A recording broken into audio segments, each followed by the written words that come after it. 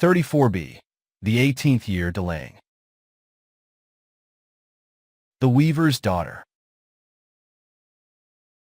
Having emancipated a large number of deserving people according to their respective dispositions, beginning with the poor man of Av who searched for his lost bullock, the Buddha observed the 18th range retreat, Vassa, on a hill near Kaliya, administering the cool water of the Dhamma to those who sought to be emancipated.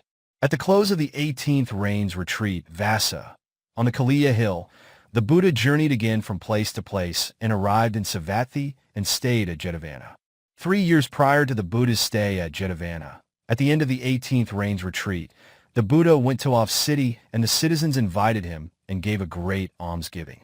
After finishing the meal, the Buddha gave a Dhamma talk in appreciation of the people's almsgiving. The talk, which included such exhortations as follows.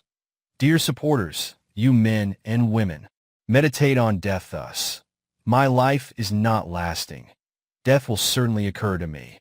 It is certain that I shall die. My life will end in death. Life is not permanent, but death is. The benefits of meditation on death are these. On seeing a snake, a man without a stick is frightened, like him. Those who have not meditated on death die making terrible sounds that are caused by fear. A man with a stick, however, is not frightened but remains calm at the sight of a snake, for he can overpower the snake and catch it by means of his stick and send it away. In the same way, those who are accomplished in meditation on death are not frightened at their last moment when death is drawing near, but pass away without fear and courageously. Therefore, you should meditate on death, as has been said above. While other people were minding their own business after hearing the Buddha's talk, a 16-year-old daughter of a weaver gave good heed to it thus. Oh, the word of Buddha's is indeed wonderful. I should meditate on death. So she engaged herself in that meditation day and night. From the city of Av, the Buddha returned to Devadatta. The girl, for her part, continuously meditated for 3 full years. After 3 years, the Buddha, while sojourning now at Devadatta, surveyed the world of sentient beings one morning and saw that very daughter of a weaver in his vision. When he 806 made further investigation as to what might happen to her, he came to know as follows. The girl has meditated on death for 3 long years since she heard my talk on it. Now I shall go to Av and ask her 4 questions. When she gives answers to them, I will cheer her on all 4 answers. Then I will utter the Dhamma verse beginning with DHB 174 and a Buddho, I a loco. This world is composed of numerous worldly people who do not see. At the end of the verse, the girl will attain stream entry, Sotapatti Phala. On account of her, a multitude of people will also benefit. Foreseeing this, the Buddha, in the company of 500 monks, left Devadatta for Av and arrived at the monastery, named Agava. Hearing the news of the Buddha's arrival, the people of Av went, in happy mood, to the Agava monastery and invited the Sangha with the Buddha as its head for a meal. The weaver's daughter also learned of the Buddha's arrival and became joyous at the thought. My spiritual father and teacher, the Buddha of the Gautama clan, whose beautiful face may be likened to a full moon, has arrived, and thought further as follows. 3 years ago, I saw the golden-complexioned Buddha. Now I have another opportunity to view the Buddha's body in the brightness of gold and to listen to his sweet and nourishing talk on Dhamma. At that time, the girl's father was about to go to the weaving shed, so he asked his daughter before he went, Dear, I have fixed some person's fabric on the loom. It remains unfinished with only about a hand span left unwoven. I will finish it today. Wind the woof quickly and bring it to me. The girl was now in a dilemma, thinking, I am desirous of listening to the Fortunate One's teaching. Father has also urgently asked me to do something else. What should I do now? Should I listen to the Fortunate One's discourse first, or should I wind the woof and hand it to Father first? Then she decided thus. If I fail to send the woof, Father will hit me or beat me. Therefore only after winding the woof shall I hear the Dhamma. So sitting on a small stool, she wound the woof. The citizens of Av, after serving the Buddha with a meal, were holding the bowls of dedication water to hear the Buddha's teaching in appreciation of their good deeds. The Buddha, however, kept silent, for he pondered, for the sake of this girl, A weaver's daughter, I have traveled this journey of 30 leagues. The girl has not got a chance to hear me. Only when she does get a chance to listen to my talk, shall I give a discourse of appreciation. While the Buddha was remaining silent, no one whosoever in the world of sentient beings dared to ask him to speak. The girl wounded the wolf, put it in a basket, and, on her way to her father, she stood at the edge of the audience. The Buddha too looked at the girl, stretching his neck. From the way the Buddha glanced at her, she knew. The fortunate one wants me to go closer to him, for while sitting amidst such a great assembly, he looks directly at me. Herein it may be asked, why did the Buddha stretch his neck and look at her? Answer. For it occurred to the Buddha thus. If she goes to her father without listening to my discourse even at the edge of the assembly, she will die a worldling, Puthajana, and her destiny after her death will not be safe. But if she goes after coming to me and listening to my discourse, her destiny will be a safe one, for she will attain stream entry, Sotapati Phala, and will be reborn in a divine mansion in Tusita. Besides, there would be no escape for her from death on that very day. That was why the Buddha stretched out his neck and looked at the girl. After taking the cue from the Buddha and approaching the Buddha by passing through his 6 radiant lights, she paid homage and stood at a proper place. The following questions and answers between the Buddha and the girl then took place. Buddha. Where did you come from, young lady? Young lady. I do not know, exalted Buddha. Buddha. Where are you going? Young lady. I do not know, exalted Buddha. Buddha. Do you not know, young lady? Young lady. I do, exalted Buddha. Buddha. Do you know, young lady? Young lady. I do not, exalted Buddha. In this way, the Buddha asked the girl 4 questions. Realizing what was meant by the Buddha, the girl gave her answers which had a profound significance. Those people who did not understand the significance reproached her, saying, Behold this girl, friends. In her conversation with the Buddha, she spoke at random. She spoke just nonsense. When asked, Where did you come from? She should have answered, I came from the weaver's home. When asked, Where are you going? She should have answered, To the weaver's workshop. The Buddha, after silencing the people, asked the girl, Young lady, when I asked you, Where did you come from? Why did you say you do not know? Then the girl answered, Exalted Buddha, you knew, of course, that I came from the weaver's home. Indeed, by where did you come from? You meant to say, from which existence did I come to this weaver's daughter's existence? I do not know from which existence I came, hence my answer. I do not know. The Buddha then expressed his appreciation for the first time, saying, Well said, well said. Young lady, you have answered the question raised by me. He asked another question, Young lady, when I asked you, Where are you going? Why did you say you did not know? The girl answered, Exalted Buddha, you knew, of course, that I am going to the weaver's workshop with a wolf basket in my hand. Indeed, by asking, Where are you going? You meant to say, to which existence I was going after this human existence. To which existence I am going I do not know. Hence my answer. I do not know. The Buddha then expressed his appreciation for the second time, saying, You have answered the question raised by me. He asked still another question, Young lady, when I asked you, Do you not know? Why did you say you did? The girl answered, Exalted Buddha, I know I am bound to die. Hence my answer. I know. The Buddha then expressed his appreciation for the third time, saying, You have answered the question raised by me. He asked still another question, Even then, young lady, when I asked you, Do you know? Why did you say you do not? The girl answered, Exalted Buddha, I do know that I am bound to die. I, however, do not know what time will I die, whether at night, during daytime, in the morning, or when. Hence my answer. I do not know. The Buddha then expressed his appreciation for the fourth time, saying, You have answered the questions raised by me. Then the Buddha addressed the audience. You do not know even this much of the significance in the answers given by this girl. You reproach her, and that is all you can do. Verily, those who lack the eye of wisdom are blind despite their organic eyes. Only those who have the eye of wisdom have sight. After that, the Buddha spoke this Dhamma verse, DHB 174.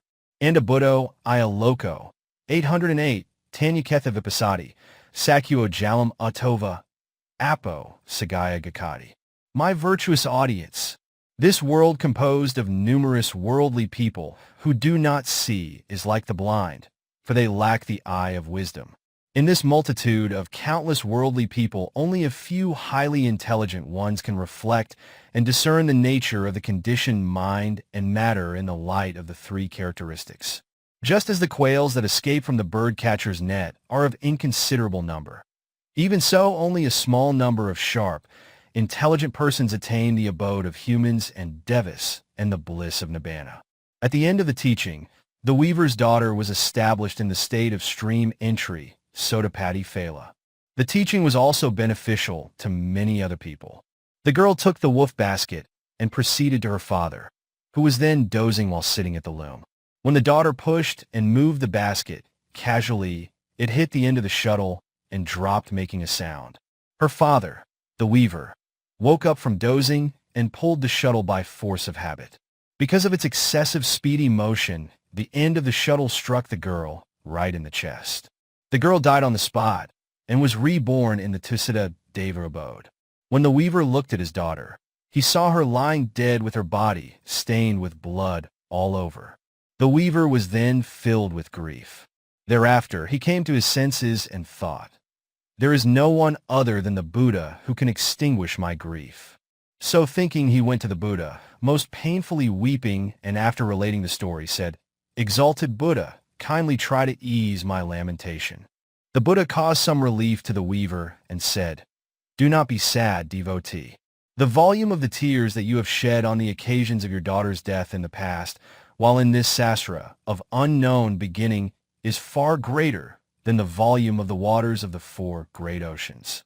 Having said this, the Buddha delivered a discourse on the beginningless round of births and deaths, Animatagya Sasra, CSN 15. Now with little sorrow, the weaver begged the Buddha to ordain him, and after becoming a monastic, he put effort in meditation and soon became an arahat. A male lay devotee.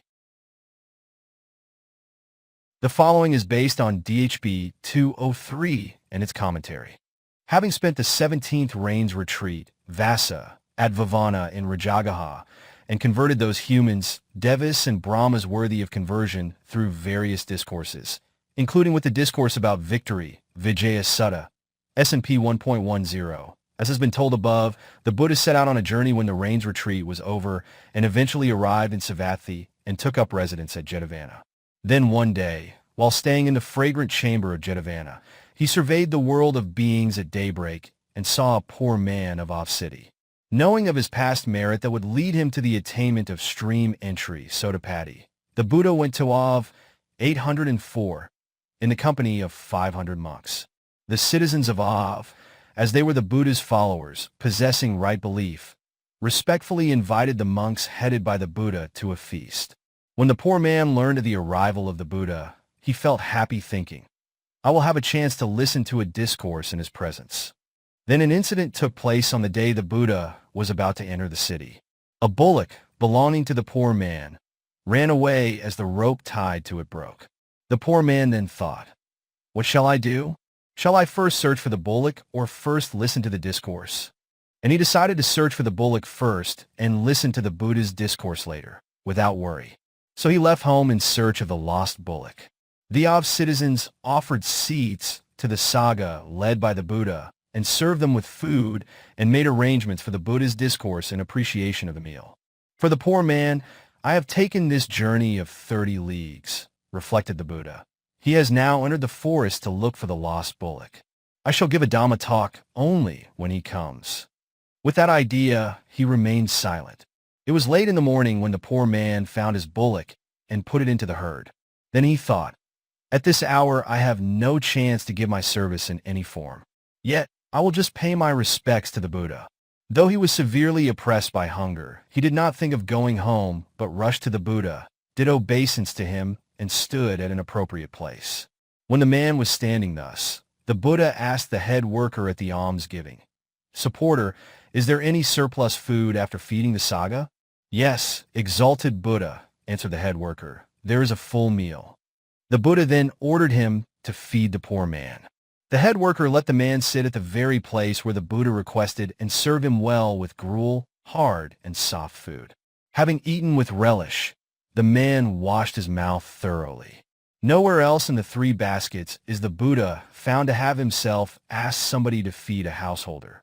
After eating the food with relish to his satisfaction, the poor man's mind became calm with one-pointedness.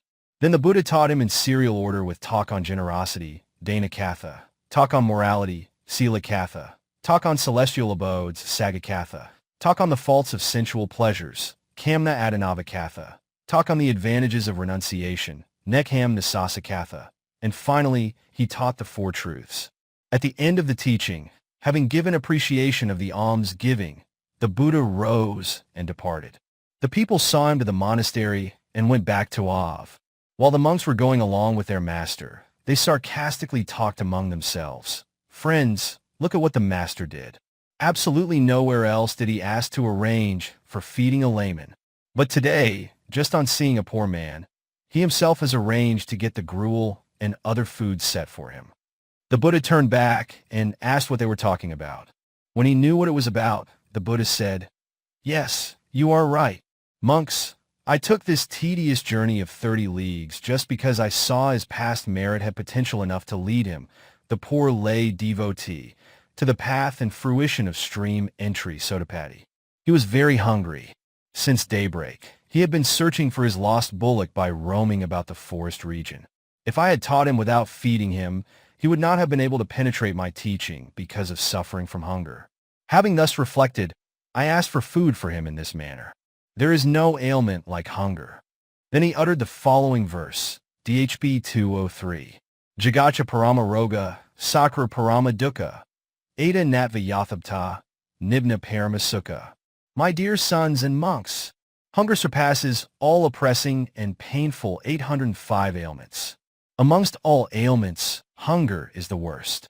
By giving treatment but once, other ailments might be completely cured, or they are allayed for days, for months, or for years. The ailment of hunger, however, cannot be quenched by eating once. The treatment of it consists in feeding day after day. Therefore, it means that of all ailments, hunger is the worst. The conditioning factors, sakra, of the 5 aggregates surpass all suffering. As long as these factors exist, suffering will not come to an end. Therefore, it means that of all suffering, the conditioning factors of the 5 aggregates are the worst. The unconditioned element, the ultimate nibbana, is the highest happiness. Happiness that is felt, Vedayita Sukha, and liked by worldly people, is enjoyable only when it exists. When it reaches the moment of destruction, when it is destroyed and gone, there is neither comfort nor enjoyment. The peace of Nibbana never has a destructive nature, but it remains peaceful forever. Hence it is the best of all happinesses. Knowing this as it really is, the wise man realizes the happiness of Nibbana. By the end of the discourse, numerous beings attained stream entry, Sotapati Phala, and other fruitions.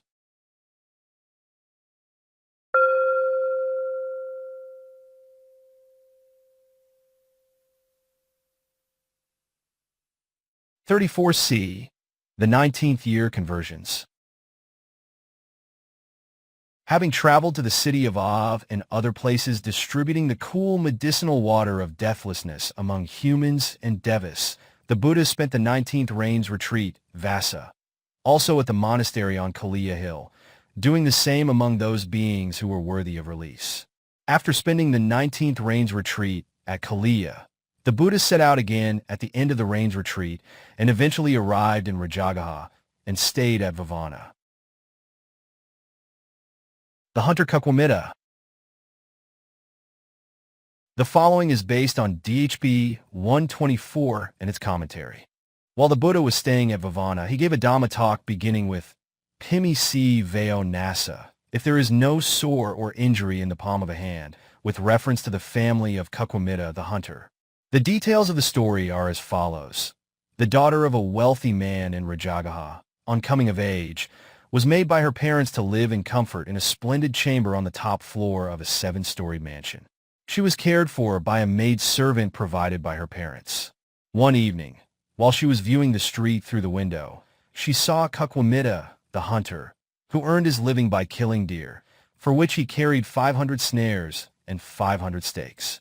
At 809, that time the hunter, who had killed 500 deer, was in a front seat of his cart driven by himself and fully loaded with deer meat for sale. The girl fell in love with him, and after handing her maid some presents, she sent her with these words, "Go, dear maid, give these presents to the hunter, and try to get information about the time of his return." The maid's servant went and gave the presents to the hunter and asked, "What time will you go home?" "After selling the meat today," said the hunter. "I shall go home tomorrow early morning by such a gate."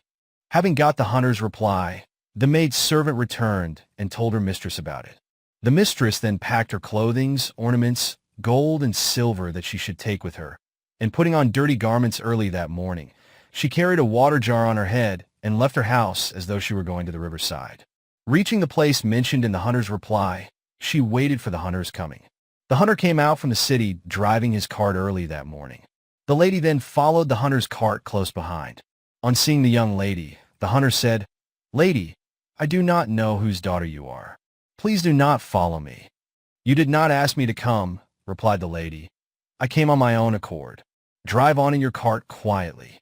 The hunter repeated his words to prevent her from following him. Then the young lady said, "Lord, one should not bar the fortune that has come to oneself." Only then the naive hunter came to understand without any doubt the reason for her following him. He picked the young lady up onto the cart and drove away. The parents of the young lady searched for their daughter everywhere and could not find her. At long last they concluded that she must have died and held a ceremony in memory of their daughter, Ambaṭṭha. Because of her living together with the hunter, the lady gave birth to 7 sons, and she had them married on their coming of age. The liberation of the hunter's family. On surveying the world of sentient beings in the early morning one day, the Buddha saw the hunter Kukwamita, chicken friend, together with his 7 sons and 7 daughters-in-law, who came into the view of his supernormal vision.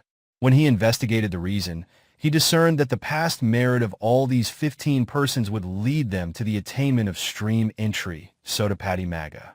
Taking his bowl and robe, the Buddha went alone early that morning to the place where the snares were set up. That day not a single animal happened to be caught. The Buddha then put his footprint near the hunter's snares and sat down in the shade of the bush in front of him. Carrying his bow and arrows, Kukwamita went early to that place and checked the snares, one after another. He found not a single deer was caught, and all he saw were the Buddha's footprints. Then it occurred to him thus: who could have set the animals free from the snares and roamed about? Having a grudge against the Buddha even before he saw him, and while moving about, he saw the Buddha sitting under the bush in front of him, thinking, "This then must be the one who had released my ensnared animals. I will kill him with an arrow." He bent the bow and pulled the string with all his might. The Buddha permitted him to bend the bow and pull the string, but he did not permit him to release the arrow. The Buddha performed a miracle so that the hunter could do the bending of the bow and the pulling of the string, but not the shooting. Not only was he unable to shoot the arrow, he was also helpless in unbending the bow. It appeared that his ribs were going to break, and the saliva flowed from his mouth. Looking very exhausted, he stood like a stone statue. The 7 sons went to the father's house and asked their mother during a conversation with her, "Father is taking so long. What would be the reason for his delay?" When their mother said, "Follow your father, dear sons," they went after their father, each holding 810 his bow and arrows. Seeing their father standing like a stone figure, and seeing the Buddha sitting in the shadow of the bush, they thought, "This man must be the enemy of our father." Every one of them then tried to bend his bow and pull the string, on account of the Buddha's miraculous power. However, they all stood there like stone figures, just like their father. Their mother then wondered, "What is the matter? My sons are also taking too much time." With her 7 daughters-in-law, she went after them and saw all 8 persons, the father and his sons. When she looked around, wondering, who were these 8, the father and his sons, aiming at while so standing, and she saw the Buddha, and with her both arms up she shouted aloud, Do not destroy my father." Hearing the cry of his wife, Kukwamitta the hunter thought, "Oh, I am ruined. This man is said to be my father-in-law. Oh, I have done a great misdeed." The 7 sons also thought, "This man is said to be our grandfather. We have made a great mistake." Thereafter, under the impression that this man is my father-in-law, the hunter cultivated loving kindness towards the Buddha. So did the 7 sons with the notion that this man is our grandfather. Then the mother of these 7 sons, the daughter of a wealthy man, said, "Discard your bows and do obeisance to my father." As he knew the 8 men had become soft-minded, the Buddha let them put down their bows.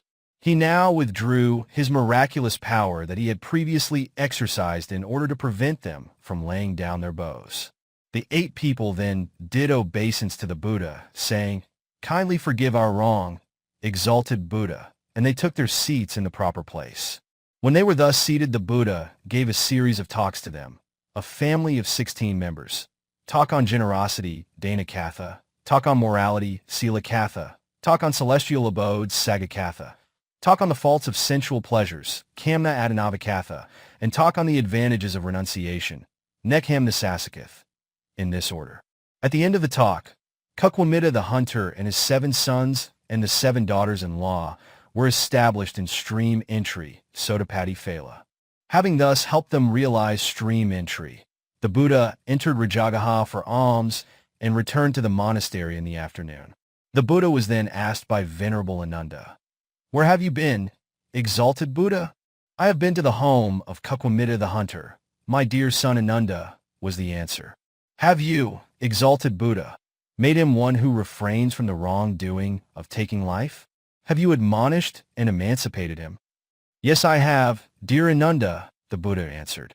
All of them, with Kukwamitta as the 15th member, are now established in unwavering faith, absolutely free from doubts in the 3 treasures, and they have become people who refrain from the evil act of killing. The monks interrupted them, saying, "Exalted Buddha, there is also the hunter's wife. Was she not there?" "Yes, she was," answered the Buddha. "Monks, that housewife has already become a stream enterer, Sotapanna, while still living as a girl in her parents' home." Then a discussion took place at a religious meeting in the Dhamma Hall, Dhammasala, as follows. Friends, Kukwamitta's wife, a merchant's daughter, had attained stream entry, Sotapati Phala, while still a young woman who was still living with her parents. Thereafter she followed the hunter to his home and had 7 sons. Asked by her husband to bring the bow, the arrow, the spear, the stake, or the net, she would bring them to him. The hunter on his part would carry those weapons given by his stream enterer, Sotapanna, wife, and would commit the evil deed of taking life day after day for a long time. How is it, friends? Do those stream enterers, Sotapanna, the noble ones, to commit such a crime? The Buddha came to the monks' meeting and asked, "What was the subject matter of your discussion, monks, before I came here?" The monks answered, "We were discussing this matter of Kukwamitta's wife, the daughter of a merchant." Thereupon the Buddha said, "Monks, the noble ones, stream enterers, Sotapanna, never commit such a crime as killing. The hunter's wife brings him such weapons as bow and arrow because she was mindful of her duty, the duty that the wife must obey her husband's word. She had no 811 intention to make the hunter go to the forest with the weapons in his hand for the evil practice of taking life. She had not the slightest idea of that sort. For example, if there is no sore on the palm of the hand, one who uses that hand to hold poison cannot be harmed by the poison. Similarly, to him who does not do any evil because he has no unwholesome intention, no bad result accrues to him, though he may have fetched the weapon." Having said thus, the Buddha spoke the following verse as a continuation of his utterance, DHB 124. Pimi si veo nasa, haraya pin visa, nba visaman vidi, nati pa akabato. Monastics, if there is no injury in the palm of a hand, poison cannot enter it. Therefore, with the hand without any sore or injury, one is able to carry the poison safely. Similarly, to him who has not done a wrong thing, because he has no unwholesome volition, there arises not the slightest act of wrongdoing just by bringing a bow and the like. as poison cannot hurt the hand free from a boil or a cut. So he who just passes over a weapon, such as a bow and an arrow, does not do evil as he has no wicked intention. That is to say, as no poison can affect the healthy hand, so no desire for doing evil can approach his stout heart. By the end of the teaching, many attained stream entry, Sotapati and other fruitions. The past merit of Pukkusāti's family. At a later time, in the Dhamma assembly, the monks were engaged in a conversation among themselves. Friends, what was the past merit that caused the attainment of stream entry, Sotapati of Pukkusāti, the hunter, who had 7 sons and 7 daughters-in-law? Why was he born in a hunter's family? Thereupon the Buddha came and asked, "Monks, what were you talking about?" And getting the reply as to what they were talking about, the Buddha related the story of the hunter's past merit as follows. Monks, in times past, when people were holding a discussion on the construction of a huge shrine over Buddha Kasapa's relics, they deliberated the question as to what should be used for fine earth and what for liquid. Then, they got an idea to use orpiment for fine earth and sesame oil for the liquid, and they all agreed to do so. The people had the orpiment powdered and mixed it with sesame oil and used it as cement plaster to hold the bricks together. The bricks that were laid inside the shrine were coated with gold. As for the layer of bricks outside the shrine, they laid bricks of gold. Each brick was worth 100,000. When the people's construction of the shrine was complete enough for enshrining the relics, a discussion took place as to who should be selected president, for a great deal of money was badly needed when enshrining the relic. Then a country merchant, thinking, "I shall become president," donated money amounting to 10 million to the enshrinement fund. On seeing the generosity of the country merchant, the people dispraised the town merchant, saying, "This town merchant accumulates wealth like white ants. He is not eligible to become chief of this occasion for constructing such a great relic shrine. But the country merchant has generously donated 10 million and shall become president." On hearing what the people had said, the town merchant gave in generosity 20 million, hoping to become president. "Only I must be president of the enshrinement ceremony," thought the country merchant, and he gave away 30 million. In this way, the donations made by both parties increased till the town merchant's contribution became 80 million. But the country merchant had only 90 million at his place. In the residence of the town merchant, however, there were 400 million. Therefore, it occurred to the country merchant thus: "If I gave 90 million, the merchant from the town would say that he would donate 100. Then, as I cannot compete with him, the state of my lacking any further wealth will be known to all." He then said, "I will donate this much of money. I shall also take upon myself servitude to the shrine together with my 7 sons, 7 daughters-in-law, and my wife." So saying, he brought his family members and dedicated them and himself, 16 persons in all, to the shrine. "Acquisition of more funds is possible. That of dedicated human labor is not," said the people. "This country merchant has given up his 7 sons and 7 daughters-in-law and wife and himself to the shrine. Let him therefore become president of the enshrinement ceremony." Thus they all unanimously selected the country merchant as president. In this way, the 16 family members became slaves to the shrine. But the people agreed to set them free from servitude. The 16-member family, however, took care of the shrine till the end of their lives, and on their death were reborn in a celestial abode. The 16 persons enjoyed the blissful life in that abode during the whole the period between the lifetime of Buddha Kasapa and that of our Buddha, Buddhantara Asakya Kappa.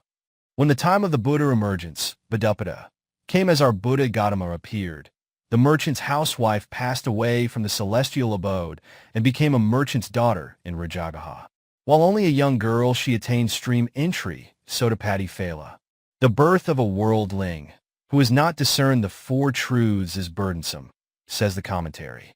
He is likely to be reborn into a lowly family despite the fact that this very life is his last, Pakima Bhavaka, for he has not overcome the risk of falling into a lowly state. Therefore the Deva, who had been the husband of the merchant's daughter, on his return to the human world, was reborn in a family of hunters. As soon as she saw the hunter, her former love, Tapema, revived. That was why the Buddha spoke the following verse, Ja 2:37. Pub va Sanavasina, Pakapana Hitina va, Evata Jayate Pema, Upala va Yathadak. Because of living together in love in the past, and also because of benefiting one another at present. For these two reasons, love of two types, craving love tapema, and friendliness love metapema arose. How? In the same way as lotuses and any other aquatic flowers thrive, depending on the two factors of water and mud. It was only because of her love in the past that she followed the hunter to his house. Their sons, from the celestial abode, took conception in the womb of the merchant's daughter.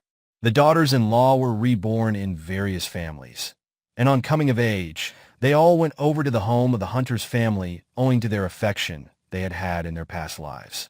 As the result of their services rendered together to the relic shrine dedicated to Buddha Kassapa, the 16 members of the hunter's family attained stream entry, Sotapati Phala, in this Buddha's dispensation.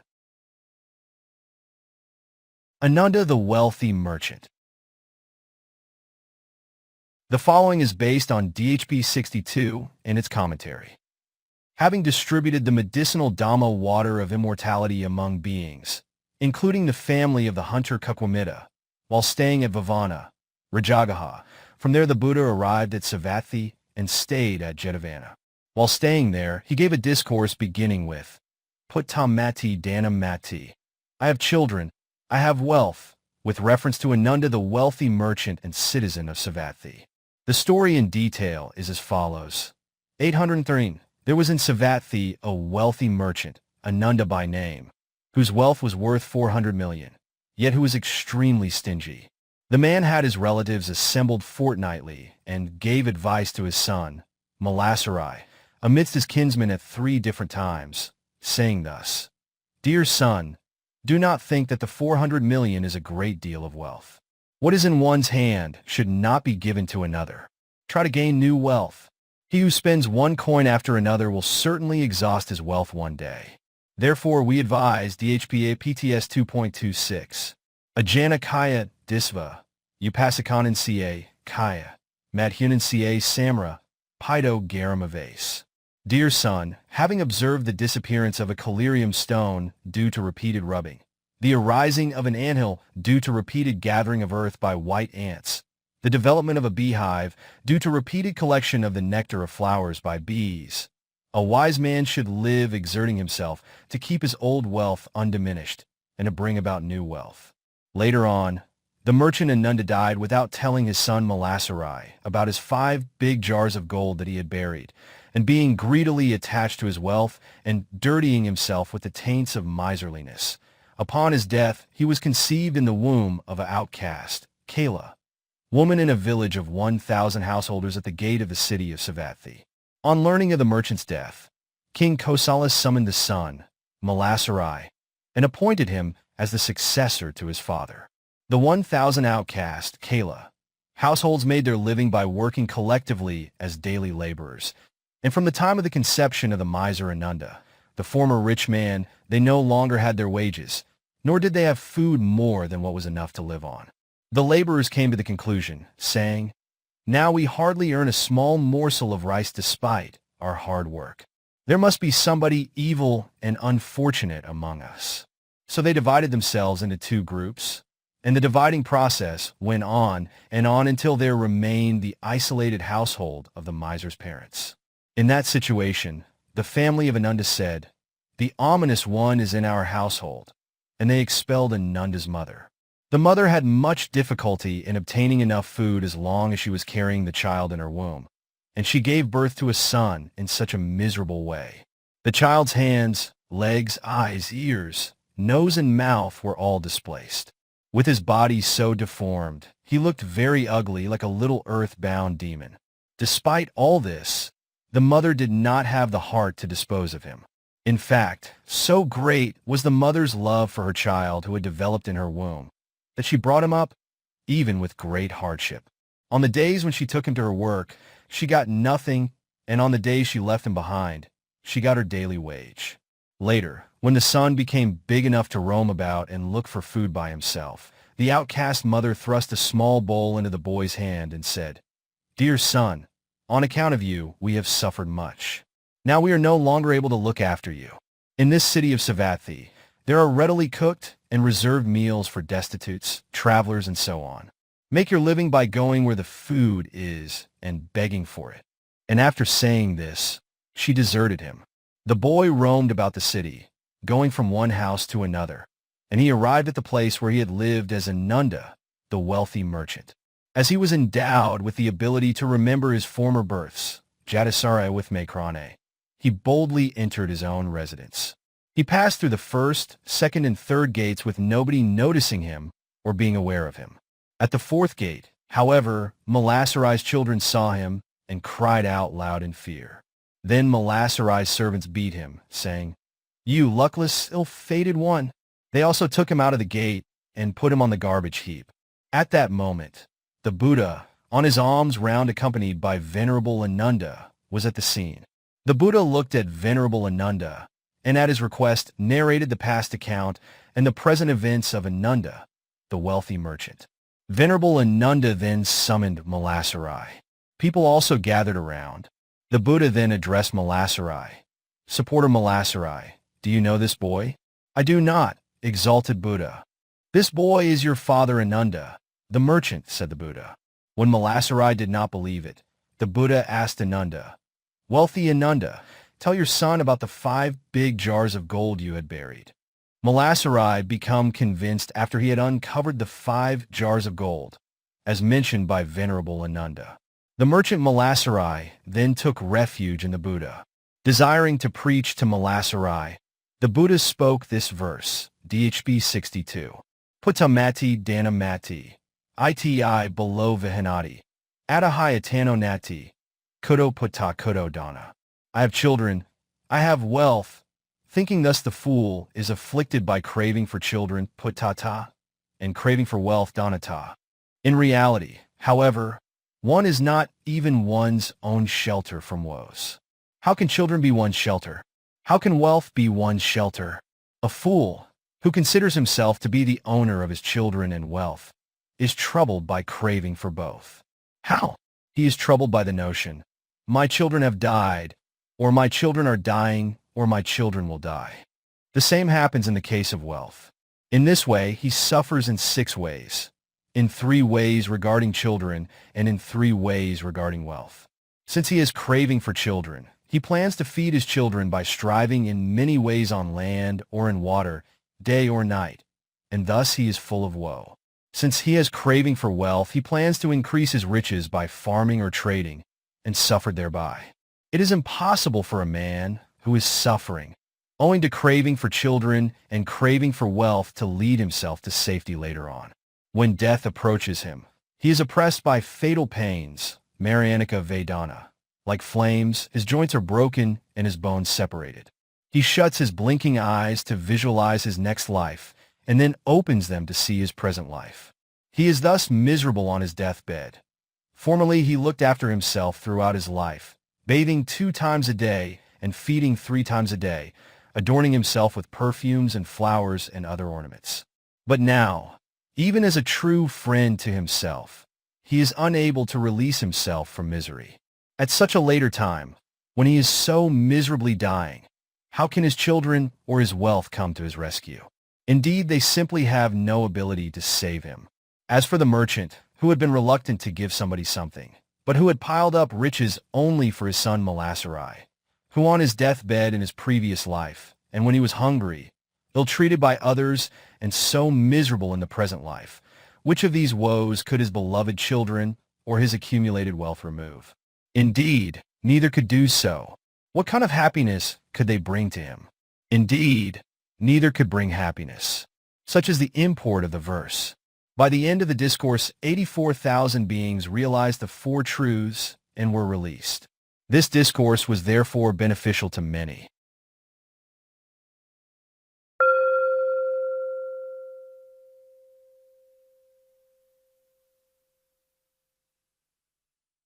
(34d) The 20th Rains Retreat, Sudinna. In this way, while fulfilling his 5 great duties without any interruption, while distributing the doctrinal and medicinal cool water of deathlessness among gods and humans, The Buddha departed from Savatthi, and after traveling in the company of monks, reached Rajagaha in the kingdom of Magadha, and stayed at Vivana to keep the 20th rains retreat, Vasa. The Buddha's rains retreat. Of the Buddha's 45 rains retreats, Vasa, the first 20 beginning from his awakening are called not bound, Ambaṭṭha, or not settled, Aniyata. Rains retreats because they were spent not at one and the same place, but in various towns or villages, 1 rains retreat here, 2 rains retreat there, 3 still at another place, and so on. They are also referred to as the first period after awakening, Pahama Bodhi, or the earlier period after awakening, Purima Bodhi. Rains retreats because they formed the first or former half of the whole series of rains retreats in which gods and men were led to awakening by the fourfold path knowledge, Magga with Makrane. The remaining 25 rains retreats are called bound, Nibbada, or settled, Niyata. Rains retreats because they were spent at only one place, in Savatthi in the kingdom of Kosala, in either the Jetavana or the Pabarama. They are also known as the second period after awakening, Dittiya Bodhi, or later period after awakening, Pakima Bodhi. Rains retreats for they formed the second or latter half of the whole series of rains retreats in which gods and humans were caused to be awakened by the fourfold path knowledge, Magga with Makrane. Elaboration. For the 20 rains retreats of the first period after awakening, the Buddha's stay was not regular, for he observed rains retreat, Vasa, in different towns or villages as he pleased. But from the 21st rains retreat, he stayed regularly at Jetavana or Pabarama, relying upon Savatthi as his resort for alms food. This information is from the Chronicles of the Buddha's Buddha Vasa commentary. A different exposition in the collection of the numerical discourses, Anguttara Nikaya, however, is as follows. From the 21st rains retreat, the Buddha's use of the 2 dwellings of Jetavana and Pabarama was permanent because the services rendered by Anthapika, the wealthy merchant, and Visakha, the female devotee, were great. In fact, the Buddha dwelt constantly at these residences on account of his being grateful to both supporters. The Buddha journeyed to other places during the months outside the rains retreats, but during the rains retreats he stayed alternatively at these 2 monasteries. The Buddha, whose custom was to pass his times thus, spent a night at Jetavana, went on alms round the next morning in the company of monks, entered Savatthi by the south gate to collect food, and went out by the east gate to Pabarama where he spent the day. After spending the night at Pabarama, he went on alms round the next morning in the company of monks, entered Savatthi by the east gate to collect food, and went out by the south gate to Jetavana where he spent the day. Venerable Ananda appointed permanent attendant. During the 20 years of the first period after awakening, the Buddha had no permanent attendant to serve him. Sometimes Venerable Nagasamala was at his service, taking his bowl and robe and following him wherever he went. Sometimes Venerable Najita, sometimes Venerable Upavana, sometimes Venerable Sanakata, a Lichavi prince, sometimes Venerable Kunda, a brother of Venerable Sariputta, sometimes Venerable Sagata, sometimes Venerable Meghiya served him, traveling about with him. They did so, but generally not to the Buddha's satisfaction. One day, while the Buddha was sitting in his prepared Buddha seat, surrounded by monks in the fragrant chamber, he addressed the monks, "Now, monks, I am old." At that time, he was 55 years of age. I tell some attendants, "Let us go this way," but they leave me and go the other way, and some attendants put down my bowl and robe on the ground. So now you must consider and select a permanent attendant for me. The monks were shocked and stirred on hearing this from the Buddha. Then Venerable Sariputta stood up and saluted the Buddha, saying, "I will serve you, exalted Buddha." But the Buddha rejected Venerable Sariputta's offer. Following Venerable Sariputta, apart from Venerable Ananda, all the other venerables, led by Venerable Moggallana, made their offer, one after another, saying, "I will be your attendant, Venerable Sir. I will be your attendant, Venerable Sir." The Buddha rejected their offers too. Venerable Ananda, however, was just sitting there and keeping quiet. When 816, the other monks said, "Friend Ananda, you too should ask for the post of the master's attendant." Venerable Ananda replied, "Friends, what kind of a post is it that is secured by begging? Should the fortunate one want me, he himself will say so." Then the Buddha said, "Monks, Ananda is not a type of person who needs to be urged. He will serve me at his own discretion." Then the monks asked him again, "Stand up, Venerable Ananda. Ask the master for the post as his attendant." Venerable Ananda rose from his seat and said, "Exalted Buddha, 1. If you do not give me the good robes received by you. 2. If you do not give me the good food collected by you. 3. If you do not give me the privilege to sit together with you in the fragrant chamber. 4. If you do not take me to the places you are invited, then I shall serve you, exalted Buddha." These 4 negative boons were begged so that nobody else could disapprovingly say, "With such benefits or gains in view, who would think it is burdensome to serve the master?" Venerable Ananda continued, "Exalted Buddha, 1. If you go at my request to the places invited by your male and female devotees. 2. If I have the permission to let each and every visitor pay homage to you promptly. 3. If I have the permission to approach you, to ask you, the moment there arises any doubt in me, for if you repeat to me what you have taught in my absence, then I shall serve you, exalted Buddha." These 4 positive boons were begged in order to avoid others' criticism who would say that, in spite of his service rendered day and night to the fortunate one, poor Ananda was not favored by the master even this much, and in order to be able to perform good deeds and fulfill the perfections, so that he would be recognized by devas and humans as the treasurer of the Dhamma. In this way, Venerable Ananda asked for 8 boons, 4 negative and 4 positive. The Buddha bestowed these 8 boons on him. Venerable Ananda received these 8 boons and became the permanent attendant to the Buddha. The fruit of his perfections fulfilled for the 100,000 eons for that post of permanent attendant was realized on that very day. From the day of his appointment as the Buddha's attendant, he served the master by giving him hot and cold water, by providing him with 3 kinds of toothbrush, short, long, and medium, by massaging him, by rubbing his back when taking a bath, by sweeping the fragrant chamber, and so on. Venerable Ananda roamed about near the Buddha each day, deciding, "At this hour the fortunate one must get this thing. This should be done to him."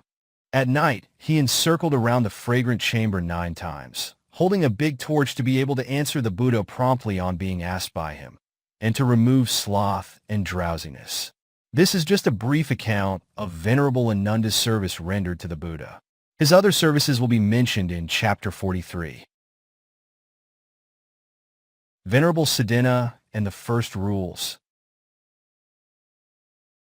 This section has been moved here from Chapter 31, as it is more suitable to learn about the laying down of the monastic rules, Padamaka rules at this place when they started to be laid down.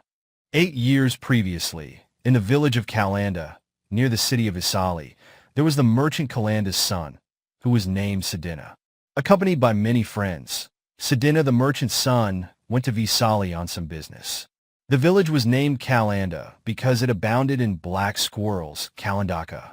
The Kalanda merchant owned 400 million. He was therefore a man of riches recognized by the king. His son, Sudinna, went to Visali to transact business, to collect debts, and to make appointments among other things. Some scholars said that he was in Visali to have fun in the festival of the constellation Kataka. The Buddha indeed came to Visali in the bright fortnight of the month of November, Kataka. The festivity of Kataka in Visali attracted large crowds of people. For the sake of this festive gathering, Sudinna the merchant's son also went there at this time. On seeing the people who went out from Visali after breakfast, wearing clean clothes and carrying flowers, perfumes and unguents, to see the Buddha and to listen to his discourse, Sudinna asked them where they were going and was informed of their purpose. Then thinking, "I too should go along with them," he joined the crowd that flocked to hear the Buddha, who in the midst of the audience composed of 4 classes of devotees, was delivering a discourse in a voice resembling that of a Brahma. Inspired by the Buddha's pleasing manner and stirred by his past wholesome deeds, he thought to himself, "How well it would be if I too could listen to the discourse." But since the audience was so large, he was unable to get near the Buddha and had to take a suitable seat at the edge of the assembly, paying attention to the Buddha's talk from there. While he was thus paying attention to the Buddha's talk on the threefold training of morality, sila, concentration, samadhi, and wisdom, panna, a thought arose in him. When I ponder in many ways the Buddha's discourse, I come to the conclusion that it is not easy indeed for a householder to practice such a noble practice of the threefold training, which is so pure and perfect like a newly polished conch. How wonderful it would be if I leave household life for monkhood, having shaved my head and beard and donned the dyed robe. Thereafter, Sudinna went along with the moving crowd for a short distance, for in the crowd were many of his relatives and friends, who might be in his way, and they would forcibly take him away by the arm, saying, "You are the only son of your parents. You must not be given permission to become a monk." Hence his short distance of departure together with the crowd.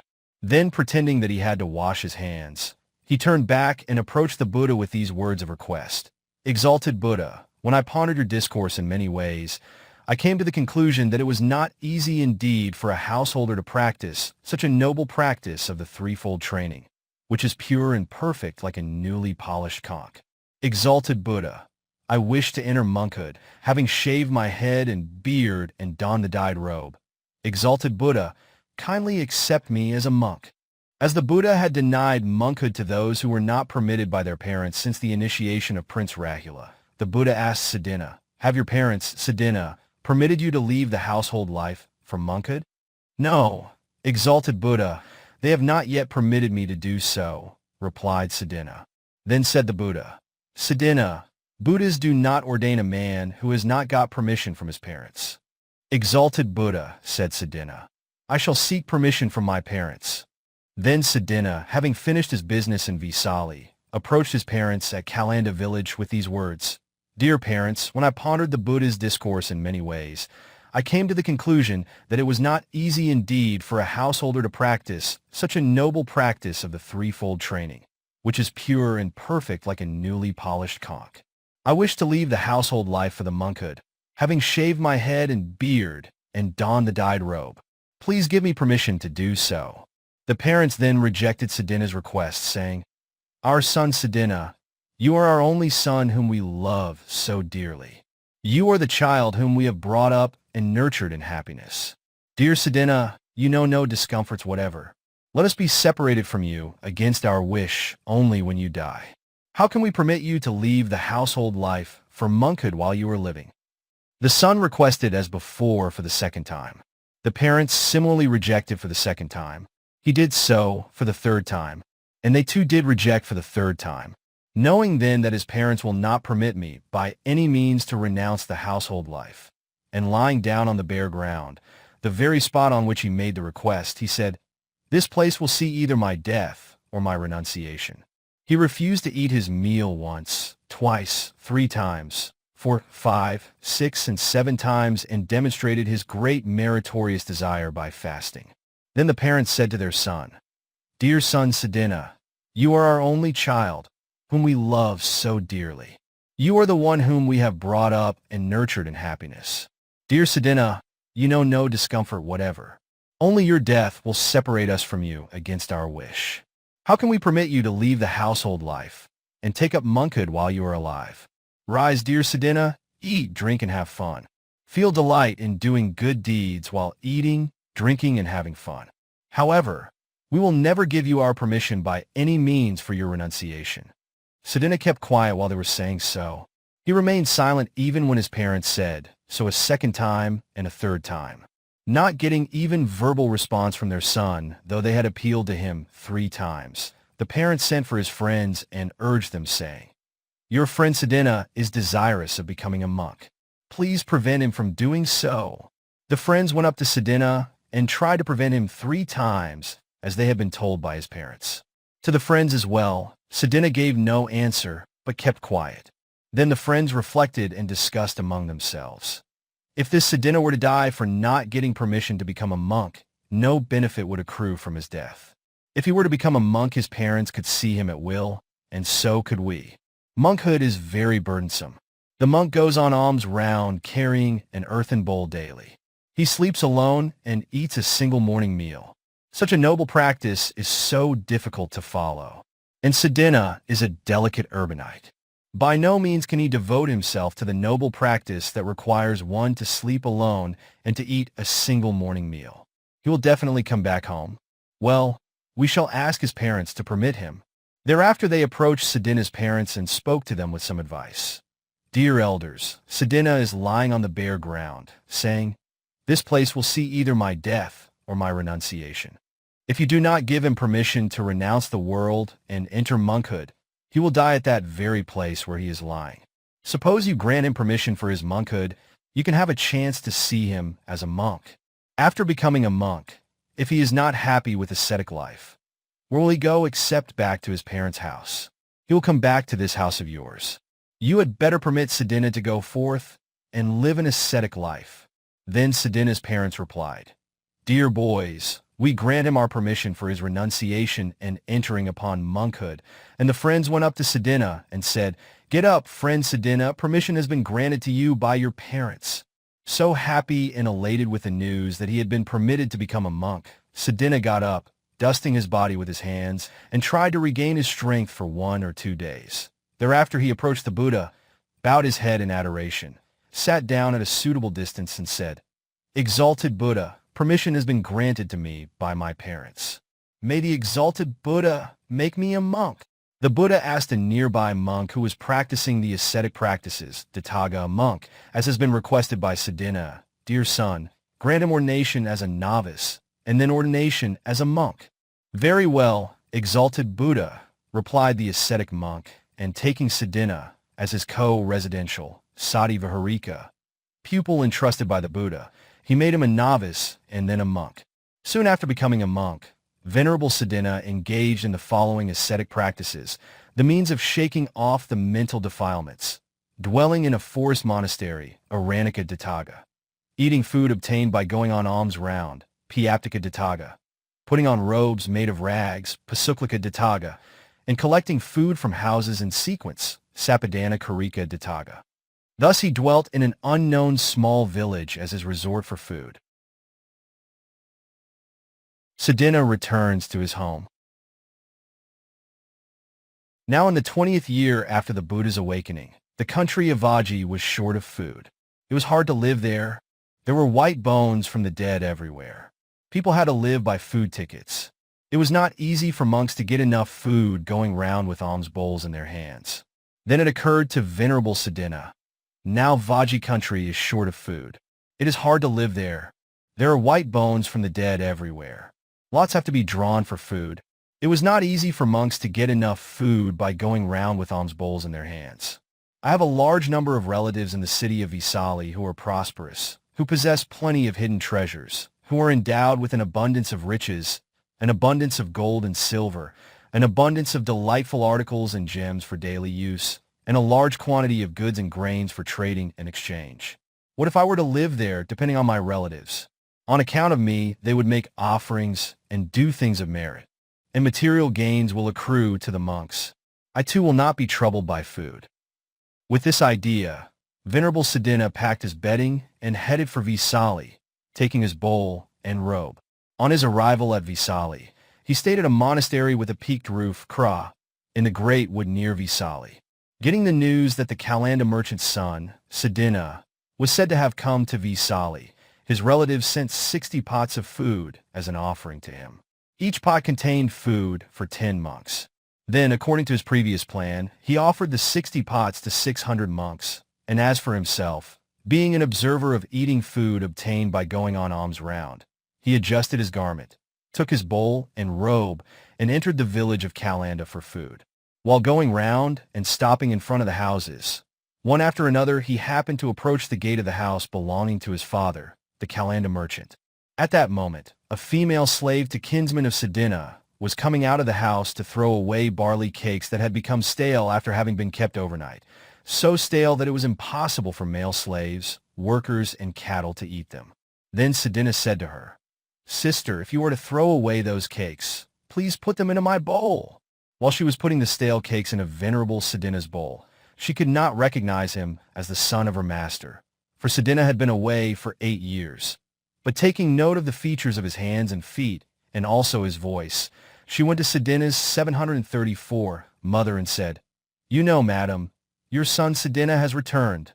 Sudinna's mother replied, "Woman, if you have told me the truth, I will set you free from slavery."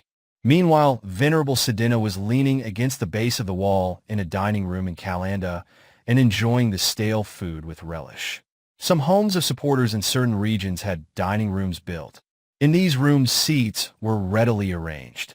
Jars of water for drinking and use were placed. Vinegar was also provided. After receiving food, monks sat and ate it in these rooms. If need be, they took offerings which were placed there by supporters. Therefore, the base of the wall here means the bottom of the wall of a refectory erected by supporters. Monks never eat, sitting in an unseemly place, unlike destitutes. When Sudinna's wealthy father came back from work and saw him enjoying the stale food with relish, he went nearer and reproved him, saying, "Dear beloved son Sudinna, it is a pity that you should be eating stale barley cakes. Can you not come home?" Venerable Sudinna then replied, "I have been to your house, supporter, and I got the stale barley cakes from there." The father grasped Sudinna's arm and said, "Come, dear Sudinna, let us go home." An obedient son having love for his father, Sudinna went along to his father's house and took the prepared seat. The wealthy father requested him, "Help yourself, son." "Enough, father," replied Venerable Sudinna. "I have eaten for the day."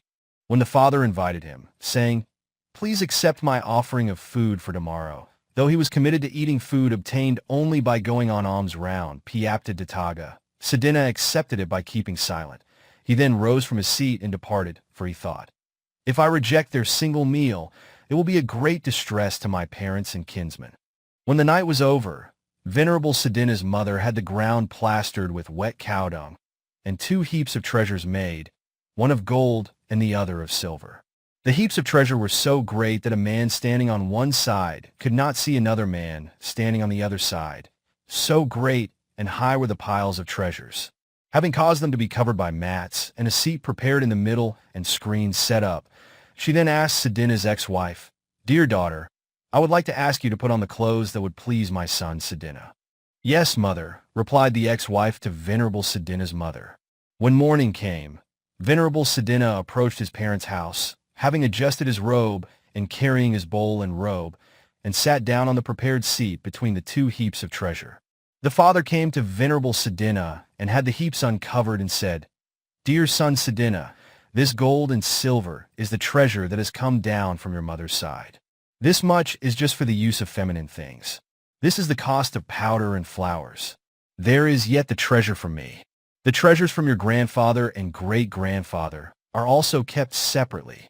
Dear son, they are available for you to live in luxury and perform meritorious deeds when you leave the monkhood.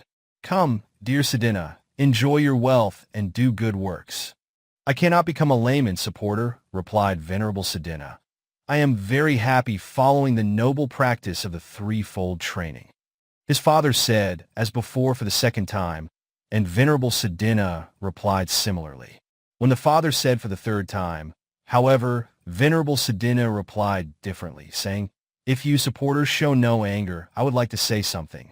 Thinking that his son would tell him favorably, the father said delightedly, "Go ahead, son." Then Venerable Sudinna uttered determinately to his father, the wealthy merchant, "Father, in that case, have fiber bags made and fill them with gold and silver. Take them in cans and drop them in the middle of the Ganges.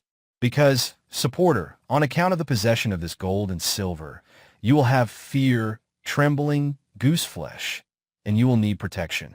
No possessions means no fear and other forms of 735 trouble. That is what I want to say." This caused sadness to the father, who wondered, "Why does my son Sudinna have the heart to say so?" Lured by his wife. Being unable to lure Venerable Sudinna to return to household life by showing him the riches, his father thought, "There is no fetter for a man like a woman," and he sent the ex-wife of Sudinna, saying, "I pray you, dear daughter, my son Sudinna loves you. He is fond of you. He may listen to you." Accordingly, the ex-wife grasped Sudinna's legs in her arms and said, "You have followed the noble practice, my lord, for the sake of getting celestial maidens." How do they look like? Explanation. In those days, many princes, sons of Brahmins, and sons of merchants renounced their untold luxuries and became ascetics. Seeing them, those who were ignorant of the benefits of an ascetic life used to ask, "Why do these people become ascetics?" The answers they got from those who pretended to know was, because they want to have celestial maidens and dancers. The questions and answers of these unknowledgeable people became widespread. Acting on that reply, the ex-wife of Venerable Sudinna spoke, as mentioned above. Venerable Sudinna replied, "I do not, sister, practice the noble practice for celestial maidens." Being prompted thus, his ex-wife thought, "My Lord Sudinna has now called me sister. He no longer wants me now. Not wanting me who is his partner in life, and his own wife, he takes me as his own sister, born of the same mother." The thought brought about grief and caused her to fall down in faintness at that very place. Then Venerable Sudinna said to his father, "If you are to give food, support her, do so. Do not trouble us with your display of wealth and women. Enticement with such a display means torment to monks." Thereafter, the parents personally offered excellent food to Venerable Sudinna until he was satisfied and stopped them. When the meal was done, the mother of Venerable Sudinna said to him, "Dear son Sudinna, our family is rich. We have a great hidden wealth. There are abundant luxuries and things for daily use. There are many delightful articles and treasures. So are there countless goods and grains for trading and exchange.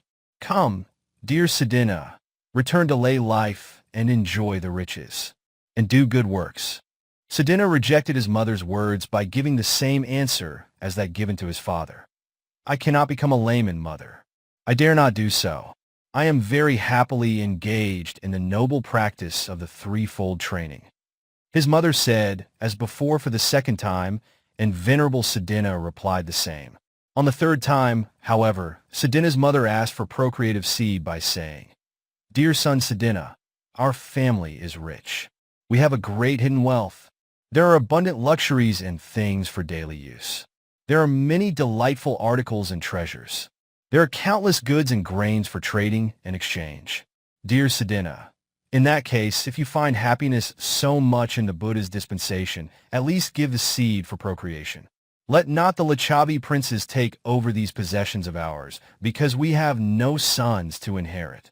Then Sudinna reflected, "I am the only heir to the wealth of my father and mother. There is nobody else. As long as I do not give the seed, they will constantly follow me about seeking to protect their wealth. If they do so, I will not have a chance to devote myself to asceticism and be free of worries. My parents will give up following me only when they get a son as an heir. Then only will I be able to perform my duties as a monk in comfort and happiness." And he replied, "Mother, I can do something to provide the seed for procreation." He said this without knowing that he would be guilty for doing so. Again his mother asked, "Where are you staying now, dear Sudinna?" "In the great wood, mother." So replying, Venerable Sudinna rose from his seat and departed. Then Sudinna's mother asked her son's ex-wife, "Dear daughter, let me make a request for getting a son. Tell me when your fertile period is." "Very well, madam," replied Sudinna's ex-wife. Before long, Sudinna's ex-wife was ready for conception, and she informed Sudinna's mother of the matter. "In that case, dear daughter, dress up in the clothes which used to have appeal for my son," said the mother. "Very well, madam." So saying, she did as she had been told.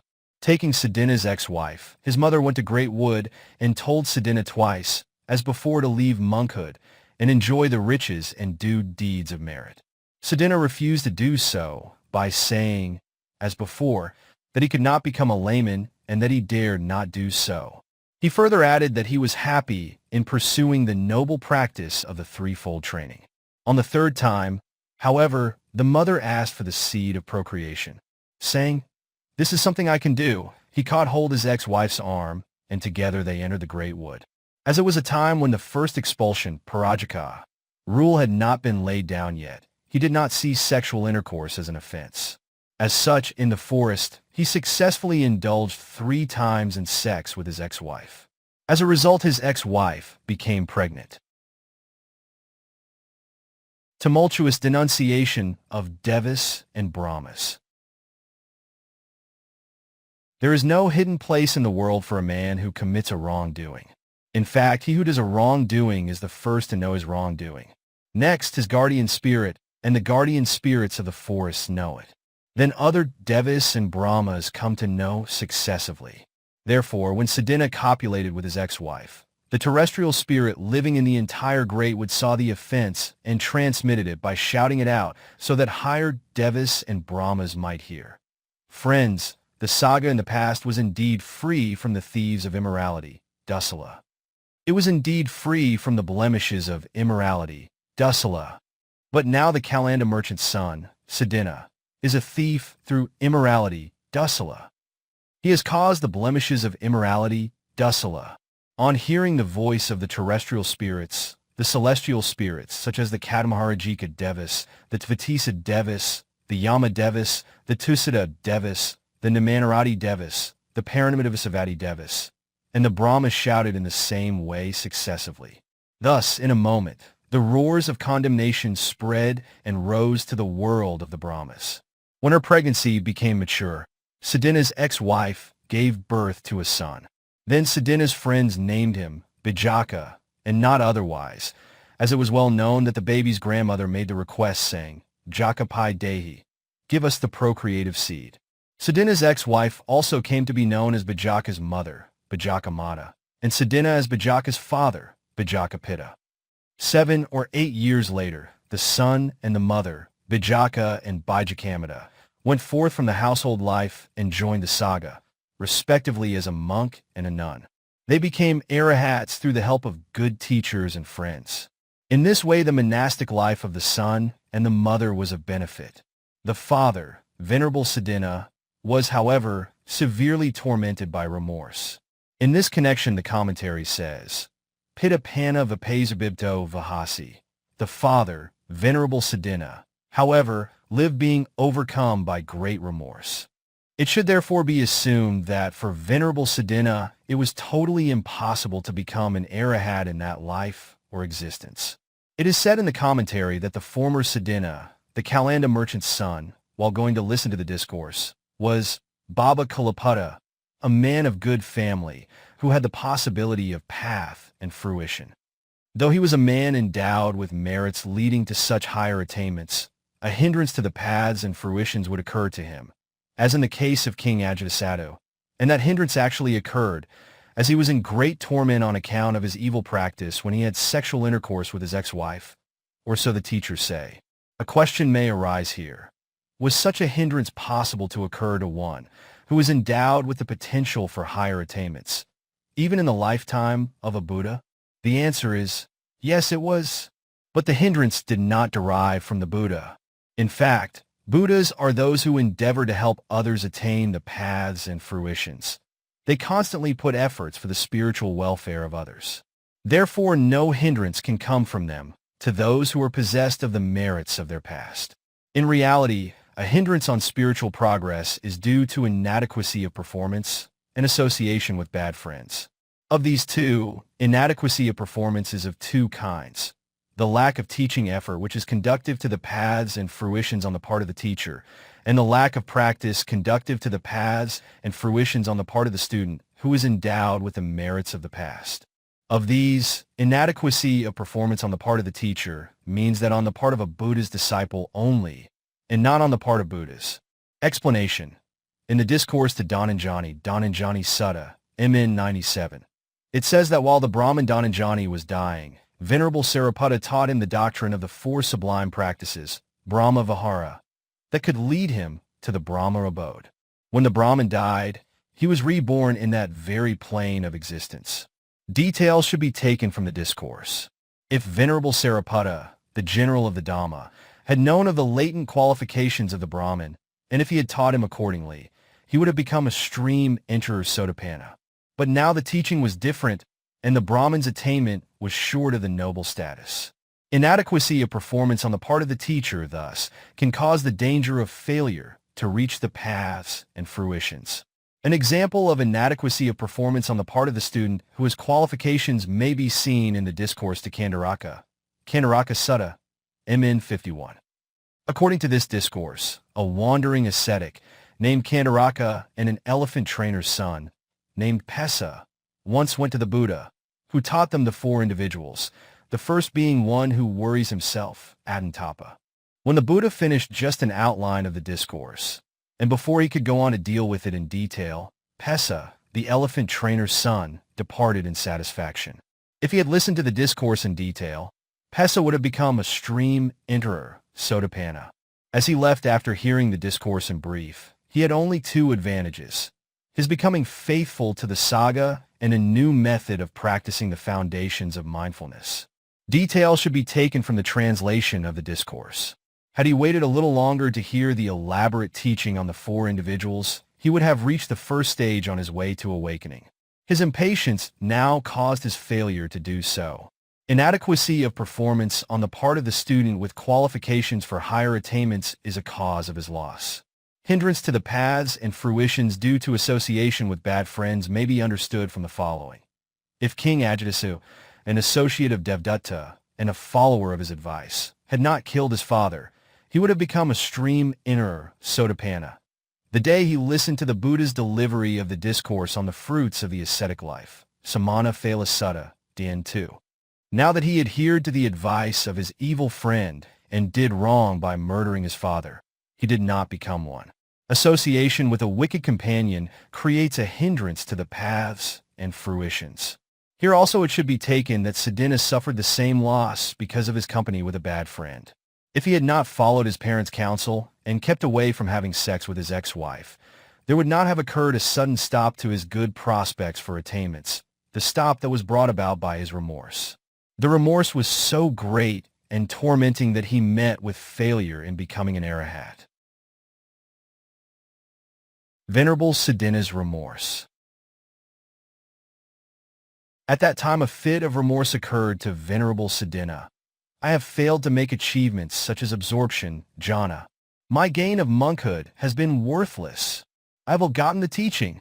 The Buddha's dispensation has not come to me in a good manner, because I have thus been incapable of practicing in perfection, in purity for life, the noble practice of the threefold training after receiving ordination in the dispensation of the Dhamma and Vinaya taught so well.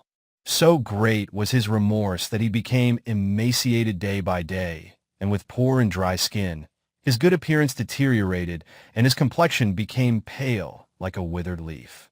His body had sinews that were like a cast net. His distress was hidden in him, and his introverted thoughts developed gradually.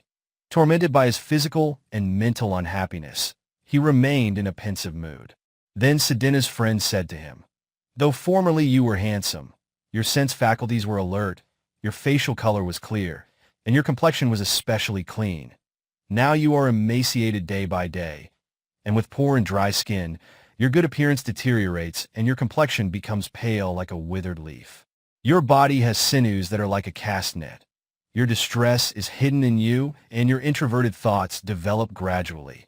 Tormented by your physical and mental unhappiness, you remain in pensive mood.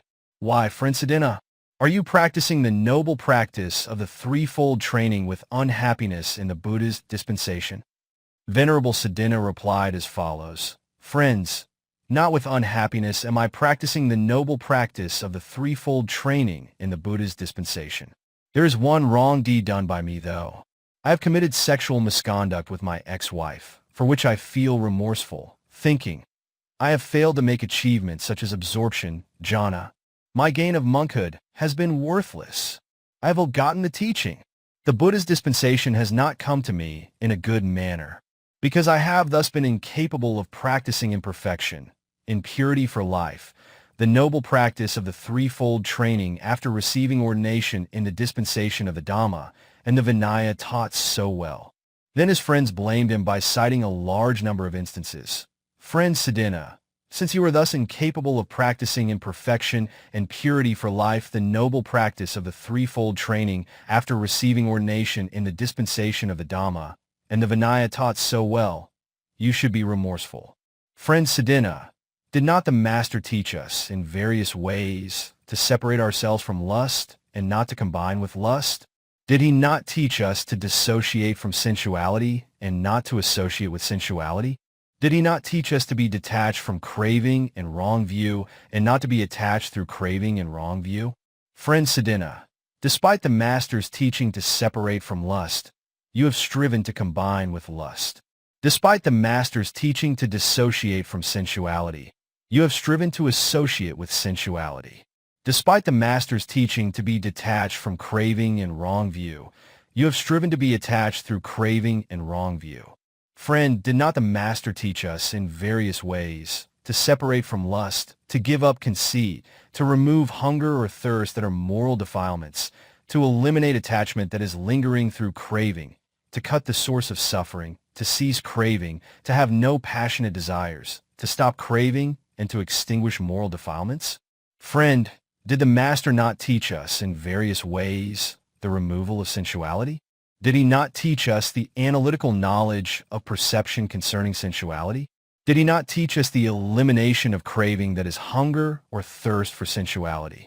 Did he not teach us the cutting off of thoughts connected with sensuality? Did he not teach us the cooling of the heat that is sensuality? Friend, the wrong deed you have done cannot cause the faithless to become faithful, nor can it cause the faithful to become more faithful. In fact, friend, the wrong deed of yours will make the faithless remain faithless and will lead to the destruction of the faith of the faithful. Then they reported the matter to the Buddha. On account of this incident, the Buddha held a meeting of the Sangha and asked Venerable Sudinna, "Is it true, Sudinna, that you have committed sexual misconduct with your ex-wife?"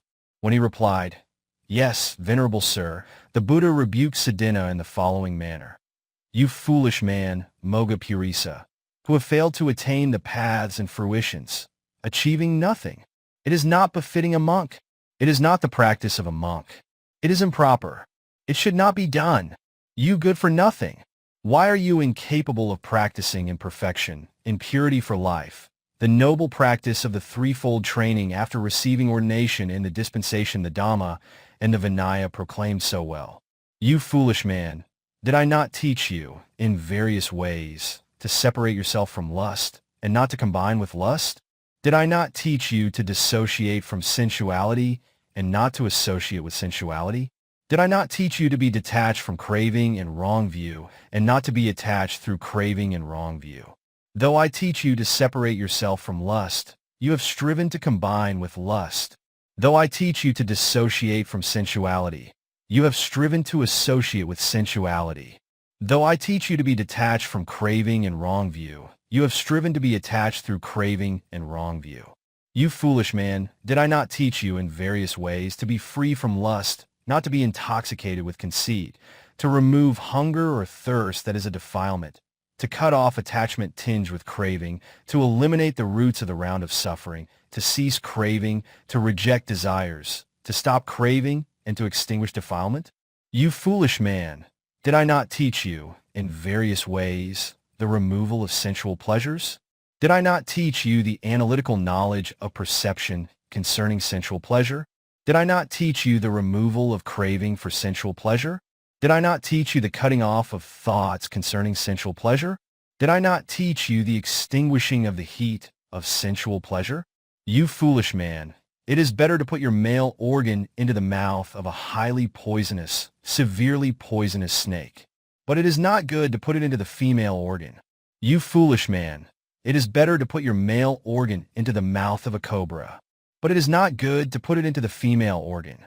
You foolish man, it is better to put your male organ into a heap of embers with glowing and blazing flames that burn all around. But it is not good to put it into the female organ. Because, foolish man, by putting your male organ into the snake's mouth or into the heap of embers, you will just come to death, or you will suffer almost to death. By putting your male organ into the snake's mouth or into the heap of embers, you cannot go to the four suffering states of long suffering, of animals, of departed spirits, and the asuras on destruction of your body. But by doing so with regard to the female organ, foolish man, you may go to those suffering states on destruction of your body. You foolish man, you have committed sexual intercourse, which is not the practice of noble persons, which is the practice of villagers, which is a crude act that ends in washing, which is done only in a secluded place because of its unseemly sight, which is done by a couple of a man and a woman. You foolish man, you are a pioneer in the sense that you engage in unwholesomeness ahead of others. You foolish man, what you have done now cannot cause the faithless to become faithful, nor can it cause the faithful to become more faithful. In fact, Foolish man, the evil deed of yours will make the faithless remain faithless and lead to the destruction of the faith of the faithful. Then the Buddha censured Venerable Sudinna in many ways and taught the disadvantages of such unseemly things as difficulty of maintenance of self, difficult of maintenance by others, greediness, discontent, fondness of companions, and indolence. He also taught the advantages of such seemly things as easy maintenance of self, easy maintenance by others, little wants, easy content, decrease in defilements, the shaking off of defilements, assuming a pleasant appearance, the destruction of defilements, and industriousness. 10 Objectives of the Disciplinary Rules. He also gave the monks a talk appropriate to this incident and addressed them as follows.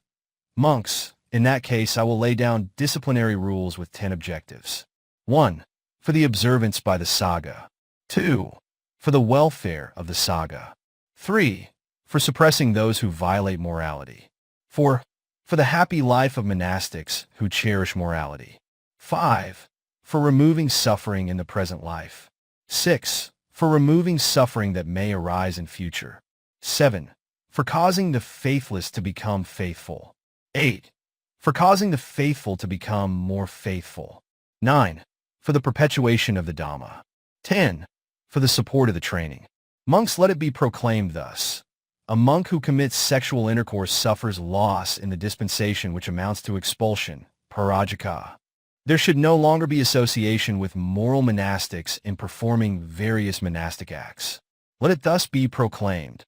In this manner did the Buddha lay down the first expulsion rule in the 20th year after the awakening.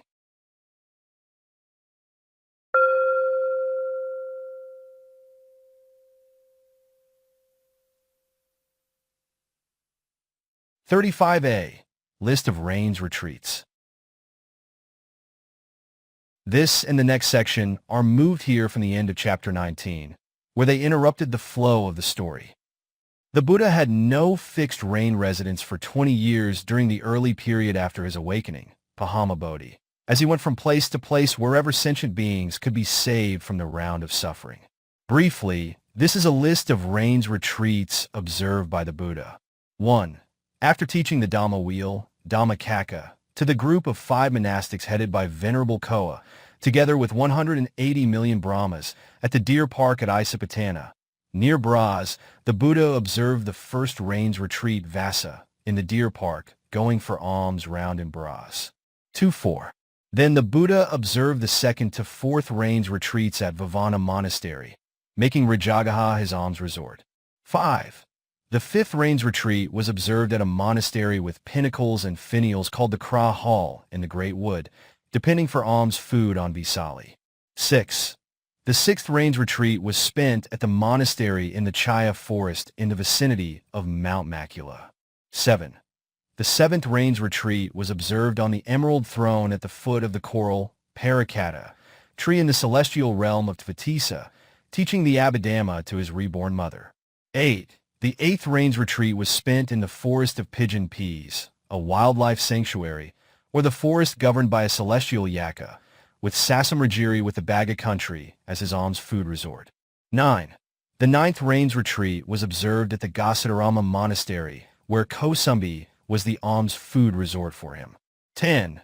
He spent the 10th rains retreat in the Palaliyaka forest, where the elephant king Palaliyaka placed himself at his service.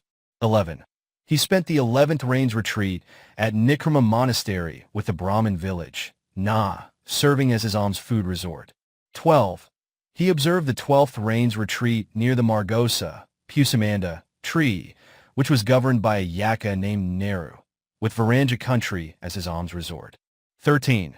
With Janta village in the Kaliya country, serving as his alms resort, he spent the 13th rains retreat at the Kaliya mountain monastery. 14. The 14th rains retreat was spent at the Jetavana monastery with Savathi, in the country of Kosala, as his alms resort. 15. With Kapalavathu, in the Saka country, serving as his alms resort, he spent the 15th rains retreat at the Nigrata monastery. 16. He spent the 16th rains retreat at Agava shrine, which was a temple for the spirits, with the country of off serving as his alms resort. 17. The 17th rains retreat was spent at the Vavana monastery, where Rajagaha of Magadha became his alms resort. 489. 1819.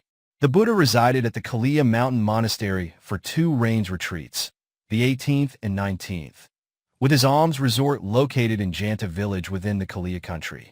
20.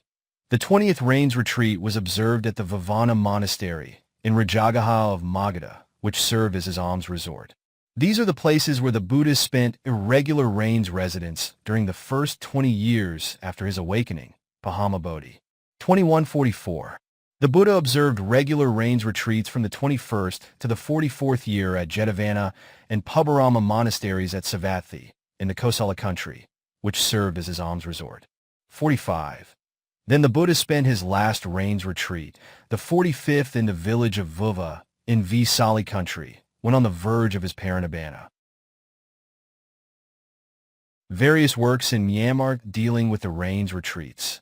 Venerable Manawi Zedawin Sayadaw had composed a verse for easy recollection of the places where Buddha Gautama had observed the rains retreats, in one of his works entitled The Light on the All-Seeing One, Samana Kakadapani, Volume 2, page 374. The great friend of sentient beings of the 3 worlds spent 2 months or 60 days at the place of his awakening, and then observed rains retreats in the places shown below. 1. First rains retreat, Vasa, at Baras. 2-4. Bhavana Monastery, Rajagaha. 5. Greatwood Monastery, donated by the Lichavi princes of Vesali. 6. 6th at Mount Macula. 7. 7th in Tfatisa. 8. 8th in the Baga country. 9. 9th at Gasadarama Monastery near Kosumbi. 10. 10th in the Pilayaka forest of the Elephant King Pilayaka. 11. 11th in the Brahmin village of Na. 12. 12th at Varanja. 13. 13th at Kaliya Mountain. 14.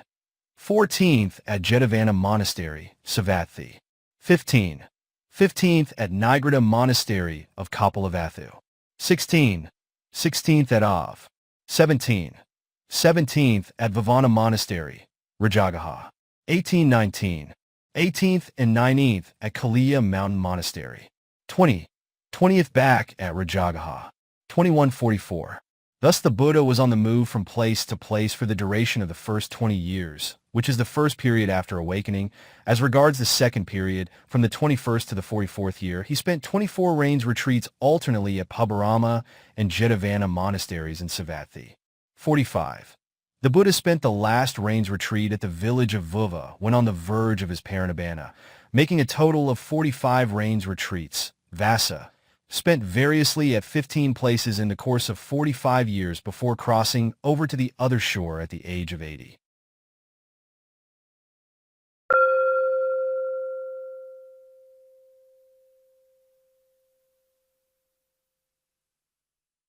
(35b) Stories about wrong view.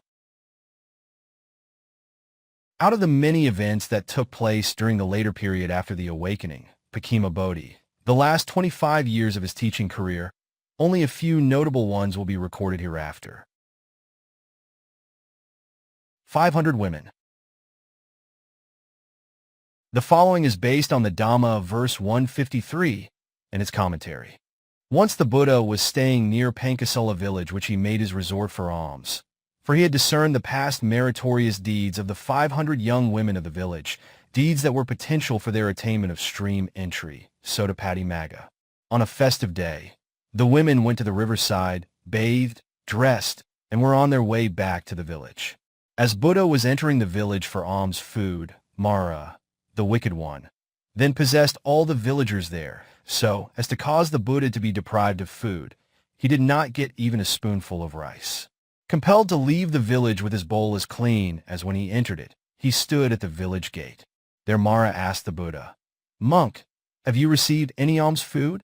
When the Buddha replied, "Mara, you have done something so that I received nothing, haven't you?" Mara said, "In that case, venerable sir, enter the village again for food." It was not with honesty that Mara said this. In fact, he did so with an ulterior motive. He would like to possess the villagers again to scoff at the Buddha by clapping his hands in front of him. The Buddha knew Mara's intention and did not enter the village again out of compassion for him. The Buddha was aware that should Mara hurt me in this manner according to his plan, his head would split into 7 pieces. The moment the wicked one spoke to the Buddha, the 500 young women arrived at the village gate, showing their respect to the Buddha, and they stood at an appropriate place. Mara then asked the Buddha, "Venerable sir, if you have no food, will you not suffer hunger greatly?" "Mara," said the Buddha, "even if we have collected no food, I will spend the time in joy, pity, and bliss, sukha, accompanied by absorption, jhana, like the Mahabrahmas, who are residents of the Abhisara abodes," and he uttered the following Dhamma verse thereafter, DHB 153. Sasukha Veda Javama, Varanisu Avarino, Varanisa Manasisu, Viharama Avarino. Hey, wicked Mara! There is not the slightest degree of things that cause worry, such as passion, hatred, etc., in us. We will live long free from suffering and in great happiness. Like the Brahmas of the Abhisara abode, we shall certainly have bliss as our food by engaging in the absorptions, jhana, with joy. At the end of the teaching, the 500 young women were established in stream entry, Sotapati Phala. King Kosala's matchless almsgiving. Once as the Buddha traveled and entered the great Jetavana monastery in the company of 500 monks, King Pasenadi Kosala went to the monastery and invited the Buddha to the next day's gift for visitors, Agantukadana. He prepared the gifts elaborately and made an announcement. "Let the citizens see my gifts." Having come and seen the king's gifts, the citizens became desirous of competing against the king and invited the Buddha for the following day's almsgiving and made every gift perfect and invited the king, saying, "Let the great king, our recognized Lord Samudi Deva, come and observe our generosity." Having observed the alms-giving of the citizens, the king thought to himself, "The people have given gifts that are greater than mine. I will give another almsgiving, 819, that will excel theirs." The next day, he prepared his gifts more elaborately and invited the people to witness it. The people saw the king's gifts, and in order not to be outdone by him, they organized for the following day a greater almsgiving and sent an invitation to the king. In this way, the king could not defeat the citizens, nor the citizens the king.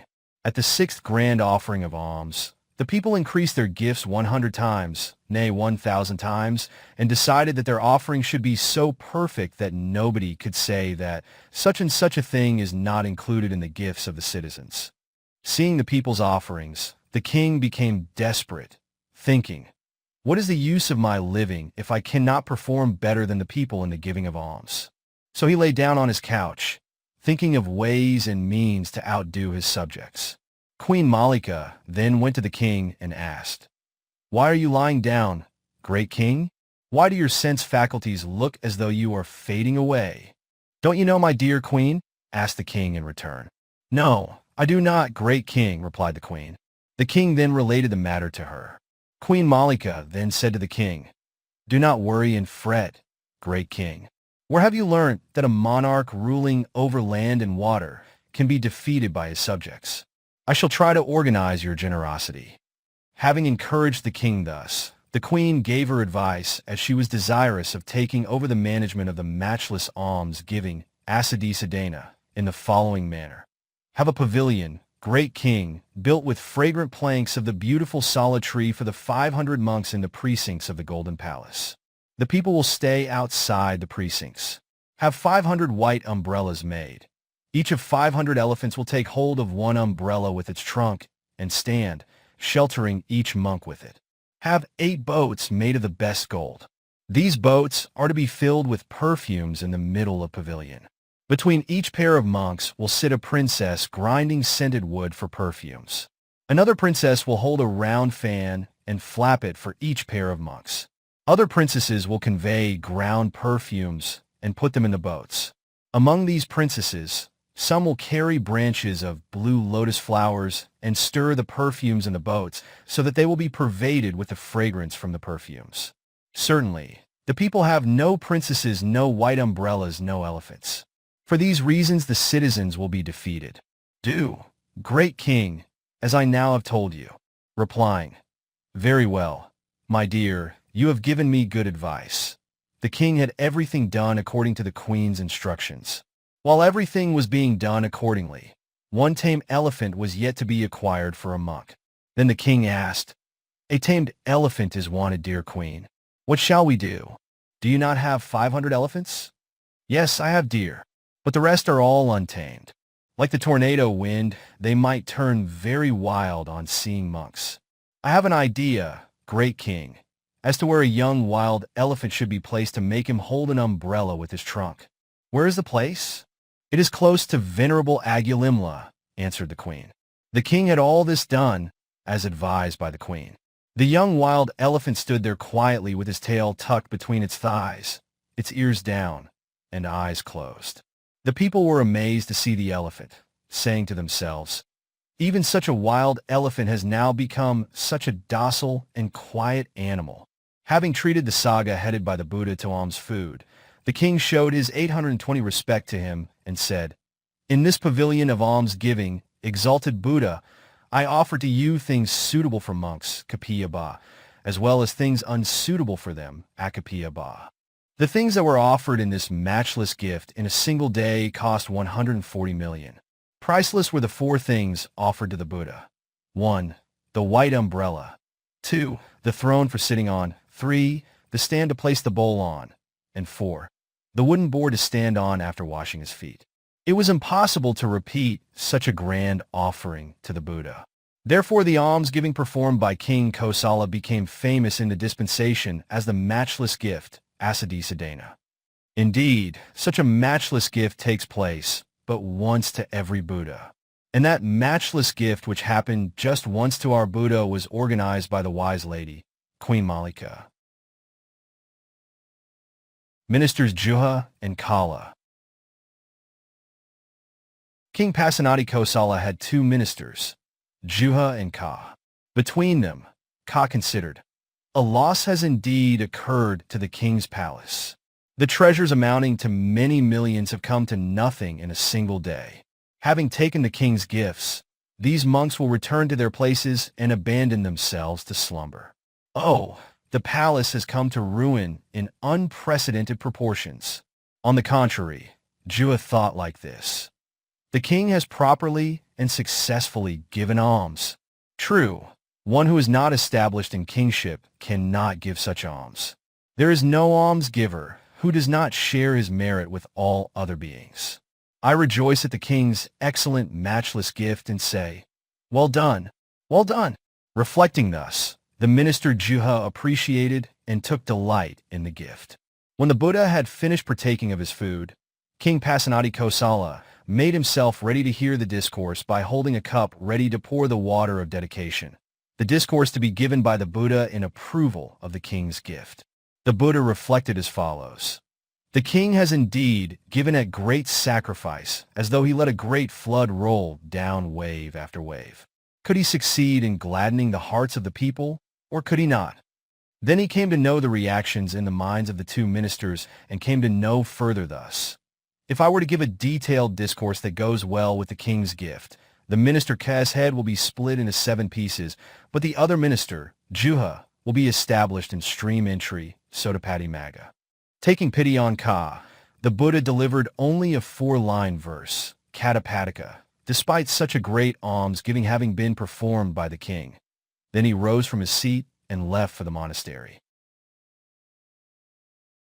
Venerable Angulimala's courage.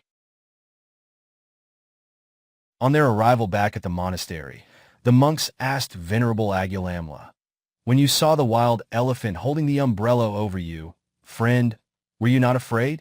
Getting the answer in the negative, the monks drew near to the Buddha and complained with doubt.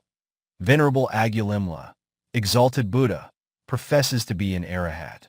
Monks, addressed the Buddha. Agulimala was not afraid indeed. Ascetics like my dear sons who are highly noble amidst arahats have no fear. And the Buddha added the following verse as contained in the Dhamma verses, Dhammapada, DHB 422. Usaba Pavara Vra, Mahisi Vijayvina. Anaja and Taka Buddha, Tam, Aha Brumi Brahma. Monks, the Arahat with the pollutants, Asava, destroyed, who is courageous as he knows no trembling like a bull king, who possesses noble energy, who has 821 sought and acquired the aggregate of virtues, who has triumphed over the three evils. Mara as deity, Mara as moral defilement, and Mara as conditioning factors, who has quenched all craving for existences, who has washed away his mental dirt with the clear water of the path, and who has realized the four truths. Him I declare a Brahmin. Destinies of the two ministers. King Pasenadi Kosala was unhappy and thought to himself as follows. The fortunate one has risen from his seat and left without giving me a discourse that would befit the occasion, though I have performed a great almsgiving, Dana, to the assembly of such greatness. Instead, he has merely uttered a verse. Perhaps I have not done what is agreeable to him. I must have done what is not agreeable. Perhaps I have not given suitable things. I must have given unsuitable things. Perhaps the Buddha is averse to me. The almsgiving performed by me is known as a matchless gift, Asadisa Dana. The Buddha should have delivered some discourse appropriate to this kind of gift. Thinking thus, he went to the monastery, paid respects to the Buddha, and said, Exalted Buddha, have I not given the right almsgiving, Dana? Or have I not given things that are good? Or have I given things that are not good?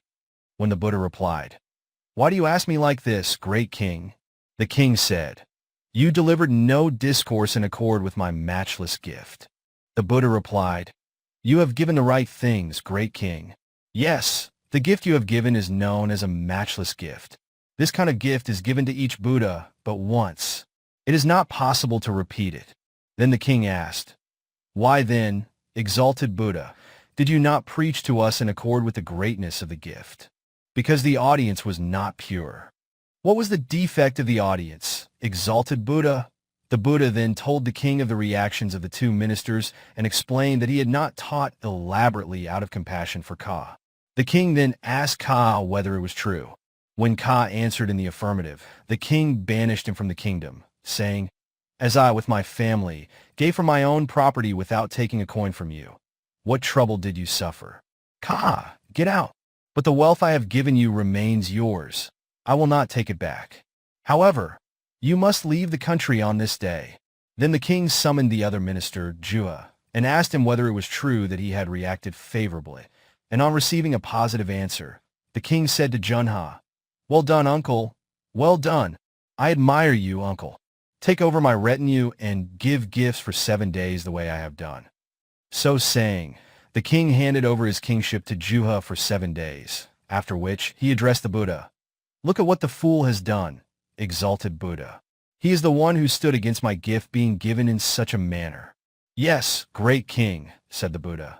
The fools are those who do not approve of another's act of generosity, but condemn it, and finally land up in a suffering abode. The wise, however, rejoice in others' gift and finally attain happy states. And the Buddha uttered the following verse, DHB 177. Navi Katariya Deva Lokavajani, Bala have Napasasani Dna, Hero Sie Dna Anumadamino, Teniva So Hodi Suki Paratha. Great king, indeed those who are hard and stingy do not attain celestial abodes. The fools who are ignorant of the present world and the future, indeed, do not admire gifts and are not happy about it. Only the far-sighted, 822 man of wisdom is able to rejoice in gifts. For the very reason of his rejoicing upon his death, he enjoys divine bliss. At the end of the teaching, the minister Juha became a noble stream inner Sotapanna, enjoying the king's favor. He performed charitable acts for 7 days in the manner of the king. When the Buddha spoke the verse beginning with DHB 177, Kaya Deva Lokavajani, indeed those who are hard and stingy do not attain celestial abodes. King Pasenadi Kosala was so pleased that he offered the Buddha a double robe made in Sivi country and worth 100,000 pieces of money. Thereafter, he re-entered the city. The birth story about King Sivi. The following is based on the birth story about King Sivi, Sivi Jataka, Ja 499, and his commentary. The next day at the assembly, the monks talked about the king's generosity. Friends, King Kosala was not satisfied even with his matchless gift that he had just given. So, after the fortunate one had taught the Dhamma, he offered him again the double robe made in Sivi worth 100,000. The king is so insatiable in his thirst for alms-giving. Then the Buddha came and asked what they were talking about, and on hearing what was being discussed, he said, "It is easy, monks, to give away one's external belongings. The good and wise bodhisattvas of old gave away their wealth daily to the value of 600,000, making it unnecessary for the whole populace of Jambudvipa to work with their plows. Yet they were not satisfied with giving such external things, Bahiradena. They believed unwaveringly that he who gives what he is very fond of can enjoy the special benefit which he is so fond of. With this belief, they gave away even their eyes to those who came into their presence and asked for them." At the request of the monks, the Buddha related the birth story about King Sivi, an event that happened in the past. Once upon a time, when the mighty King Sivi reigned in the city of Arahapura in the kingdom of Sivi, the great being was born as his son. They called his name Prince Sivi. When he grew up, he went to Takasila and studied there. Then returning, he proved his knowledge to his father the king, and was made viceroy by him. At his father's death, he became king himself, and, forsaking the ways of evil, he kept the 10 royal virtues and ruled in righteousness. He caused 6 alms halls to be built at the 4 gates in the midst of the city and at his own door. He was munificent in distributing each day 600,000 pieces of money. On the 8th, 14th, and 15th days he never missed visiting the alms halls to see the distribution made. Once, on the day of the full moon, the state umbrella had been lifted up early in the morning, and he sat on the royal throne thinking over the gifts he had given. He thought to himself, "Of all outside things there is nothing I have not given, but this kind of giving does not content me. I want to give something which is a part of myself. Well, this day when I go to the alms hall, I vow that if anyone asks for something not from outside me, but name what is a part of myself, if he should mention my very heart, I will cut open my breast with a spear, and as though I were drawing up a water lily, stalk and all, from a calm lake, I will pull forth my heart dripping with blood clots and give it him. If he should name the flesh of my body, I will cut the flesh off my body and give it, as though I were graving with a graving tool. Let him name my blood, I will give him my blood, dropping it in his mouth or filling a bowl with it. Or again, if one say, I can't get my household work done, come and do a slave's work at my home, then I will leave my royal dress and stand without, proclaiming myself a slave, and slave's work I will do. Should any men demand my eyes, I will tear out my eyes and give them, as one might take out the pith of a palm tree." Thus he thought within himself, "If there be any human gift that I have never made, be it my eyes, I'll give it now, all firm and unafraid." Then he bathed himself with 16 pitchers of perfumed water, and adorned himself in all his magnificence. And after a meal of choice food, he mounted upon an elephant richly caparisoned, and went to the alms hall. Sakka, perceiving his resolution, thought, "King Sivi has determined to give his eyes to any chance comer who may ask. Will he be able to do it, or no?" He determined to try him, and in the form of a Brahmin old and blind, he posted himself on a high place. And when the king came to his alms hall, he stretched out his hand and stood crying, "Long live the king!" Then the king drove his elephant towards him and said, "What do you say, Brahmin?" Sakka said to him, "Great king, in all the inhabited world, there is no spot where the fame of your munificent heart has not sounded.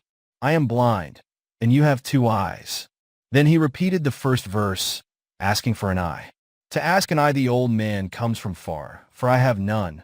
Give me one of yours, I pray, then we shall each have one. When the great being heard this, thought he, why, that is just what I was thinking in my palace before I came. What a fine chance! My heart's desire will be fulfilled today. I shall give a gift which no man ever gave yet. And he recited the second verse. Sivi, who taught you hither to wend your way, mendicant, and for an eye to pray? The chiefest portion of a man is this, and hard for men to part with, so they say. Sakka, Sujampati among the gods. The same here among men called Magava by name. He taught me hither to win my way, begging, and for an eye to urge my claim. It is the chiefest gift for which I pray. Give me an eye, do not say me nay. Give me an eye, that chiefest gift of gifts, so hard for men to part with, as they say. Sivi, the wish that brought thee hither, the wish that did arise within, be that wish fulfilled. Here, Brahman, take my eyes. One eye you did request of me. Behold, I give you two. Go with good sight, in all the people's view. So be thy wish fulfilled and now come true. So much the king said. But, thinking it not meet that he should root out his eyes and bestow them there and then, he brought the Brahmin indoors with him, and sitting on the royal throne, sent for a surgeon named Savaka. Take out my eye, he then said. Now all the city rang with the news that the king wished to tear out his eyes and give them to a Brahmin. Then the commander-in-chief and all the other officials, and those beloved of the king, gathered together from city and harem, and recited 3 verses, that they might turn the king from his purpose. Do not give your eye, my lord. Desert us not, king. Give money, pearls and coral give, and many a precious thing. Give thoroughbreds caparisoned, forth be the chariots rolled. King, drive up the elephants all fine with cloth of gold. These give, king, that we may all preserve you safe and sound, your faithful people, with our cars and chariots ranged around. Hereupon the king recited 3 verses. The one who, having sworn to give, is then unfaithful found, puts his own neck within a snare low hidden on the ground. The one who, having sworn to give, is then unfaithful found, more sinful is than sin, and he to Yama's house is bound. Unasked give nothing, neither give the thing he asks not. This therefore which the Brahmin asks, I give it on the spot. Then the courtiers asked, What do you desire in giving your eyes? Repeating a verse. Life, beauty, joy, or strength? What is the prize? O king, what motive for your deed supplies? Why should the king of Sivi land supreme for the next world's sake thus give up his eyes? The king answered them in a verse. In giving thus, not glory is my goal, not sons, not wealth, or kingdoms to control. This is the good old way of holy men, of giving gifts enamored is my mind. To the great being's words the courtiers answered nothing. So the great being addressed Savaka the surgeon in a verse. A friend and comrade, Savaka, art thou? Do as I bid thee. Thou hast skill enough. Take out my eyes, for this is my desire, and in the beggar's hands bestow them now. But Savaka said, Think, my lord, to give one's eyes is no light thing. Savaka, I have considered, don't delay, nor talk too much in my presence. Then he thought, It is not fitting that a skillful surgeon like me should pierce a king's eyes with the lancet. So he pounded a number of simples, rubbed a blue lotus with the powder, and brushed it over the right eye. Round rolled the eye, and there was great pain. Reflect, my king, I can make it all right. Go on, friend, no delay, please. Again he rubbed in the powder, and brushed it over the eye. The eye started from the socket, the pain was worse than before. Reflect, my king, I can still restore it. Be quick with the job. A third time he smeared a sharper powder, and applied it. By the drug's power round went the eye. Out it came from the socket, and hung dangling at the end of the tendon. Reflect, my king, I can yet restore it again. Be quick. The pain was extreme, blood was trickling down, the king's garments were stained with the blood. The king's women and the courtiers fell at his feet, crying, My lord, do not sacrifice your eyes. Loudly they wept and wailed. The king endured the pain, and said, My friend, be quick. Very well, my lord, said the physician. And with his left hand grasping the eyeball, he took a knife in his right, and severing the tendon, laid the eye in the Bodhisattva's hand. He, gazing with his left eye at the right and enduring the pain, said, Brahmin, come here. When the Brahmin came near, he went on, The eye of omniscience is dearer than this eye 100-fold, indeed 1,000-fold. There you have my reason for this action. And he gave it to the Brahmin, who raised it and placed it in his own eye socket. There it remained fixed by his power like a blue lotus in bloom. When the Bodhisattva with his left eye saw that eye in his head, he cried, How good is this? my gift of an eye." 408 thrilled. He straightway, with the joy that had arisen within him, gave the other eye also. Saka placed this also in the place of his own eye, and departed from the king's palace, and then from the city, with the gaze of the multitude upon him, and went away to the world of gods. The Buddha, explaining this, repeated a verse and a half. So Sivi spurred on Savaka, and he fulfilled his mind. He drew the king's eyes out, and to the Brahmin these consigned, and now the Brahmin had the eyes, and now the king was blind. In a short while the king's eyes began to grow. As they grew, and before they reached the top of the holes, a lump of flesh rose up inside like a ball of wool, filling the cavity. They were like a doll's eyes, but the pain ceased. The Bodhisattva remained in the palace a few days. Then he thought, "What has a blind man to do with ruling? I will hand over my kingdom to the courtiers, and go into my park, and become an ascetic and live as a recluse." He summoned his courtiers, and told them what he intended to do. "One man," said he, "shall be with me, to wash my face, and so forth, and to do all that is proper, and you must fasten a cord to guide me to the retiring places." Then, calling for his charioteer, he bade him prepare the chariot. But the courtiers would not allow him to go in the chariot. They brought him out in a golden litter, and set him down by the lake's side, and then, guarding him all around, returned. The king sat in the litter thinking of his gift. At that moment Saka's throne became hot, and pondering he perceived the reason. "I will offer the king a boon," thought he, "and make his eye well again." So to that place he came, and not far off from the Bodhisattva, he walked up and down, up and down. To explain this, the master recited these verses. A few days passed. The eyes began to heal, and sound to appear. The fostering king of Sivi then sent for his charioteer. "Prepare the chariot, charioteer. To me then make it known. I go to park and wood and lake with lilies overgrown." He sat in a litter by the waterside, and here Sujampati, the lord of the Devas, great Saka, did appear. "Who is that?" cried the Bodhisattva, when he heard the sound of the footsteps. Saka repeated a verse. "Saka, the lord of the Devas, am I. To visit you I came. Choose a boon, royal sage. Whatever your wish you may name." The king replied with another verse. "Wealth, strength, and treasure without end, these I have left behind, Saka.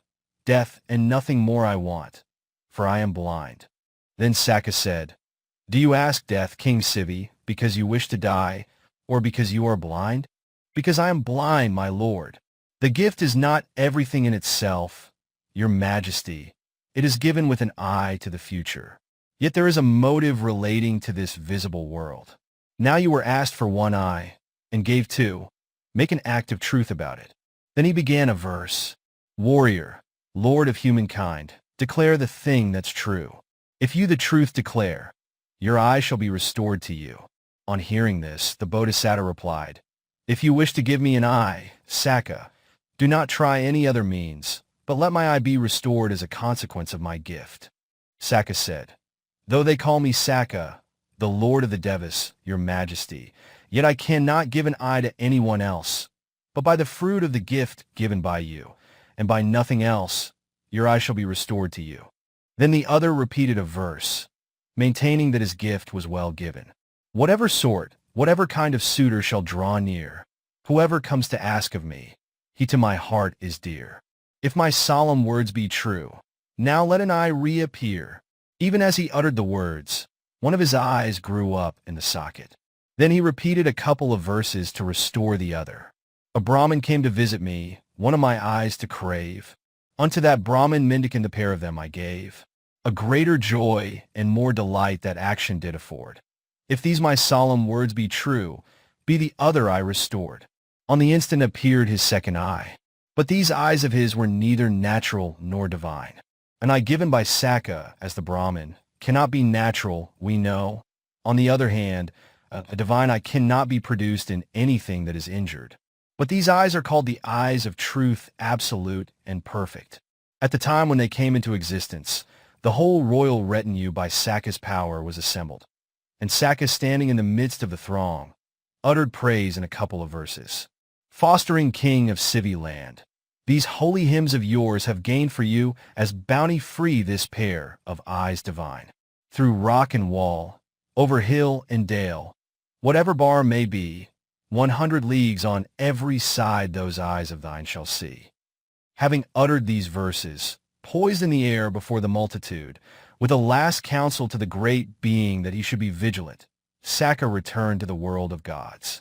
And the great being, surrounded by his retinue, went back in great pomp to the city, and entered the palace called Kandaka, the Peacock's Eye. The news that he had got his eyes again spread abroad all through the kingdom of Sivi. All the people gathered together to see him, with gifts in their hands. Now all this multitude is come together, thought the Bodhisattva. I shall praise my gift that I gave. He caused a great pavilion to be put up at the palace gate, where he seated himself upon the royal throne, with a white umbrella spread above him. Then the drum was sent beating about the city, to collect all the trade guilds. Then he said, People of Sivi, now you have beheld these divine eyes. Never eat food without giving something away. And he repeated for verses, declaring the Dhamma. Who, if he's asked to give, would answer no, although it be his best and choicest prize. People of Sivi thronged in concourse, see. Come hither, see the best of gifts, my eyes. Through rock and wall, over hill and dale, whatever bar may be, 100 leagues on every side these eyes of mine can see. Self-sacrifice in all men mortal living, of all things is most fine. I sacrificed a mortal eye, and giving, receive and I divine. See people, see, give before you eat, let others have a share. This done with your best will and care, blameless to heaven you shall repair. In these 4 verses he declared the Dhamma, and after that, every fortnight on the holy day, even every 15th day, he declared the Dhamma in these same verses without cessation to a great gathering of people. Hearing which, the people gave alms and did good deeds, and went to swell the hosts of heaven. The birth story about burning. The following is based on the birth story about burning, Adita Jataka, Ja 424, in its commentary.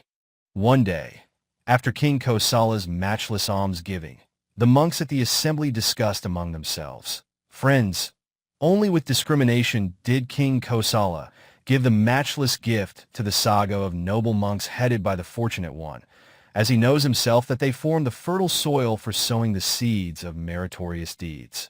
The Buddha joined them, and having heard what they were talking about, he said, Monks, it is no wonder that after careful selection, King Kosala has sown the seeds of a matchless alms, giving in the supreme field of my dispensation. Learned and virtuous bodhisattvas of the past also performed great gifts only after discerning who should be the recipients very carefully. Then at the request of the monks, the Buddha narrated the birth story about burning, Adita Jataka, Ja 424. Again in the great chronicles instructions were given to look it up in the birth stories, Jataka, as before I include it for completion's sake. The translation is that of H.T. Francis and R.A. Neal, slightly modified to fit in with the conventions used here. Once upon a time, a king named Bharata reigned at Roruva in the kingdom of Savira. He practiced the 10 royal virtues, won the people by the 4 elements of popularity, stood to the multitude like father and mother, and gave great gifts to the poor, the wayfarers, the beggars, the suitors, and the like. His chief queen Samadivijaya was wise and full of knowledge. One day, he looked round his alms hall and thought, My alms are devoured by worthless, greedy people. I don't like this. I should like to give alms to the virtuous Pakskabuddhas who deserve the best of gifts. They live in the Himalaya region. Who will bring them here on my invitation, and whom shall I send on this errand? He spoke to the queen, who said, King, be not concerned, sending flowers by the force of our giving suitable things, and of our virtue and truthfulness. We will invite the Pakskabuddhas, and when they come we will give them gifts with all things requisite. The king agreed. He made proclamation by drum that all the townspeople should undertake to keep the precepts. He himself with his household undertook all the duties for the holy days and gave great gifts in charity. He had a gold box full of jasmine flowers brought, came down from his palace, and stood in the royal courtyard.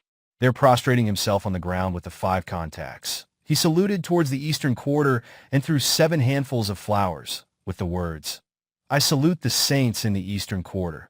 If there is any merit in us, show compassion on us and receive our alms." As there are no Pukkusātis in the eastern quarter, they did not come next day. On the second day, he paid respects to the southern quarter, but none came from there either. On the third day, he paid respects to the western quarter, but none came. On the fourth day, he paid respects to the northern quarter, and after paying respects, he threw 7 handfuls of flowers with the words, "May the Pukkusātis who live in the northern district of the Himalaya receive our alms." The flowers went and fell on 500 Pukkusātis in the Nandamula cave. On reflection, they understood that the king had invited them. So they called 7 of their number and said, "Sirs, the king invites you. Show him favor." These Pukkusātis came through the air and alighted at the king's gate. Seeing them, the king saluted them with delight, made them come up into the palace, showed them great honor, and gave them gifts. After the meal, he asked them for next day, and so on until the 5th day, feeding them for 6 days. On the 7th day, he made ready a gift with all the requisites, arranged beds and chairs inlaid with gold, and set before the 7 Pukkusātis sets of 3 robes and all other things used by holy men. The king and queen formally offered these things to them after their meal, and stood in respectful salutation. To express their thanks, the elder of the assembly spoke 2 verses. "Whatever man can save from flames that burn his dwelling down, not what is left to be consumed, will still remain his own. The world's on fire, decay and death are there the flame to feed. Save what you can by charity, a gift is saved indeed." Thus expressing thanks, the elder admonished the king to be diligent in virtue. Then he flew up in the air, straight through the peaked roof of the palace, and alighted in the Nandamula cave. Along with him, all the requisites that had been given him flew up and alighted in the cave, and the bodies of the king and queen became full of joy. After his departure, the other 6 also expressed thanks in a verse each. "He who gives to righteous men strong and holy energy crosses Yama's flood, and then gains a dwelling in the sky. Like to war is charity. Hosts may flee before a few. Give a little piously. Bliss hereafter is your due. Prudent givers please the Lord. Worthily they spend their toil. Rich the fruit their gifts afford, like a seed in fertile soil. They who never rudely speak, wrong to living things abjure. Men may call them timid, weak, for 'tis fear that keeps them pure. Lower duties win for man, reborn on earth, a princely fate. Middle duties win them heaven, highest win the pure estate. Charity is blessed indeed, yet the Dhamma gains higher meed. Ages old and late attest, thus the wise have reached their rest." So they also went with the requisites given them. The 7th Pukkusāti, in his thanks, praised Nibbana to the king, and admonishing him carefully went to his abode. The king and queen gave gifts all their lives and passed through the path to heaven. Sarigutta and Garahadinna. The following is based on the Dhamma verses, DHB 58-59, and their commentary. In Savatthi, there were 2 friends, the householders Sarigutta and Garahadinna.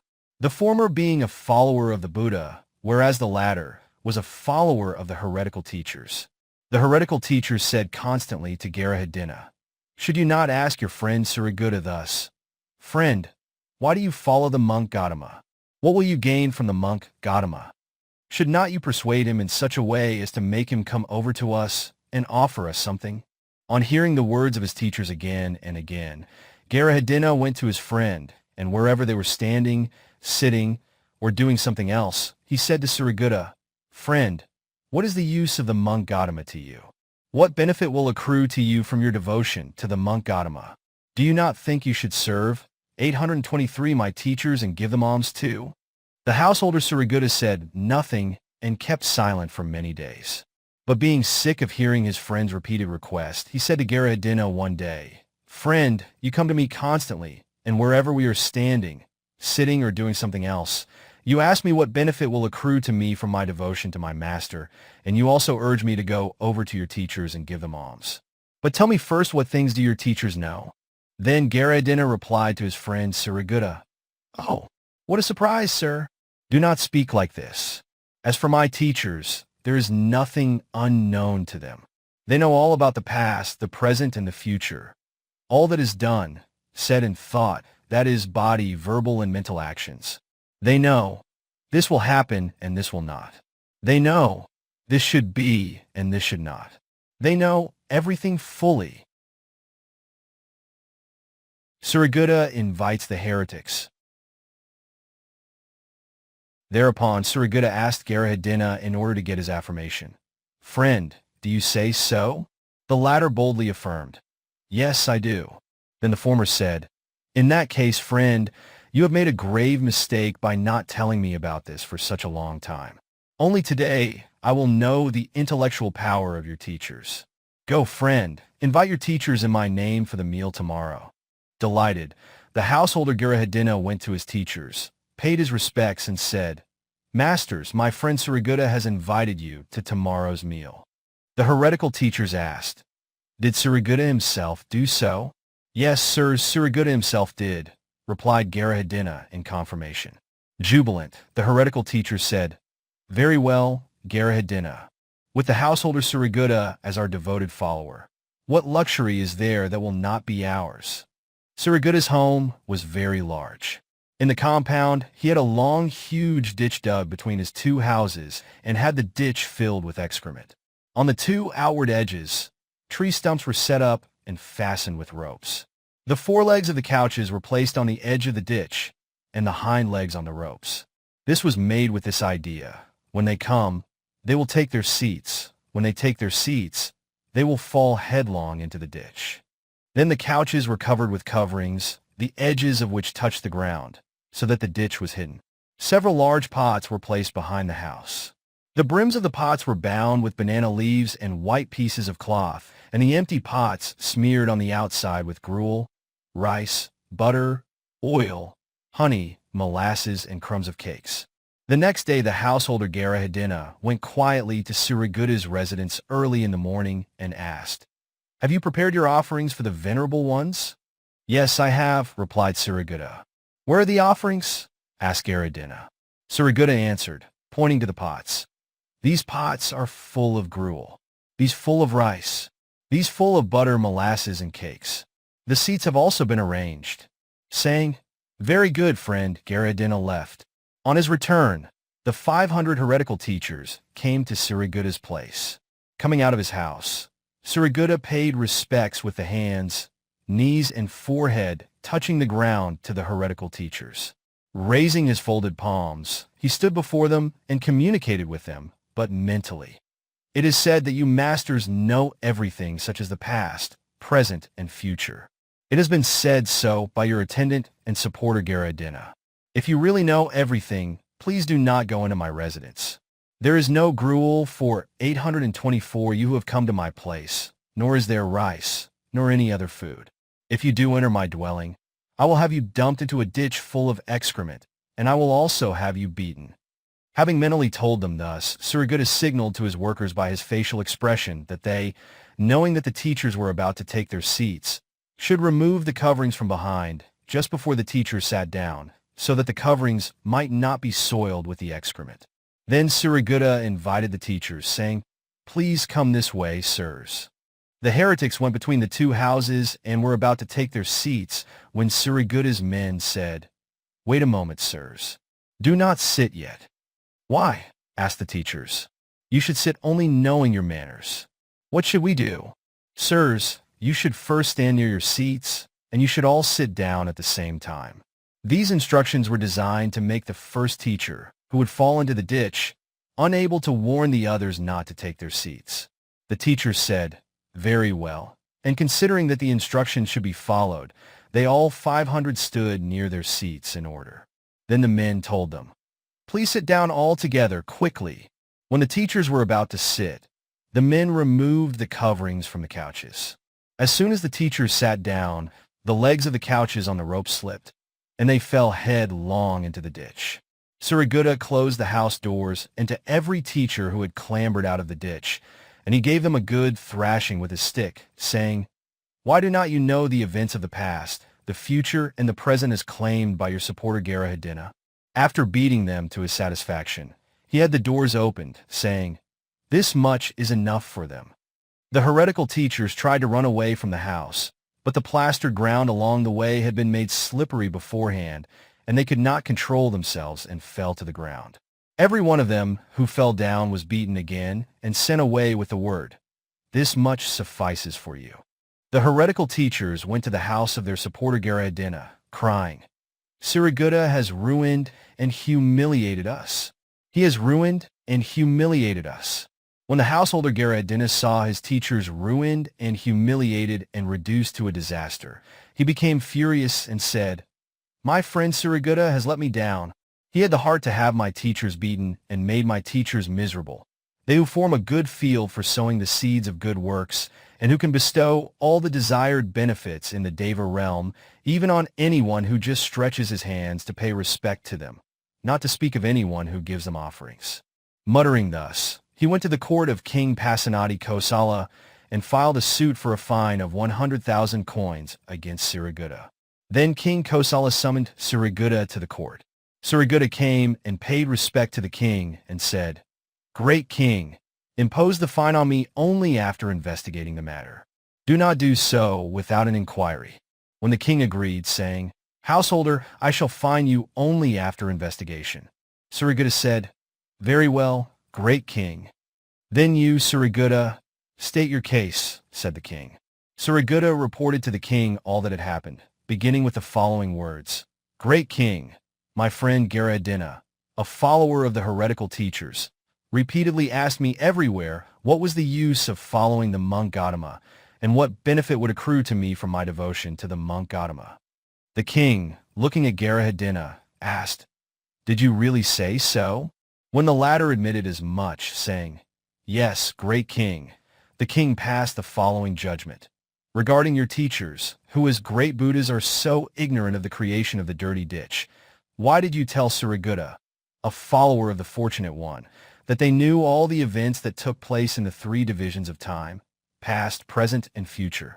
The fine of 100,000 pieces of money for which you have sued Sudinna must be paid by you." So saying, the king imposed the payment of the fine on Devadatta. His heretical teachers who had come to the court as complainants were beaten and sent away. Devadatta's revenge. The householder Devadatta was angry with Sudinna and did not speak to him for a month afterwards.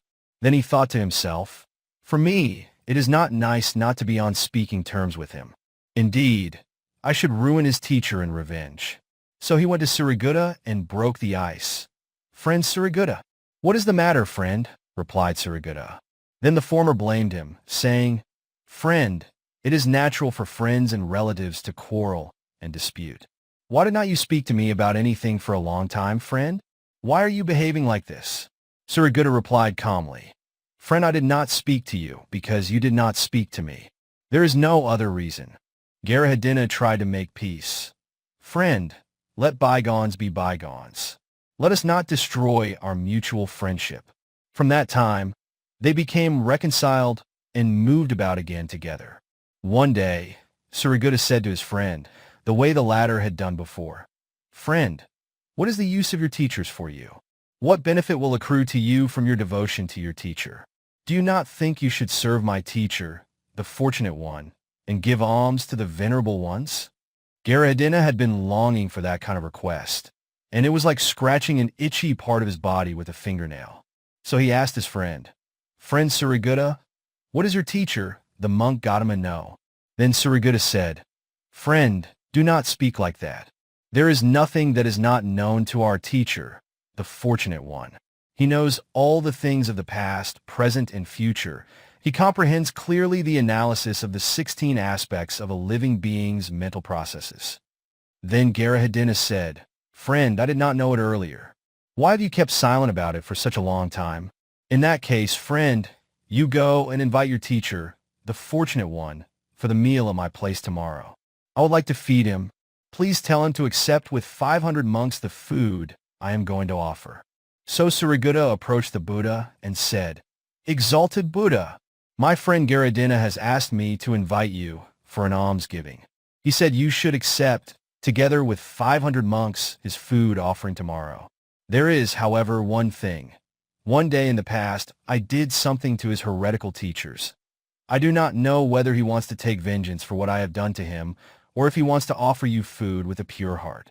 Please reflect upon his invitation and accept it if he is sincere. If not, please do not accept. When the Buddha reflected on what ulterior motive Devadatta had, he foresaw that the householder had a large ditch dug between his two houses, had it filled with 80 cartloads of firewood, burnt them with the intention that the Buddha and his monks would fall into the ditch full of embers.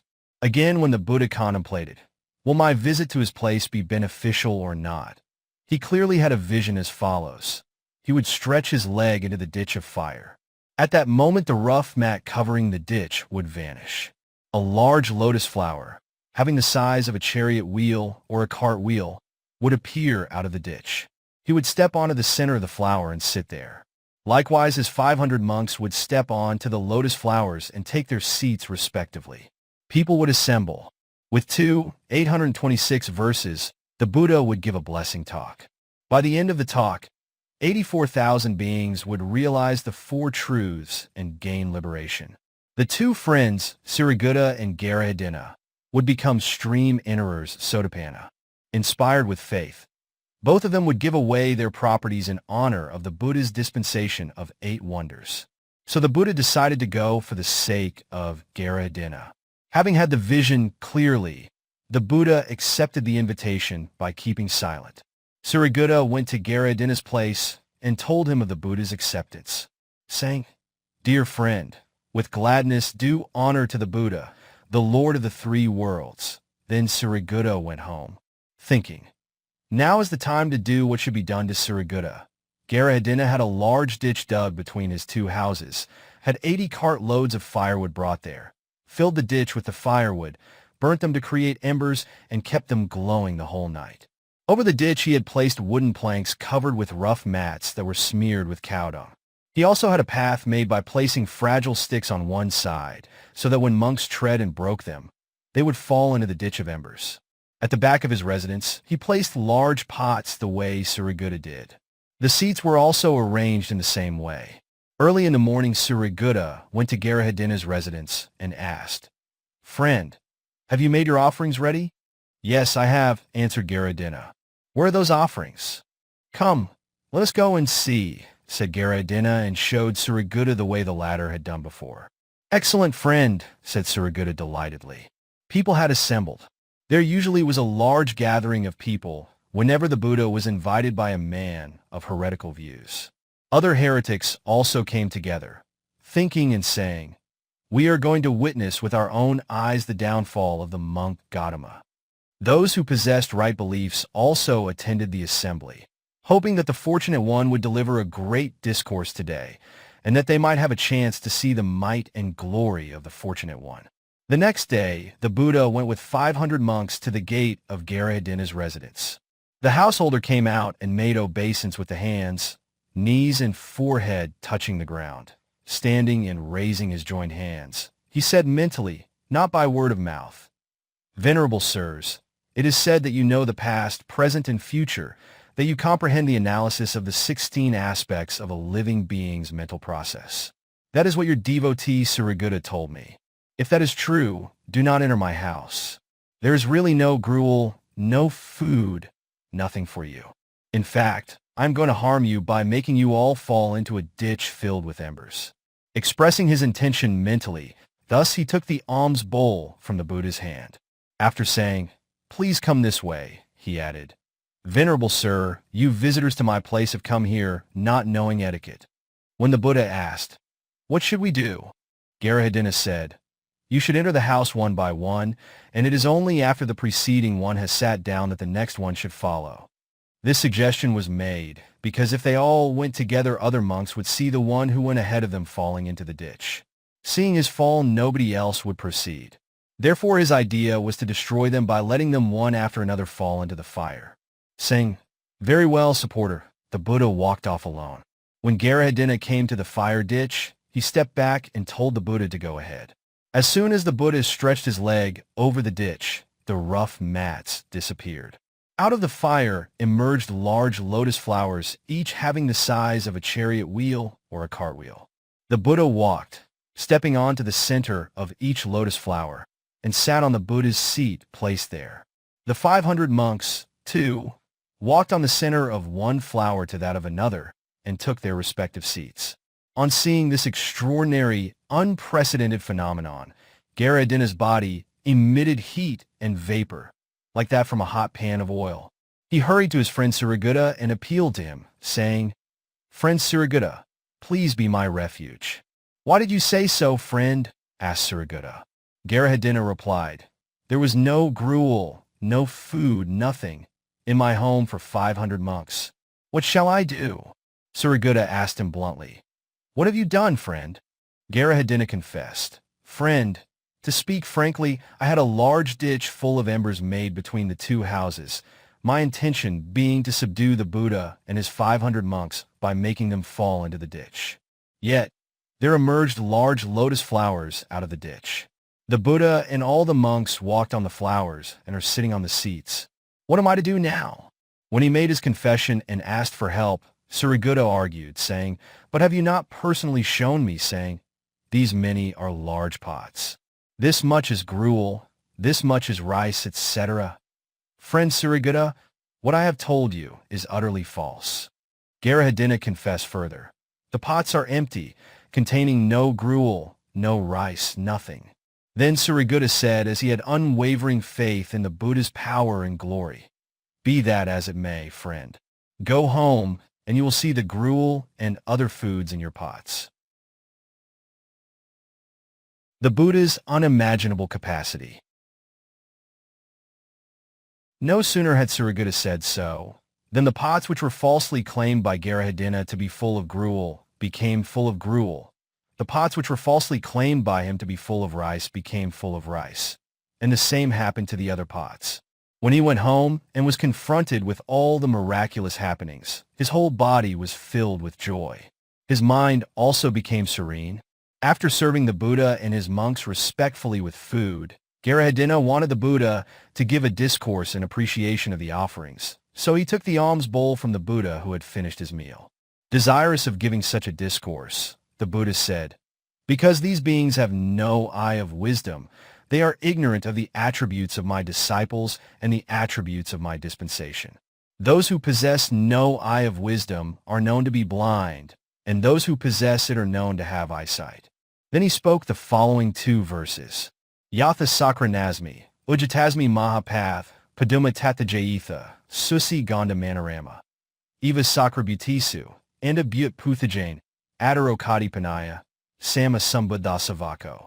Just as a lotus flower of 100 petals, pure, fragrant, and delightful to every beholder, originates and arises wonderfully in the garbage dump along the public road, even so among those who should be discarded like garbage, the Buddha's disciple, a good and glorious person who has destroyed all his defilements, glows with splendor, surpassing by his wisdom all the worldlings who are like the blind, as they lack wisdom.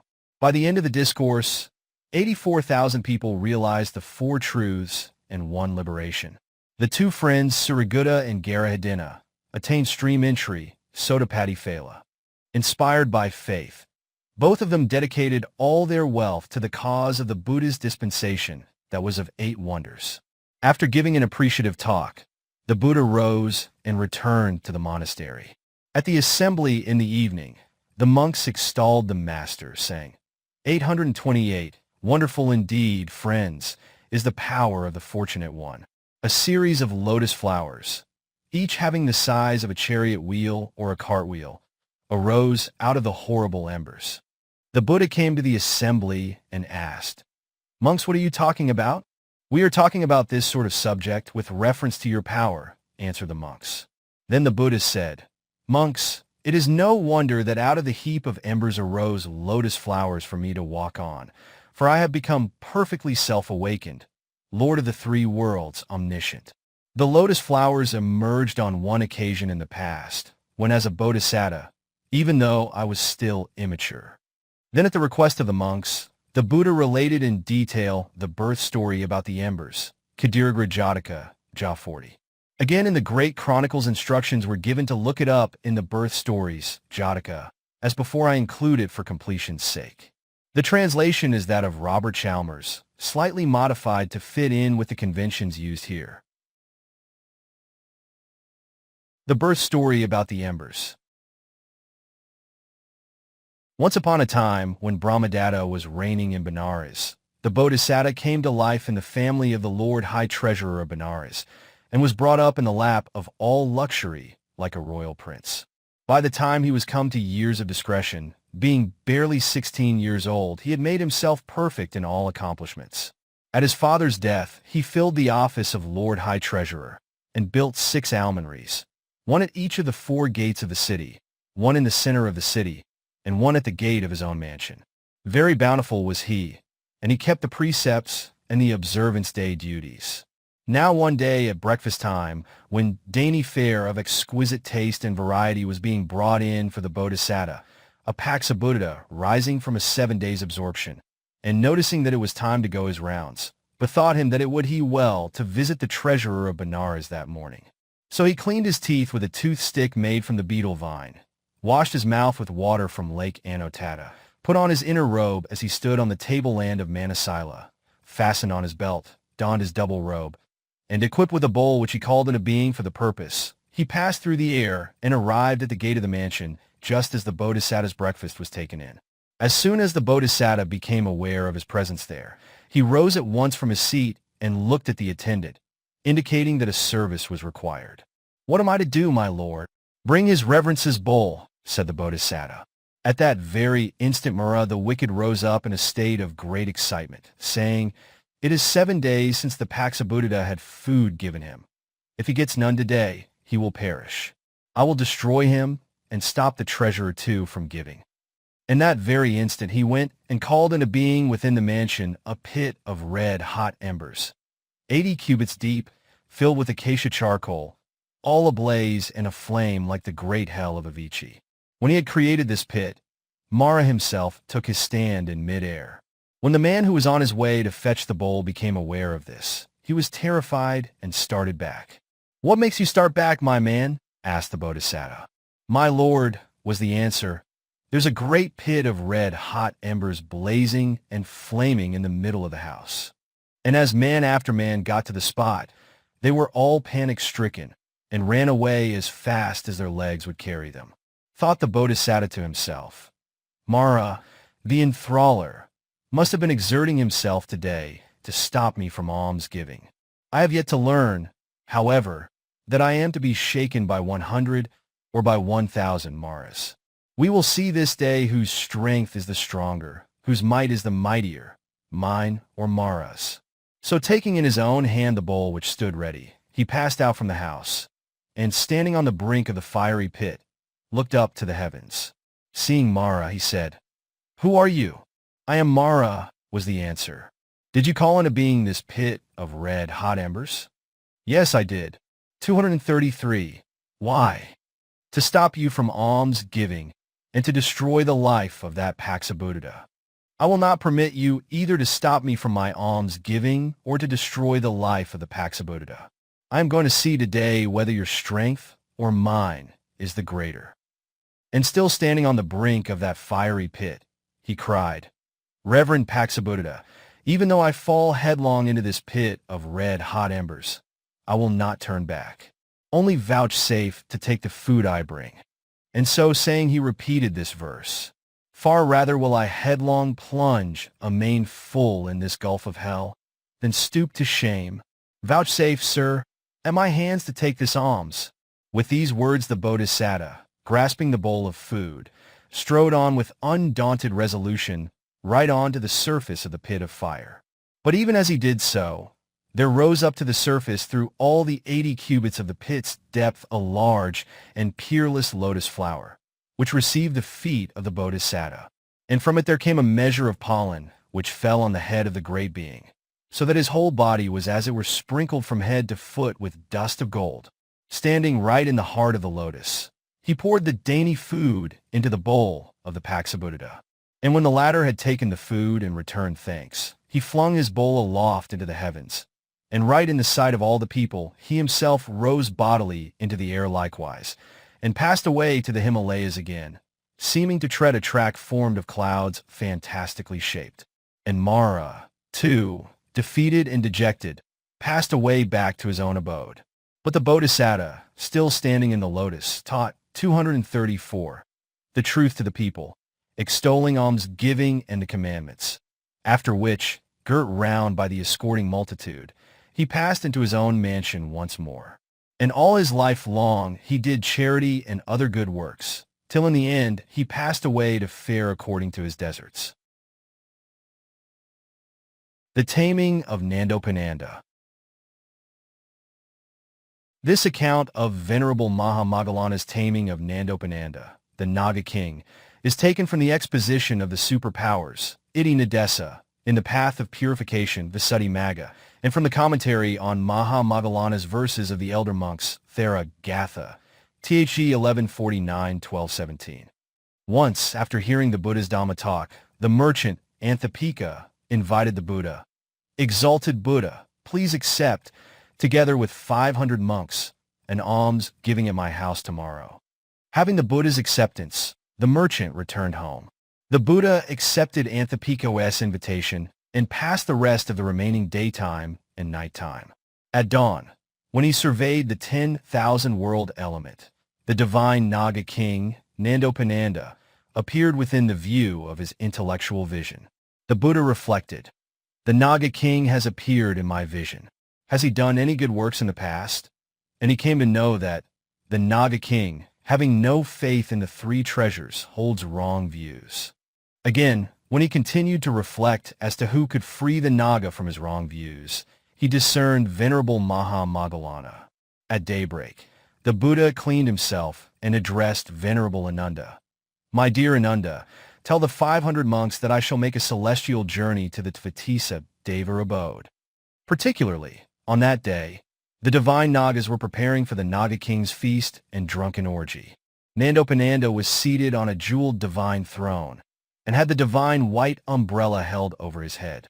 Surrounded by female dancers of 3 different categories of age, grown-up, young, and those in between, and also by a host of Nagas, he was viewing divine food and drinks that had been put in gold and silver vessels. With the 500 monks, the Buddha traveled to Tvetisa, passing above the mansion of Nandopananda, and thus making himself visible to the latter. Then an evil thought arose in the Naga king. "These wicked shaven-headed monks go to Tvetisa and come out passing over our abode from one higher mansion to another. This time, however, we will not allow these monks who scatter dust over us to move on." With this evil intention, he rose from his jeweled seat, went to the foot of Mount Meru, and after changing his original body, he coiled himself round the mountain in 7 folds and concealed the celestial world of Tvetisa from sight by enveloping it with his hood that lay prone from above. Then Venerable Rahapala asked the Buddha, "Exalted Buddha, formerly standing from here, we could see Mount Meru, we could see its surrounding 7 mountains. We could see Tvetisa, we could see the Vajrayana Palace, we could see Sakka's flag hoisted on the Vajrayana Palace. Exalted Buddha, now we cannot see Mount Meru, the 7 surrounding mountains, Tvetisa, the Vajrayana Palace, and Sakka's flag. Why is that?" The Buddha replied, "My dear Rahapala, this Naga king Nandopananda is angry with 829 you all, and so after coiling his body round Mount Meru in 7 folds, he has covered it with his hood and created darkness." Venerable Rahapala then said to the Buddha, "Exalted Buddha, let me tame the Naga king." But the Buddha rejected his request. Thereafter, the Venerables Bhaddiya, Rahula, and all others rose one after another in the wake of Venerable Rahapala and made their offer to tame the Naga king. But the Buddha did not give them his permission. At last, Venerable Mahamoggalana asked for permission to tame the Naga king, and the Buddha granted it to him, saying, "Tame him, my dear Moggallana." Having obtained the Buddha's permission, Venerable Moggallana changed his body into that of a great Naga, and coiled his body 14 folds round Nandopananda, and covering Nandopananda's hood with his from above, he also pressed the latter tightly against Mount Meru. The Naga king emitted powerful vapor. Venerable Mahamoggalana emitted even more powerful vapors, saying, It is not you alone who have vapor. I too have it. The Naga King's vapor could not hurt Venerable Mahamoggalana, but Venerable Mahamoggalana's could hurt the Naga. Then the Naga emitted blazing flames. Venerable Mahamoggalana emitted mightier flames, saying, "It is not that you alone have the flames. I have them too." The flames emitted by the Naga could not harm Venerable Mahamoggalana, but Venerable Mahamoggalana's could harm the Naga. The Naga King, Nandopananda, perceived, "This man is crushing and pressing me against Mount Meru. He is also emitting vapor and blazing flames." Then he asked Venerable Mahamoggalana, "Who are you, sir?" Venerable Mahamoggalana replied, "Nanda, I am Venerable Moggallana. In that case, please wear your ascetic garb." Then Venerable Mahamoggalana discarded his Naga form and assumed his original ascetic form and entered the Naga's body by the right ear and came out by the left. Again he entered by the left ear and came out of the right. Similarly, he entered the Naga by the right nostril and came out by the left and entered by the left nostril and came out by the right. Then Nandopananda opened his mouth for Venerable Mahamoggalana, who went inside him and walked from east to west and vice versa. The Buddha warned Venerable Mahamoggalana, saying, "My dear son Moggallana, be very careful. The Naga King is of great power." Venerable Mahamoggalana replied, "I have successfully developed the 4 bases of psychic powers, Iddhipada, through the 5 kinds of mastery, Vasibhava. I can subjugate hundreds of thousands of divine Nagas of Nandopananda's type, let alone his single self, exalted Buddha." The Naga King thought, "I have let Venerable Mahamoggalana enter my body through my mouth. Be that as it may. When he comes out, I will keep him between my fangs and eat him, biting him to pieces." So he said, "Come out, sir, do not torment me by pacing about in my belly." Venerable Mahamoggalana came out and stood outside. As soon as he saw Venerable Mahamoggalana, the Naga King, perceiving, "So this is Moggallana," snarled fiercely. Venerable Mahamoggalana entered upon the 4th absorption, jhana, and defended himself against the Naga's nasal wind, so the wind could not stir even a hair on his body. Other monks might have the power to perform miracles from the beginning, but when the snarling took place, they would not be able to engage in absorption, jhana, as rapidly as those who were of instant consciousness concerning supernormal powers, Kipanasani, like Venerable Moggallana. That was why no permission was given by the Buddha to the other monks to tame the Naga King. Then the Naga King Nandopananda noted, "I was not able to stir even the body hair in a pore of the monk's skin by snarling. This monk is very powerful indeed." And he tried to escape. Venerable Mahamoggalana, having changed his natural shape into that of an enemy of the Nagas, a Garua, pursued the Naga with the speed of a bird. Being unable to escape, the Naga turned himself into a young man and fell in salutation at the feet of Venerable Mahamoggalana, saying, "Venerable sir, in you I take refuge." Venerable Mahamoggalana said, "Nanda, the fortunate one, is coming. Come, let us go to him." Having tamed the Naga and freed him from the poison of conceit, Venerable Mahamoggalana took him to the master. The Naga paid his respects to the Buddha and solemnly declared himself a follower. "Venerable sir, I take refuge in you." The Buddha gave his blessings, saying, "May you be happy both physically and mentally." And then, accompanied by the monks, the Buddha went to the house of the merchant Ambaṭṭha. The merchant asked the Buddha, "Why did you come when the day was so far advanced?" The Buddha said, "There had been a terrible battle of life and death fought between Moggallana and the Naga King Nandopananda. That was why I came late." The wealthy merchant asked, "Who won the battle and who lost it, exalted Buddha?" The victory belonged to Moggallana and the defeat to Nanda. Ambaṭṭha was so joyous and elated that he said, "Venerable sir, may the exalted Buddha and the monks receive my offering of an alms meal every day for 7 days. I will honor Venerable Mahamoggalana for 7 days." Then the merchant celebrated the victory of Venerable Mahamoggalana by honoring the 500 monks, headed by the Buddha, for a week.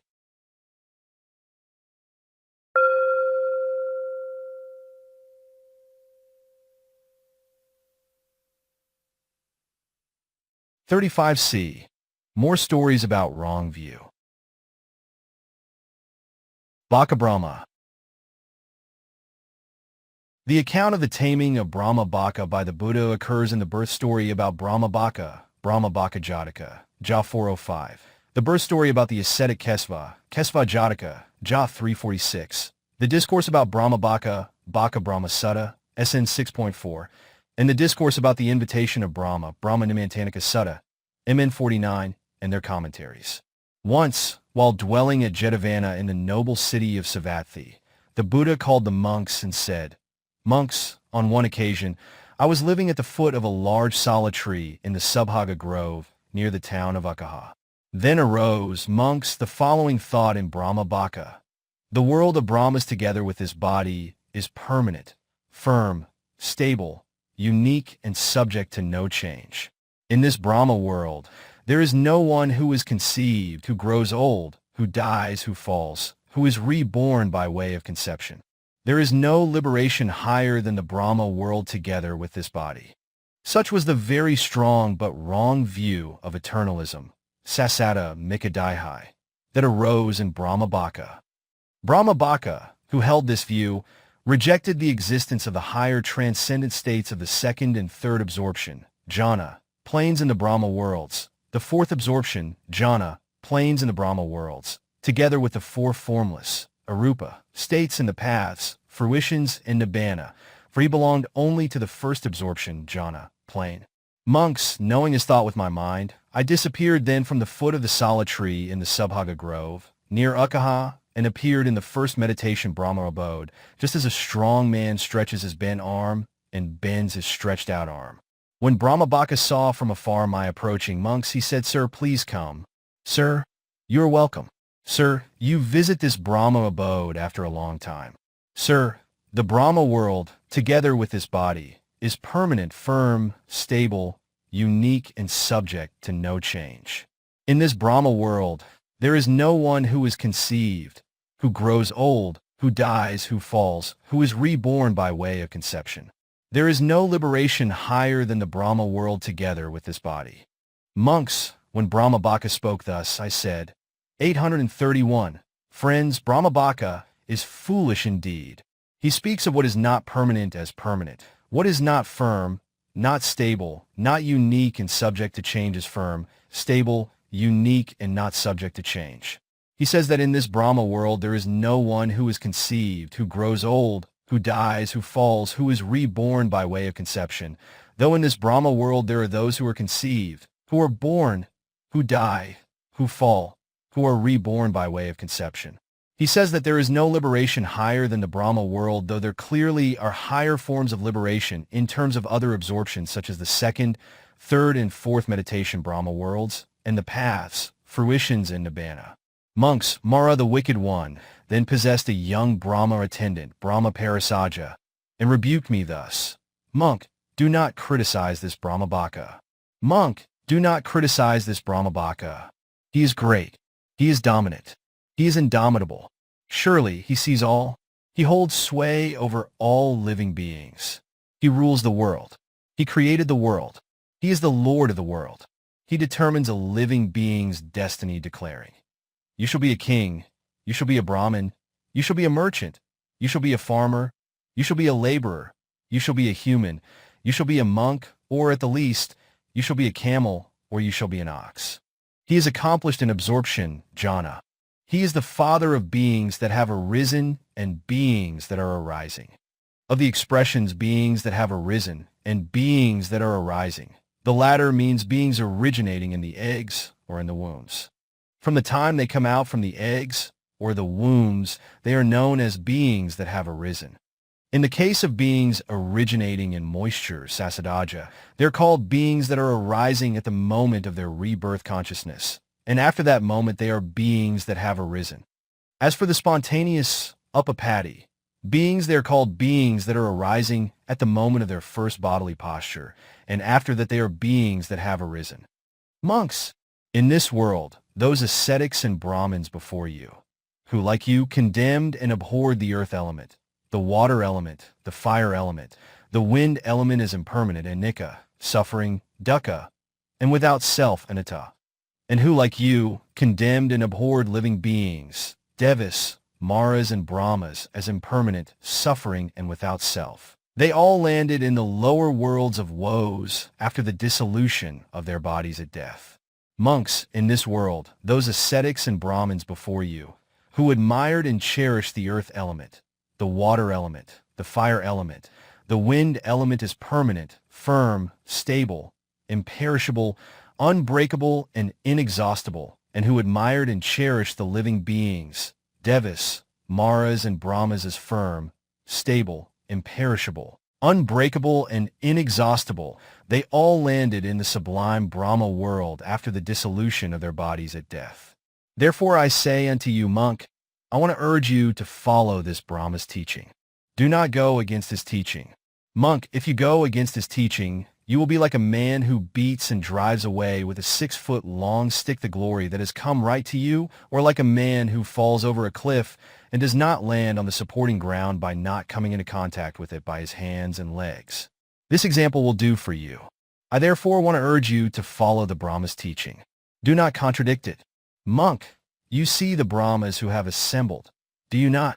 Thus, monks, Mara the wicked one aimed his speech at me and tried to make me a member of Brahmabhaka's assembly. Herein it may be asked, how did Mara see the Buddha? While staying in his 832 mansion, Mara inquired frequently, in which village or market town is the Buddha staying now? When he inquired on this particular occasion, he came to know that the Buddha was staying in the Subhaga Grove near Akaha. When he tried to see where the Buddha had gone, he saw that the Buddha had gone to the Brahma world. So he thought, I will go and make him give up his desire to preach there before he causes the Brahmas to get out of my dominion. So he followed the Buddha vigilantly and stood anonymously among the Brahmas.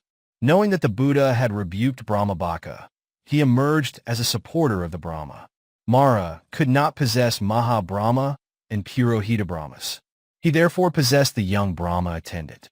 Monks, when the evil Mara spoke thus through the Brahma attendant, I refuted him as follows. Wicked Mara, I know you. Do not think that the monk Gautama does not know you, wicked one. You are Mara. You are the evil Mara, the Maha Brahma, the assembly of Brahmas. The Brahma attendants, they all fall into your hand. They are all under your sway. Wicked Mara, you are wrong in believing thus. This monk too may fall into my hand. This monk too may come under my sway. In reality, I do not fall into your hand. I do not go under your sway.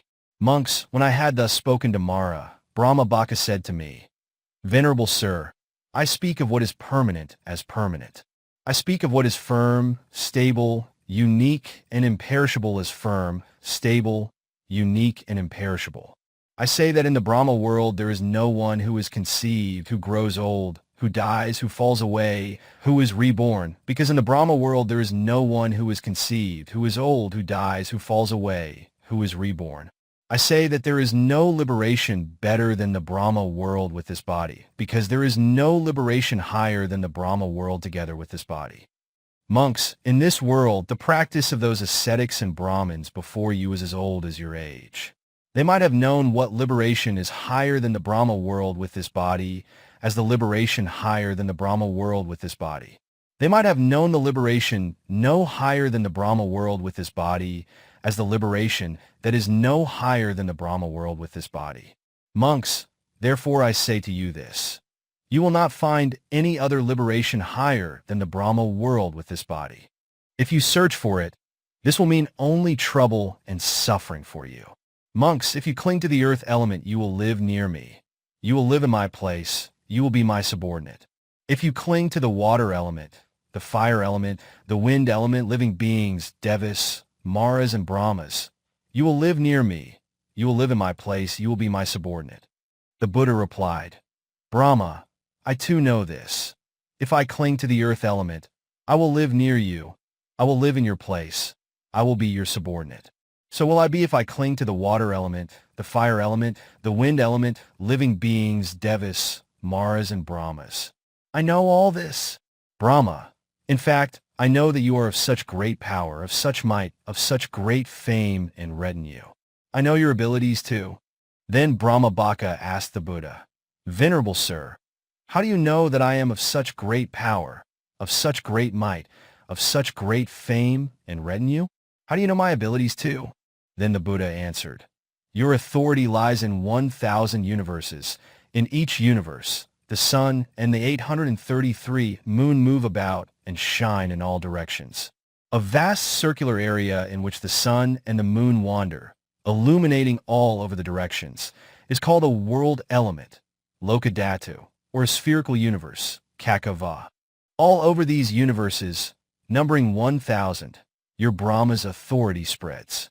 You Brahmabhaka know beings high and low, beings covetous and uncovetous. This and the remaining 999 universes, the rebirth and death of beings in these universes. Brahmabhaka, I know that you are of such great power, of such great might, of such great retinue and fame. I know your abilities too. The Buddha's words have not come to an end yet. A note may, however, be inserted here.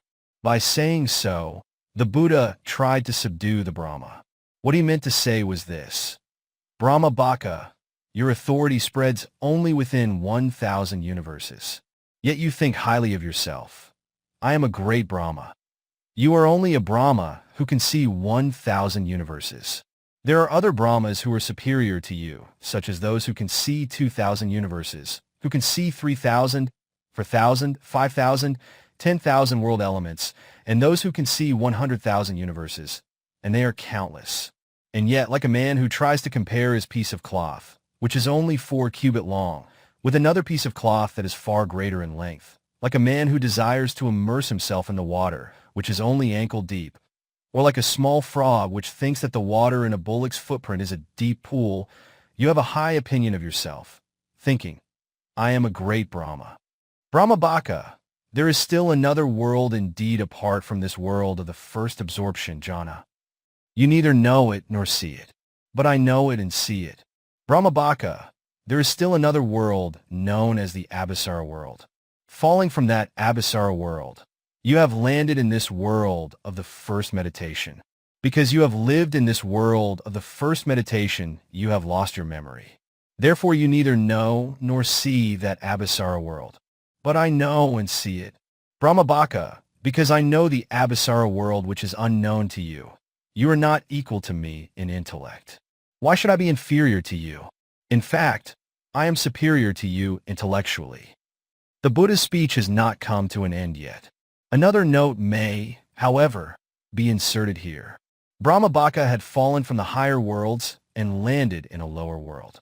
In a past aeon, Kappa, devoid of the appearance of a Buddha, Brahmabhaka became an ascetic and practiced meditation on a device, Kaja, as a prelude to the attainment of the absorptions, jhana. When he passed away, without any slip of the meditation, he was reborn in the Vihafala Brahma world of the fourth absorption, which is of a long lifespan, 500 eons. Having lived the full lifespan there, he desired rebirth in a lower world and developed the third absorption, jhana, to a high standard.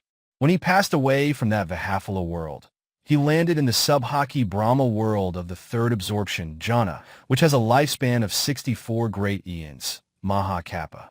If a man commits a number of immediately resultant anantarya deeds such as matricide, patricide, etc., only the severest and heaviest one of them bring about rebirth in the Maha-Avicii state of long suffering. Others do not bring it about but contribute to its occurrence. Similarly, of the 4 form absorptions, jhana, that are developed, only the specially developed one with the 4 dominant adhipati factors brings about rebirth in the form worlds, rupavakara, and the remaining 4 meditations do not result in that rebirth, as they themselves have no chance to do so. They merely facilitate the sustenance of that rebirth for its full lifespan. Having existed in that Subhaki Brahma abode for the full lifespan of 64 great eons, Brahmabhaka developed in the previous manner the second absorption, jhana, of the higher standard, and when he fell from Subhaki, he landed in the Abhisara Brahma abode, which is on the second meditation plane, lasting for 8 great eons. Having 834 existed there for the full lifespan of 8 great eons, he developed in the previous manner the first meditation of the higher standard, and when he fell from Abhisara, he landed in the Maha-Brahma abode, which is the first meditation plane, lasting for 64 great eons in terms of an inferior kind, or just 1 aeon in terms of the immeasurable period Asakya. in his present Maha-Brahma abode. However, Brahma-Bhaka remembered in the earlier part of his life his performance of wholesome meditation and the former abode where he had existed. When he had been there for too long, he forgot even those two things and wrongly took to himself the false belief in eternalism. That was why the Buddha said to Brahma-Bhaka, "You have lost your memory. Therefore you neither know, nor do you see that Abhisara world," and so on. The past story of Brahma-Bhaka. The following is based mainly on the commentary to the birth story about Brahma-Bhaka, Brahma-Bhaka Jataka, Ja 405. When the Buddha spoke thus, Brahma-Bhaka thought, "The monk Gautama knows the lifespan of my previous lives, the worlds of my previous rebirths, and the good deeds of absorption, jhana, that I had practiced before. I will ask him now about my good deeds in the past." In response to his question, the Buddha told him about his good deeds. This Brahma-Bhaka, in one of his former births, was a son of a good family. Seeing the dangers of sense desires, he decided, "I will put an end to birth, old age, sickness, and death." Thereafter, he renounced the world and became an ascetic, developing mundane absorptions, jhana. Having accomplished the absorptions which were the foundation of the super-knowledges, he built a small leaf hut near the river Ganges and spent his time enjoying the bliss of the absorptions. While he was staying thus, a caravan of 500 carts carrying merchants crossed the desert frequently. When they crossed the desert by night, the bullocks that were harnessed at the foremost cart lost their way and turned back, thus coming back to the former track that they had taken. The other carts, too, similarly came back to the former track, and this was known to the merchants only at dawn. For the merchants, it was the day they needed to have passed through the desert. All their firewood and water had run out. Therefore, thinking that they were now about to lose their lives, the people unyoked their bullocks from the carts, tied them to the wheels, and went to sleep in the shade of the rear part of the carts. The absorption accomplished ascetic, the future Brahma-Bhaka, got out of the leaf hut early in the morning. While sitting at the hut door, he had a look at the Ganges and saw a great flood overwhelming the whole Ganges as though a huge green stone was rolling down. When he thought, "Are there in this world any beings that are wearied for lack of such sweet water?" he saw the caravan of those merchants suffering in the sandy desert. Wishing them well, he resolved through psychic powers, "May a great volume of water from the Ganges flow towards the merchants in the caravan." As soon as his psychic powers occurred, a great volume of water flowed into the desert as though into a drain. The merchants got up because of the sound of the water. On seeing the water, they were overjoyed. They bathed, they drank, and they let the cattle drink, and they finally arrived at their destination. In order to point out this past good deed of Brahma-Bhaka, the Buddha spoke this verse. Yatva apayasai bahamanas, pipasai gamani samparit, tati pura veda sila vada, satapa buddho va anusarami. Brahma by the name of Bhaka. In the past, when you were an absorption accomplished ascetic who caused, by your psychic powers, those thirsty people of a caravan, who were tortured by the sun in the desert, to have water to drink and to bath. Like a man waking up, I recollect again and again, by my power of the remembrance of former lives, pubnavasanusati with mekrane, your morality practiced in the past. At a later time, the ascetic built a leaf hut on the bank of the Ganges and lived there depending upon a small village for food. Then robbers beat the villagers and robbed them, 835 of gold and silver, and took with them cattle and people as hostages. The cries of the people and the animals created loud noises. On hearing the noises, the ascetic wondered what it was all about. Knowing that some danger has befallen the villagers, he made a wish.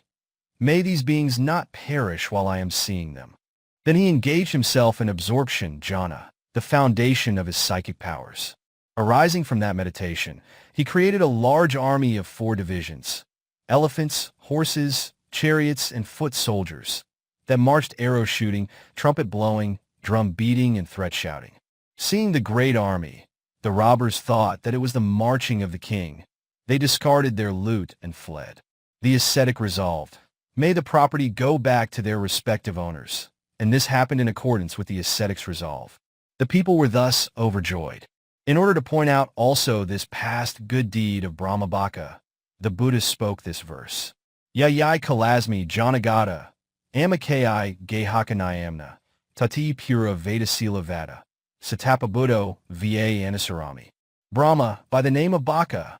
In the past, when you were an absorption accomplished ascetic on the bank of the Ganges, which was also named Aikla, because there were many herds of antelopes there, you caused the villagers who were taken as hostages and whose properties were robbed by thyves to escape from the robbers' hands by your creation of an army of 4 divisions. Like a man waking up, I recollect again and again, by my power of remembering former lives, your morality practiced in the past. Again at a later time, a family living in the upper part of the Ganges and another family living in the lower part held a wedding ceremony, one party giving the bride to the other and making friends together. They joined their boats, forming them like a raft which carried many kinds of food, unguents, flowers, etc., and which floated on the currents of the Ganges waters. The people on the boats had a great feast, dancing and singing. They reveled as though they were moving in a celestial flying mansion.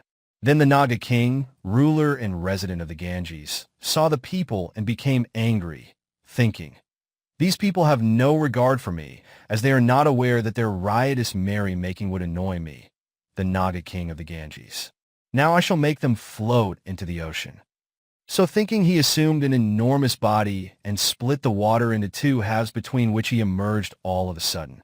With his vast hood raised, he made a great hissing sound and stayed there as though he were going to bite the people and put them to death.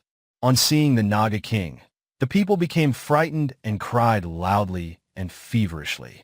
While sitting in the leaf hut, the ascetic, hearing their cries, thought, "Earlier these people were very happy, dancing and singing. Now they are making sounds of fear and grief. What is the matter?" Then he saw the Naga king and desired for the people's safety. "May they not perish while I am seeing them." So he engaged himself in the absorptions, the foundation of his super knowledges, and after assuming the guise of a Garua bird, he was poised to snatch away the Naga king. Fearing being attacked, the Naga king withdrew his hood and immersed himself in the water. All the people were thus saved. In order to point out this good deed of Brahma Baka, the Buddha spoke this verse. Gagyaso tasmi gahidan va, ladina najina manasa kappa, amakai tva balasa pasaya, 836, pura vedasila vada, satapabuddho va anusarami. Brahma, by the name of Baka. In the past, when you were an ascetic, you saved the people of 2 villages, who were going to be destroyed by the fierce Naga king in the water currents of the Ganges, by your psychic powers known as the power of transformation, Vikubbaniditi. And you thus set them free from the threat of the Naga king.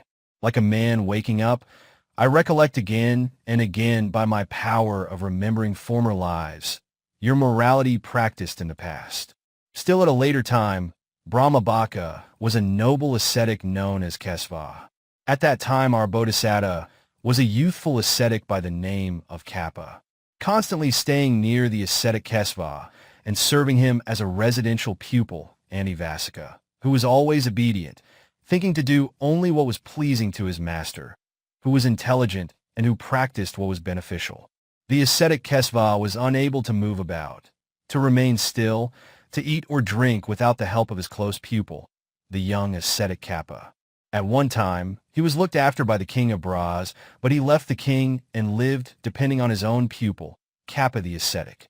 In order to point out also this past good deed of Brahma Baka, the Buddha spoke this verse. Kappa osie he badakaro ahosi, sambuddham antavadana ama, tati pura vedasila vada, satapabuddho va anusarami. Brahma, by the name of Baka. In one of the past existences, I was a virtuous ascetic, Kappa by name, who, as your residential pupil, served you, a virtuous ascetic, Kesava by name. At that time you fondly spoke in praise of me, saying I was good, intelligent, and that I had practiced morality adequately. Like a man waking up, I recollect again and again, by my power of remembering former lives, your morality practiced in the past. In this way, the Buddha spoke to Brahma Baka, pointing out the latter's good deeds done in his various past existences. While the Buddha was thus talking, Brahma Baka recollected his past lives. All his past deeds gradually manifested to him as though different objects become clear when 1,000 oil lamps are lighted. He was so pleased, having a faithful heart, he spoke the following verse. Ada pajanasi mam etam u. Anam pajanasi tatha hi buddho, tatha hi taya jalanabhavo, absaya tahati brahmaloka. Fortunate one, who has done away with all suffering. Certainly you know my past lives. You also know all other things worth knowing apart from my lives also. You are therefore an omniscient Buddha. This bright body light of yours exists, illuminating the whole Brahma abode, outshining the light of hundreds and thousands of suns and moons. Having related as a parenthesis to the past events of Brahmabhaka at his request, the Buddha came back to his original topic, speaking thus. Brahmabhaka, there is also the Subhaki abode, Vahafala abode, and Abhibu abode. You neither know nor see them. I know and see them. I know what you do not. You are not equal to me intellectually. How can I be inferior to you? In fact, I am superior to you intellectually. Then in order to prove a step further that Brahmabhaka was not his intellectual equal, and that he himself was superior to Brahmabhaka intellectually, the Buddha continued his speech as follows. Brahmabhaka, with extraordinary intellect, I know the earth element, that it is by nature impermanent, anicca, suffering, dukkha, and selfless, anatta. I know nibbana, that is inaccessible to the earth element by its nature, and I do not cling to the earth element with craving, ta, conceit, mana, or wrong view, daihi. I do not cling to it, as something in which self, atta, lies, or something from which self emerges. I do not cling to it as I, mine, or myself. Brahmabhaka, as I know the nibbana that is unknown to you, you are not equal to me intellectually. How can I be inferior to you? In fact, I am superior to you intellectually. Brahmabhaka, with extraordinary intellect, I know the water element, the fire element, the wind element, sentient beings, the devas, maras, brahmas, abasura brahmas, subhaki brahmas, vahafala brahmas, abhibu brahmas, with extraordinary intellect. I know all individuality pertaining to the three planes of existence. Bhumka, that is by nature impermanent, suffering, and selfless. I know nibbana, that is inaccessible to all individuality by its very nature, and I do not cling at all to individuality with craving, conceit, and wrong view. I do not cling to it as something in which self lies or as something from which self emerges. I do not cling to individuality pertaining to the three planes of existences as I, mine, or myself. Brahmabhaka, as I know nibbana, which is unknown to you, you are not equal to me intellectually. How can I be inferior to you? In fact, I am superior to you intellectually. Then Brahmabhaka, wishing to charge the Buddha with falsehood, said, Venerable Sir, if it is true there is something, as you say, that is inaccessible to all by its very nature, your claim that you know it would come to nothing. Do not let it come to nothing. Your statement would become empty. Do not let it become empty. Herein some clarification will be made, so that the virtuous readers of the Chronicle may not be confused. The English word all and the Pi Sabha are of similar meaning, but here the word sabha is used in the sense of all mundane things, all that has individuality, Sakaya. The complete terminology is Sakaya Sabha, or all individuality. It is this Sakaya Sabha, all individuality, that is referred to in the instruction about burning, Adita Pariyaya Sutta, SN 35.235, where Sabhadita occurs. The Pi sentence means, all things monks, airy on fire, with lust, raga, hatred, dosa, etc. It cannot be said that supermundane things are burnt by fire, for unwholesome things such as lust, hatred, and delusion are absolutely incapable of taking the supermundane things as their target. They are capable of doing so only in the case of mundane things, individuality, Sakaya, or the factors of clinging to existence, Upadana. Hence, the burning of mundane things by the fires of lust, hatred, etc.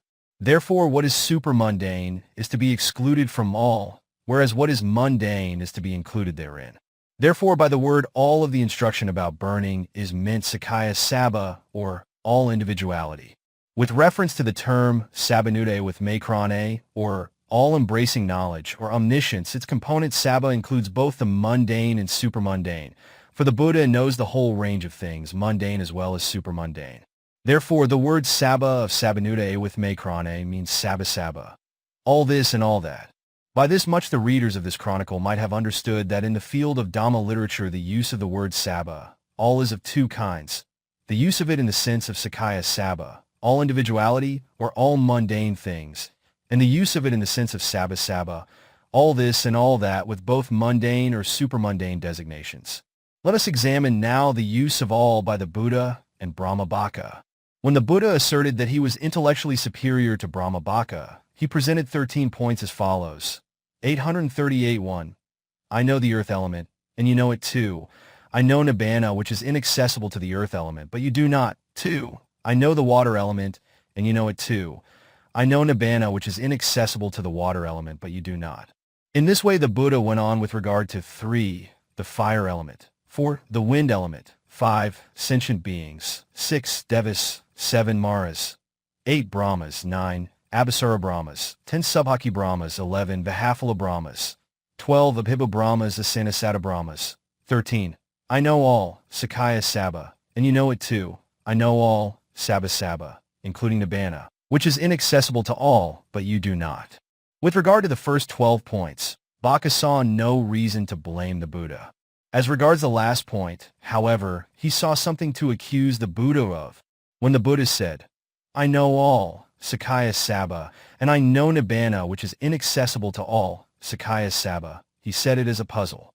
What he meant to say by this was, Brahmabhaka, I know all mundane things, Sabba Sakaya, by my extraordinary intellect that they are by nature, impermanent, suffering, and selfless.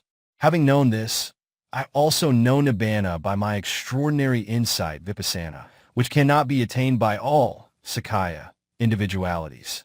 In that speech, the statement reading, I know all by all their nature, means I know by insight, Vipassana, all individuality pertaining to the 3 planes of existence and the 5 aggregates of mundane things in their nature of being impermanent, suffering, and selfless.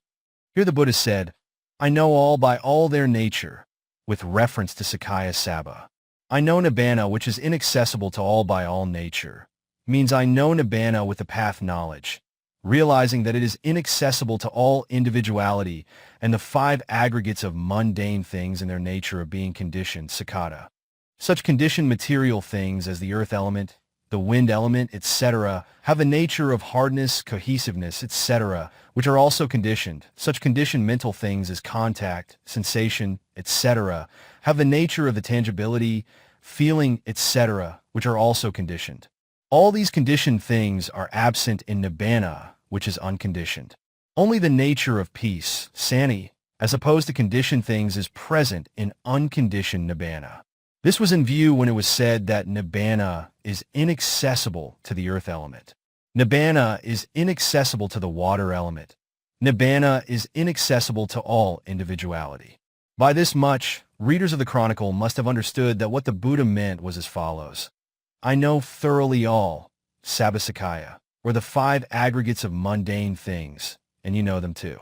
I also know Nibbana, which cannot be reached by all individuality, but you do not know it, and that the word all in that speech implies the 5 aggregates of mundane things, and that Nibbana is something which cannot be attained by that all. But as a fault-finding ideologue, Brahmabhaka took it wrongly, that by all was meant Sabba, each and everything, mundane or supermundane and designated, for he was totally ignorant of the fact that here mundane all, Sakaya Sabba, was referred to in the Buddha's speech. This led him to his criticism of the Buddha. Venerable Sir, if the Dhamma is inaccessible to all other things by its nature, you're saying that you know what is inaccessible would come to nothing. Do not let it come to nothing. Your statement would become empty. Do not let it become empty. The gist of Brahmabhaka's criticism was as follows. In your speech, Venerable Sir, you claim your knowledge of all, and your knowledge of the Dhamma that is inaccessible to all. The word all of the first statement covers all things. So there can be nothing which is inaccessible to all things. And yet the Buddha insists on his knowledge of what is mentioned in the second statement. His insistence, therefore, will be reduced to nonsense like the flower of the sky, the horn of a rabbit, the hair of a turtle, and the blood of a crab. If what is inaccessible is semantically exclusive of the word all of the first 839 statement, his assertion there cannot be true, for the things known to him are not complete. It will be a lie then. In this way did Brahmabhaka wanted to accuse the Buddha of false speech. In short, the Buddha spoke of all things Sakaya Sabha, all that is mundane. The Brahmabhaka mistook it for all that is either mundane or supermundane, Sabha. Hence his accusation against the Buddha was unjust. Being a supreme ideologue 100 times, 1,000 times, nay, 100,000 times greater than Brahmabhaka, the Buddha would still proclaim his knowledge of all, and the nibbana that is inaccessible to all for the Brahma to listen to, in order to refute the Brahma's charge of falsehood. So he went on to say, Brahmabhaka, there is nibbana which is higher than all conditioned things, which is to be known through path knowledge, fruition knowledge, reflection knowledge, which is invisible to the naked eye, or which has no resemblance that can be shown as its representative, which is completely devoid of an arising and passing nature, which is brighter than all other things, or which never knows darkness, but ever remains brilliant. By these words, the Buddha boldly affirmed the real existence of nibbana, that is beyond all individuality on the three planes of existence. That nibbana 1 cannot be reached by the earth element through the nature of earth. 2 cannot be reached by the water element. 3 by the fire element. 4 by the wind element. 5 by sentient beings through their nature. 6 by devas. 7 maras. 8 brahmas. 9 abhasura brahmas. 10 subhaki brahmas. 11 vihafala brahmas. 12 it cannot be reached by abhibhu brahmas through their nature. It cannot be reached by all, Sakaya Dhamma, through the nature of them all, Sakaya. By these words the Buddha made clear that he spoke of all, too. In this way there is the aggregate of all, Sakaya Dhamma, of the three planes of existence, which is within the range of knowledge that belongs to persons like you.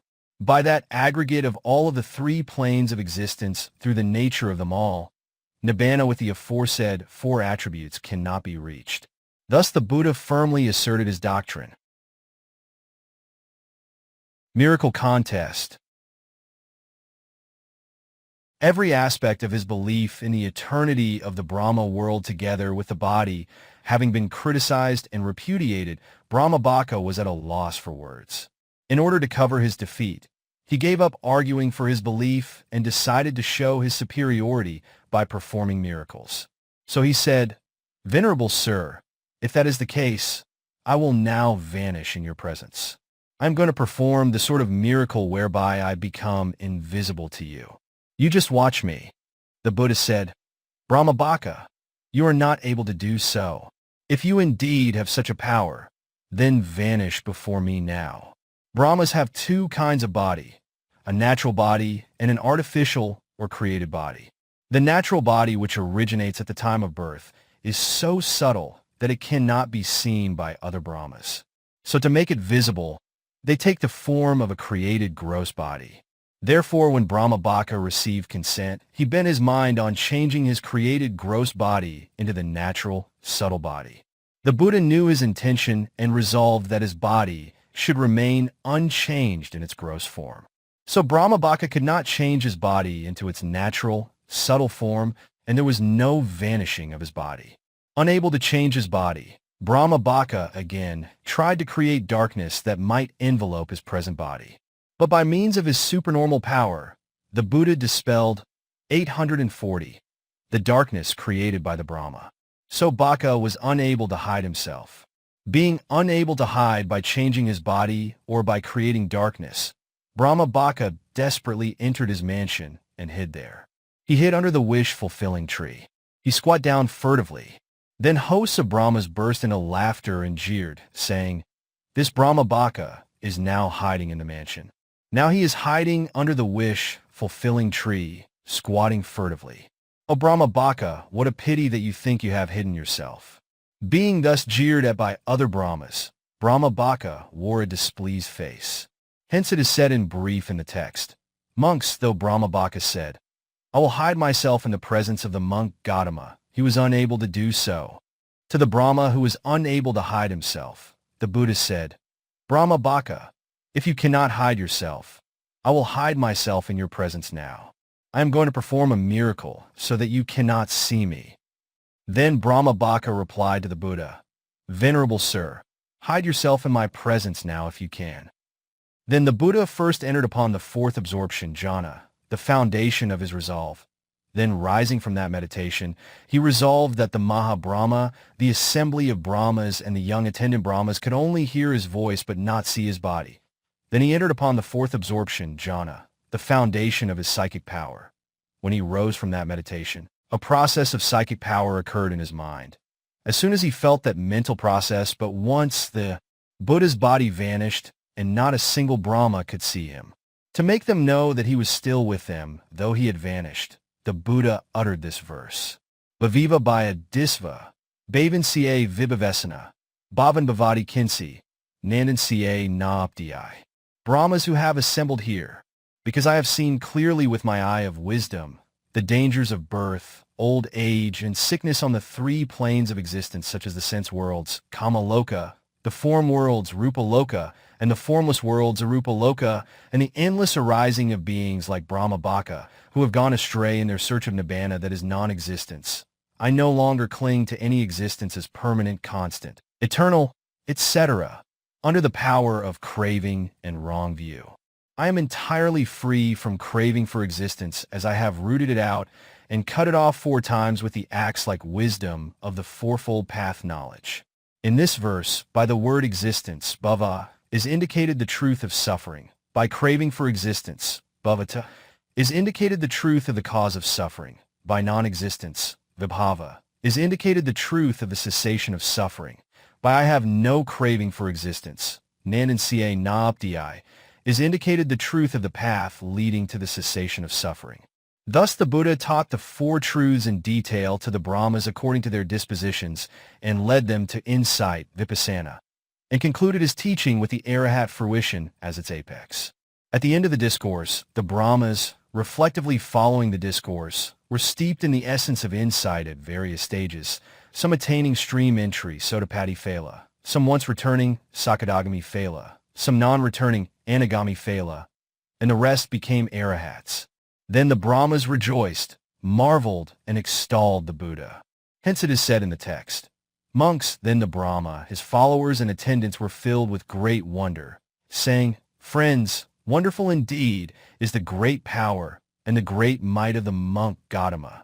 Never have we seen or heard any ascetic or Brahmin who is so powerful and mighty as the monk Gautama, a Sakyan prince, and an ascetic, 841 of the Sakyan royal family.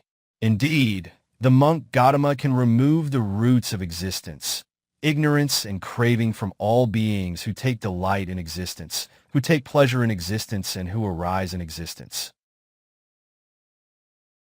Molestation by Mara. Then Mara reflected and came to know in anger thus, "While I am moving about, the monk Gautama has taught 10,000 Brahmas and set themselves free from my dominion." So furious was he that he once again possessed a young attendant Brahma.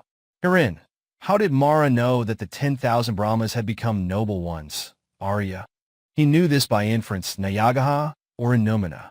He knew that when the Buddha taught to worthy beings, he pointed out the ills of Sasra and the bliss of Nibbana, so that the listening beings would discern Nibbana. That all his sermons were beneficial and effective like the thunderbolt, Vajra, weapon hurled by Saka, and that devas and humans who were established in his teaching became invisible in Sasra. Having possessed the young Brahma, Mara spoke to the Buddha, disturbing him. This is mentioned in the text in the following manner.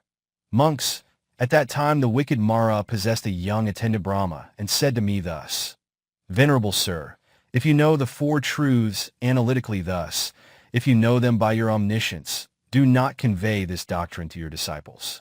Do not convey them to recluses and wandering ascetics. Do not preach to your disciples. Do not preach to recluses and wandering ascetics. Have no greed for your disciples. Have no greed for recluses and wandering ascetics.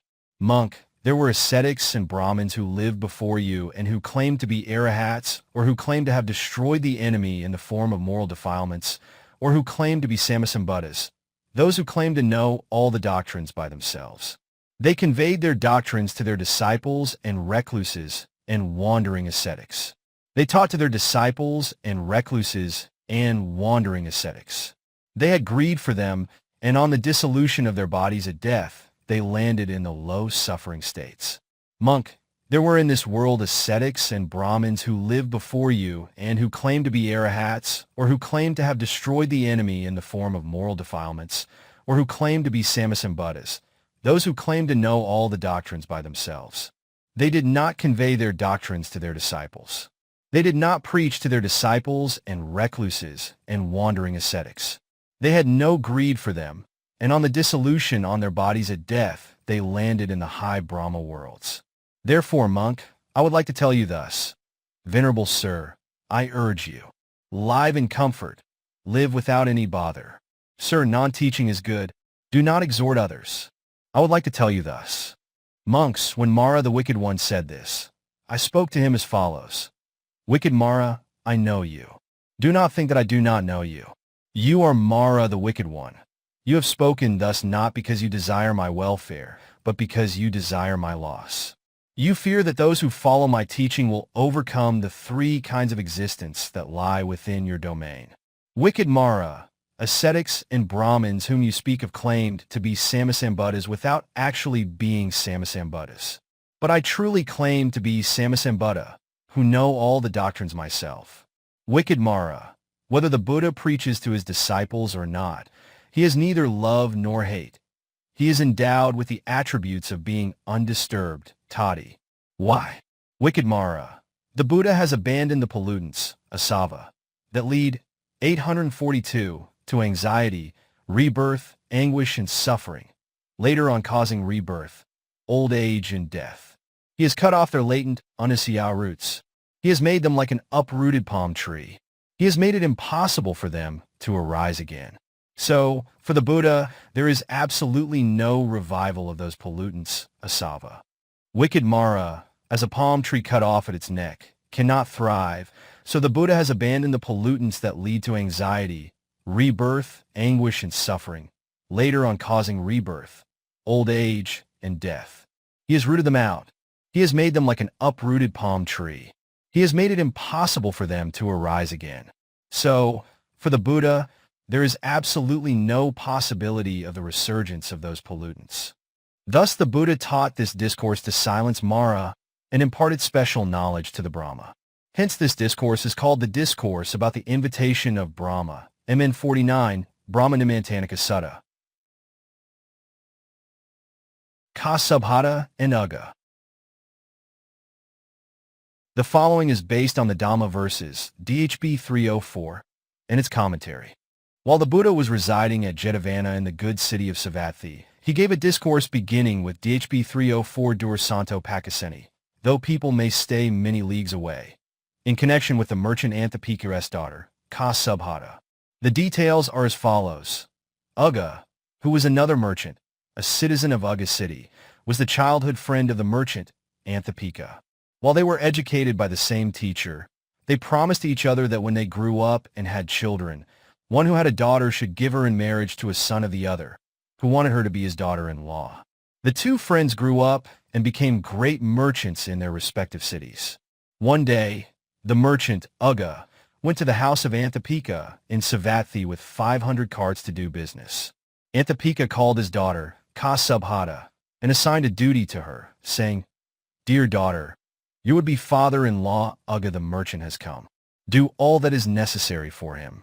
Very well, said Ka Subhata, and from the day of Ugga's arrival, she prepared and cooked the food personally for him. She put on flowers, perfumes, and unguents, etc. While the merchant was being fed, she got the bath water ready, and after he had taken his bath, she personally supervised all the needful for him, and all was done with respect. Observing she had the character of a good housewife, the merchant Ugga was pleased with Ka Subhata. Then one day, while conversing cordially with Ambaṭṭha, he reminded his friend, saying, Friend, when we were young we made such and such a pledge to each other, and then asked for Ka Subhata for his son. But Ugga was a heretic. So Ambaṭṭha did not make any decision on his own, but reported the matter to the Buddha, who, seeing Ugga's former good deeds that would contribute to his attainment of stream entry, Sodapati Maga, approved. He then discussed with his wife, Palaka Devi, and they agreed to his friend's proposal. He fixed the date and arranged an elaborate wedding ceremony. And when he sent Subhata away in marriage, he called his daughter and gave 10 pieces of advice which were the same as those given to Visakha by her father, Dhananjaya. My dear daughter, a woman who lives in the house of her parents-in-law. 1. She should not take the fire inside her house outside. That is, she should not tell people in other houses about the faults of her parents-in-law and husband. 2. She should not bring into her house the fire from outside. That is, when the neighbors speak ill of her parents-in-law and husband, she should not report it to them. 3. She should give only those who give back. That is, she should lend only to those who punctually return what they have borrowed from her house. 4. She should not give to those who do not give back. That is, she should not give another loan to those who do not punctually return what they have borrowed from her house. 5. She should give to others whether they give her or not. That is, when poor relatives come to her house, she should give them whether they can afford to give or not. 6. She should sit well. That is, she should stand up first at the sight of her parents-in-law and husband. It is not proper for her to remain sitting when she should stand up. 7. She should eat well.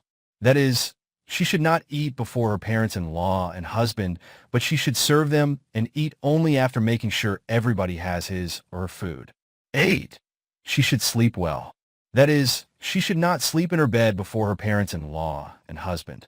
She should sleep only after doing her duties towards them. 9. She should serve the fire respectfully.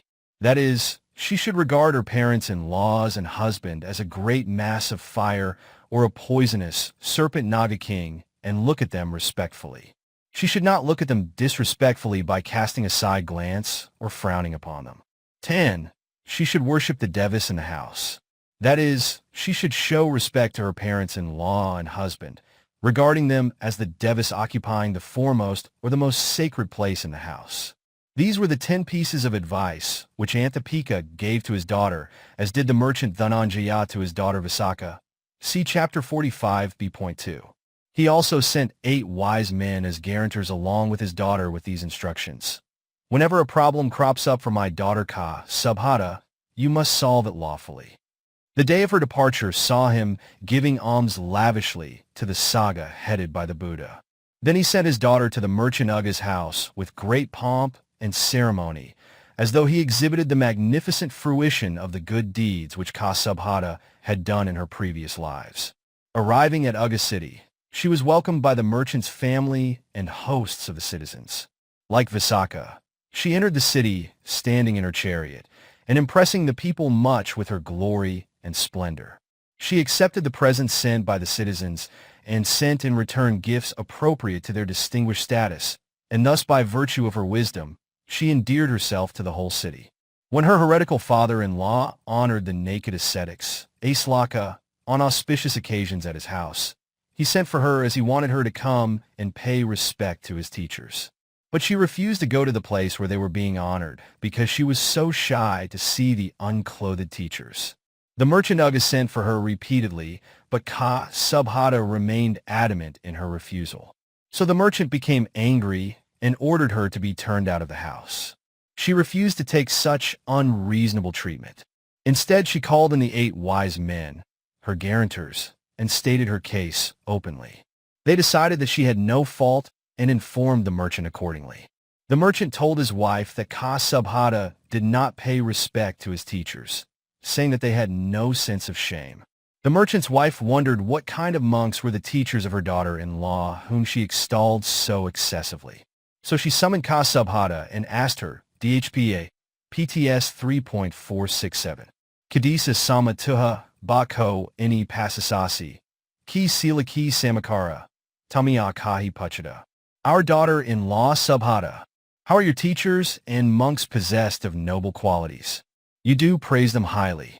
Those teachers of yours, the monk Gautama and his disciples, what kind of distinction do they have? What kind of good conduct do they show? As you are asked, tell me 844 truthfully about that. Then Subhata, desiring to talk to the wife of the wealthy merchant about the qualities of the Buddha and his disciples, uttered the following verse. Santandriya Santa Manasa, Santa Tessa Gadahida, Okita Kakamitab, Tadisa Samamama. Madam, those monks of mine, comprising the Fortunate One and his disciples, in contrast to the fickle and self-indulgent behavior of your teachers, are mentally serene, being free from the heat of all defilements. Therefore, they're walking with their steps like lotus flowers, or they're standing with their twin golden feet, is so calm that the faith of the beholders increases.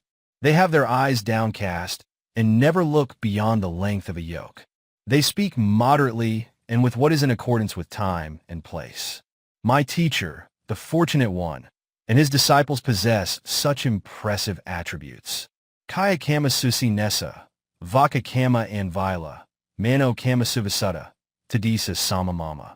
Madam, all the physical behavior of my teacher, the Fortunate One, and his disciples, is clear of unwholesomeness and pure. Their verbal behavior is serene by nature without the dust and mud of unwholesomeness. All their mental behavior is free from the stain of evil character. They possess such impressive attributes. Vimla Sakamudaba, Sudha Antharabahira, Pukkusāti Damahi, Tadisa Samamama. Madam, my teacher, the Fortunate One, and his disciples, are free from moral defilements like a conch shell or a pearl necklace. They are pure both inside and out, having no dust of fault at all. They are fully endowed with the three kinds of pure training.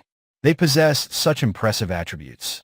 Labhina Onato Loco, Alabina Ca Onato, Lavalabina Ika, Tadisa Samamama. Madam, in the world, people become puffed up with pride when they acquire many things owing to their possession of effort now, Payoga Sampati, and their good deeds in the past. They become depressed when they do not acquire anything owing to their lack of effort now and their evil deeds in the past. But my teacher, the Fortunate One, and his disciples are not affected by the acquisition, nor by the non-acquisition of things, but remain calm and tranquil. They possess such impressive attributes. Yasina Onato Loco, Iasina Ca Onato, Yasyasina Ika, Tadisa Samamama. Madam, in this world people became puffed up with pride when they become famous and have many followers owing to their possession of effort now and good deeds in the past. They become depressed when they cease to become famous and have fewer followers owing to their lack of effort now and their evil deeds in the past. But my teacher, the Fortunate One, and his monastic disciples are not affected by having fame or not having fame and by having only a few followers, but remain calm and tranquil. They possess such impressive attributes. Pasasyonato Loco, Nindayapi Ca Onato, Sama Ninda Pasasu, Tadisa Samamama.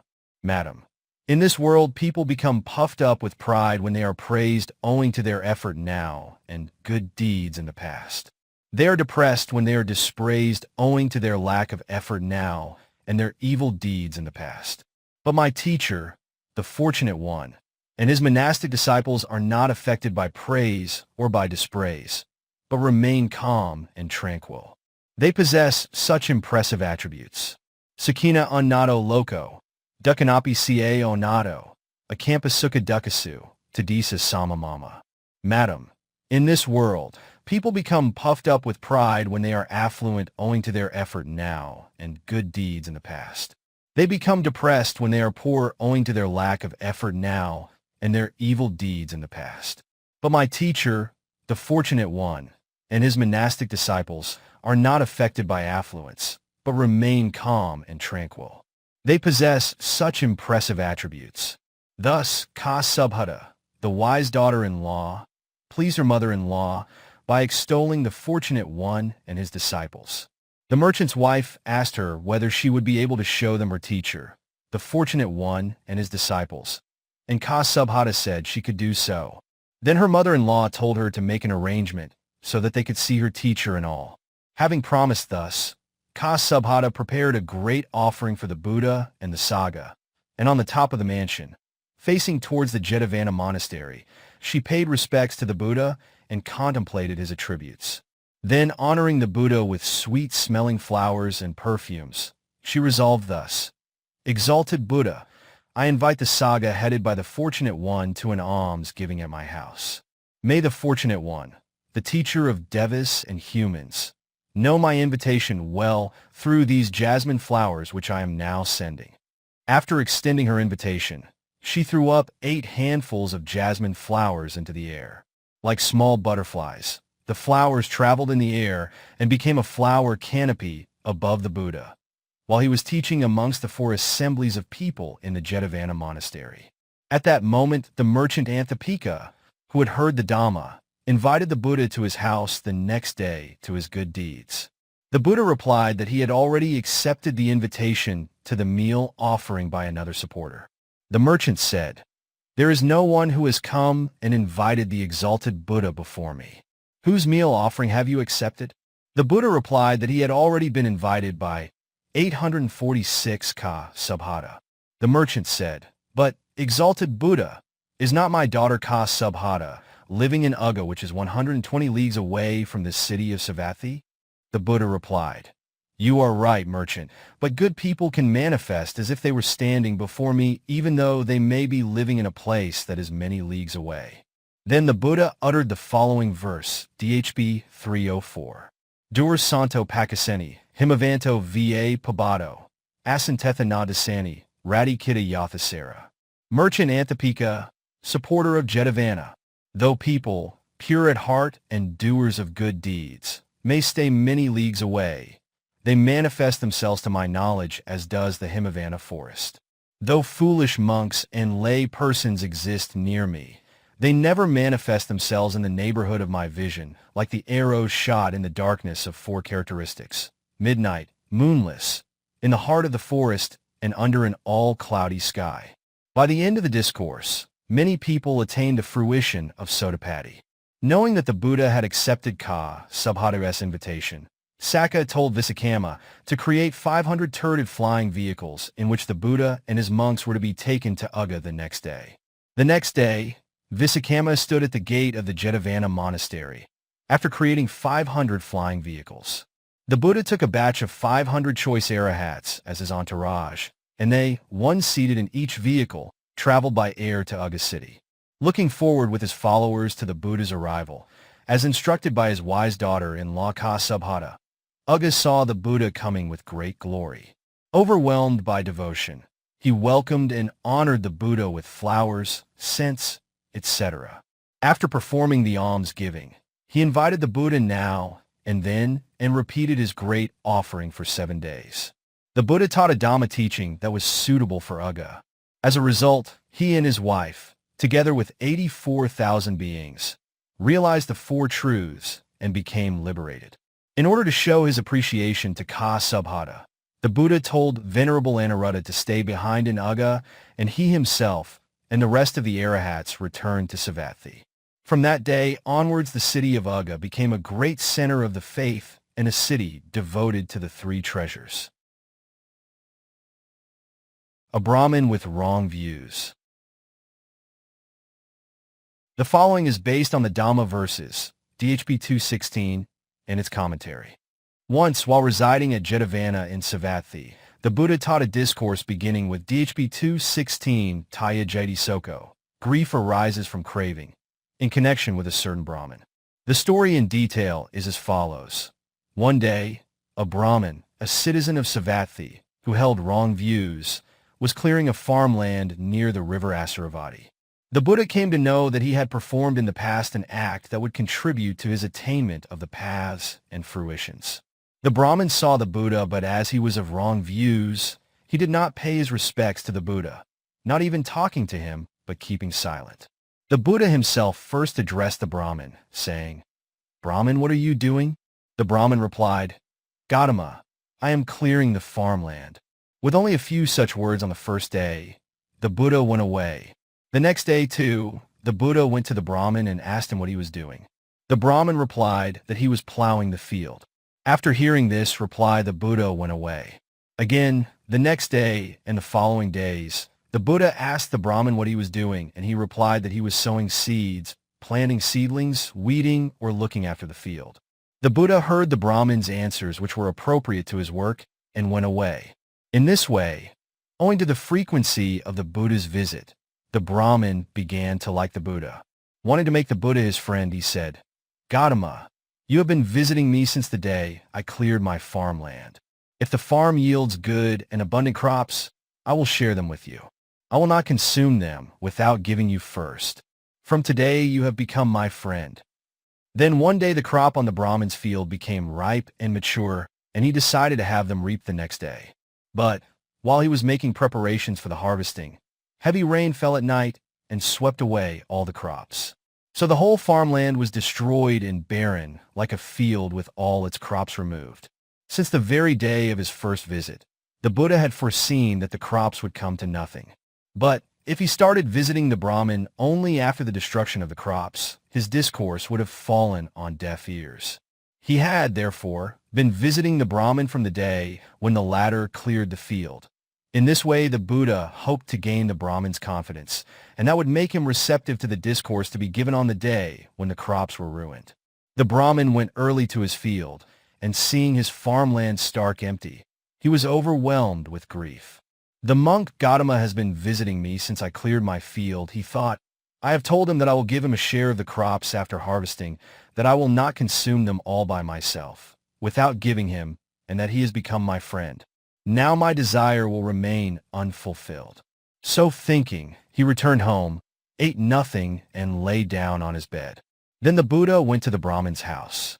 When the Brahmin heard of the Buddha's coming, he told the people in his house to bring his friend inside and to give him a seat. They did according to his instructions. The Buddha sat down and asked where the Brahmin was. They answered that he was lying on his bed in the room. Thereupon he told them to bring the Brahmin. The Brahmin came and sat at a suitable distance. Then he asked the Brahmin what was wrong with him. The Brahmin said, "Gautama, you have been visiting me ever since I cleared my farmland. I have promised to share the crops with you when they come out well. But now my desire cannot be fulfilled, and I am overwhelmed with anguish. I do not even want to eat my meal." Then the fortunate one asked, "Brahmin, do you know why grief arises in you?" The Brahmin said, "I do not know, Gautama. But do you know?" The fortunate one replied, "Yes, I do. Grief and fear arises from craving." Then the Buddha taught the following verse, DHB 2:16. Taya jeti soko, taya jeti baya, taya vipamatasa, nati soko kodo baya.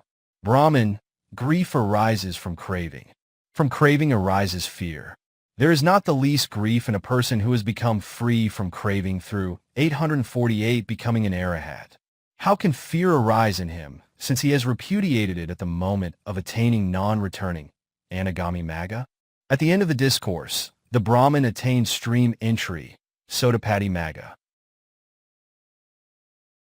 Venerable Kandaba.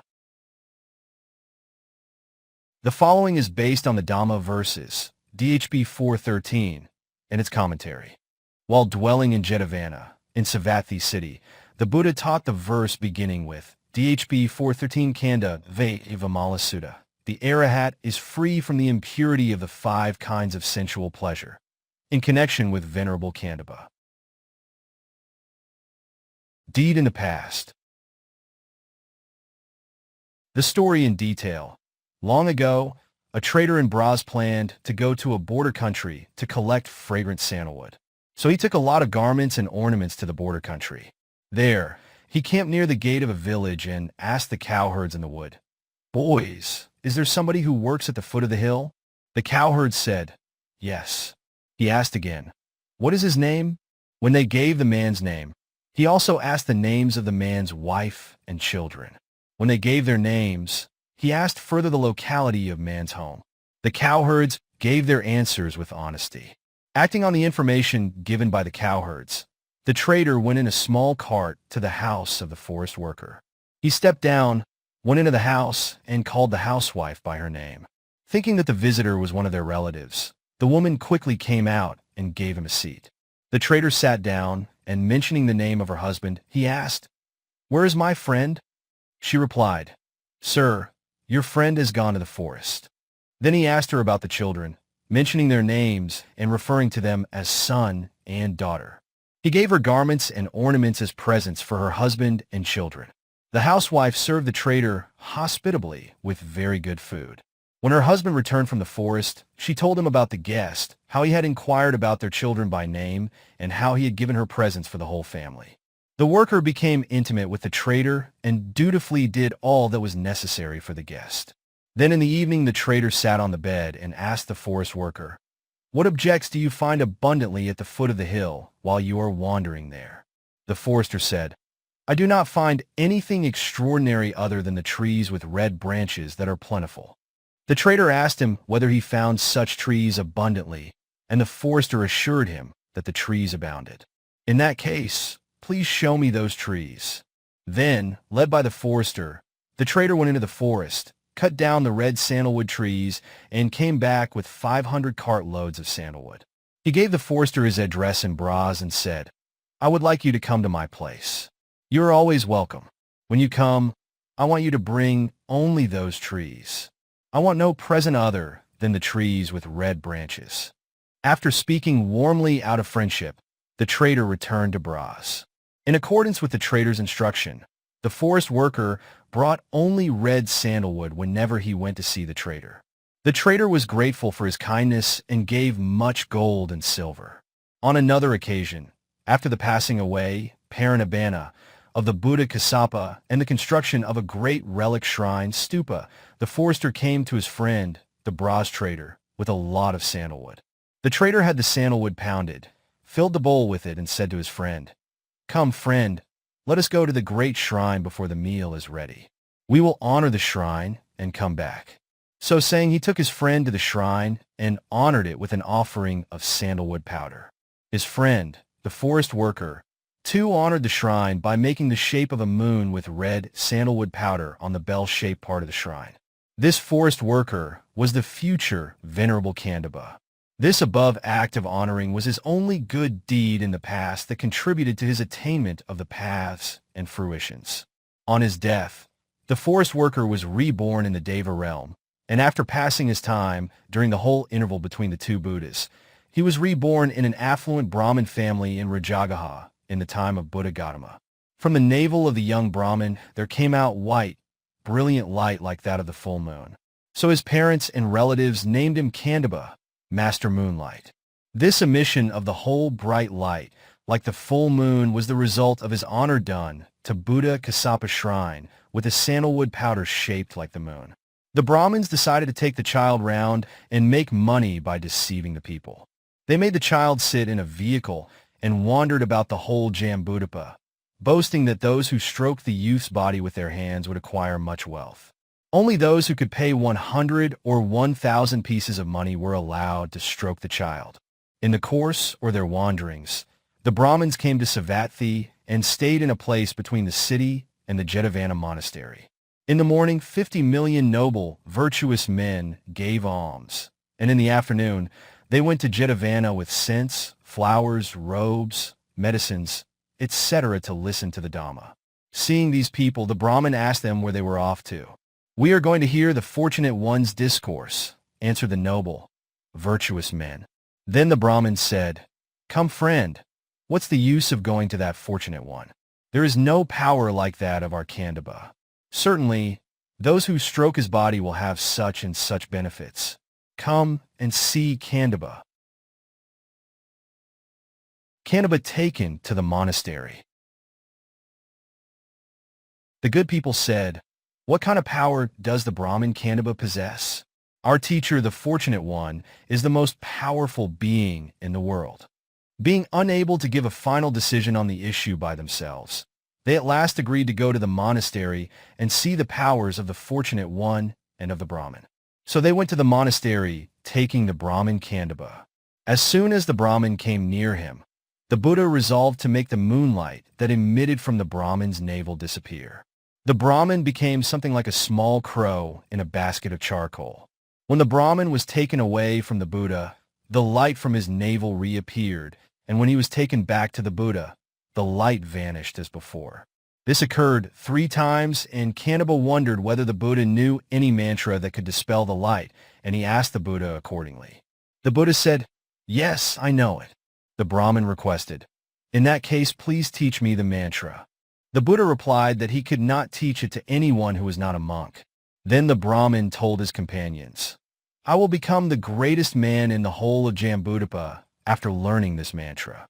You wait for me in your lodgings in this city. I will learn the mantra within 2 or 3 days after ordination. Having thus cheered up his friends, he went back to the Buddha, asked for ordination, and became a monk. Then the Buddha taught Venerable Kandaba contemplation of the 32 parts of the body, Dvatiskra Kamana. Then Venerable Kandaba asked the Buddha what head hair, kesa, body hair, loma, etc. meant.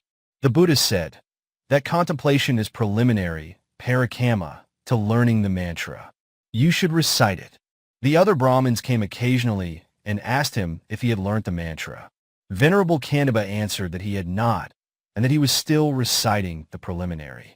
In this way, through the contemplation of the 32 parts of the body, Venerable Kandaba developed concentration, then practiced insight meditation, vipassana, and within 2 or 3 days he became an arahat. When the Brahmins came and inquired about him, he told them clearly and decisively, Go away. It is now not possible for me to return to the worldly life.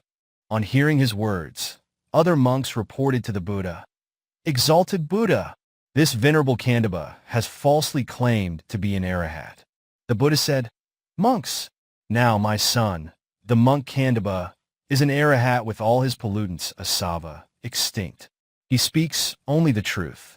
Then the Buddha uttered the following verse, DHB 413. Kanda va vimalasuda, vipazanam anvila, nandi bhava parika, tam, aha, brahmi brahma. Monks, the arahat is free from the impurity of the 5 kinds of sensual pleasure, pure, spotless, and clear like the flying mansion of the moon, free from all defilements and craving for the 3 kinds of existence. Such an arahat I call a true Brahmin, as he really and naturally is. By the end of the discourse, many people attained stream entry fruition and higher levels. Mara's temptation. The following is based on the Dhamma verses, DHB 331-333, and their commentary. The Buddha taught the discourse beginning with DHB 331 Athamai Jatamai Sukha Sahai. When there is any kind of understanding, friends are a source of happiness, in connection with Mara who came to tempt him to be a king. The detailed account is as follows.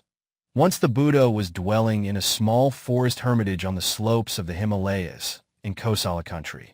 At that time, the kings still enforced their rule by oppressing the people. The Buddha saw the people in the countries of tyrants being ill-treated through various kinds of unlawful taxation and punishment.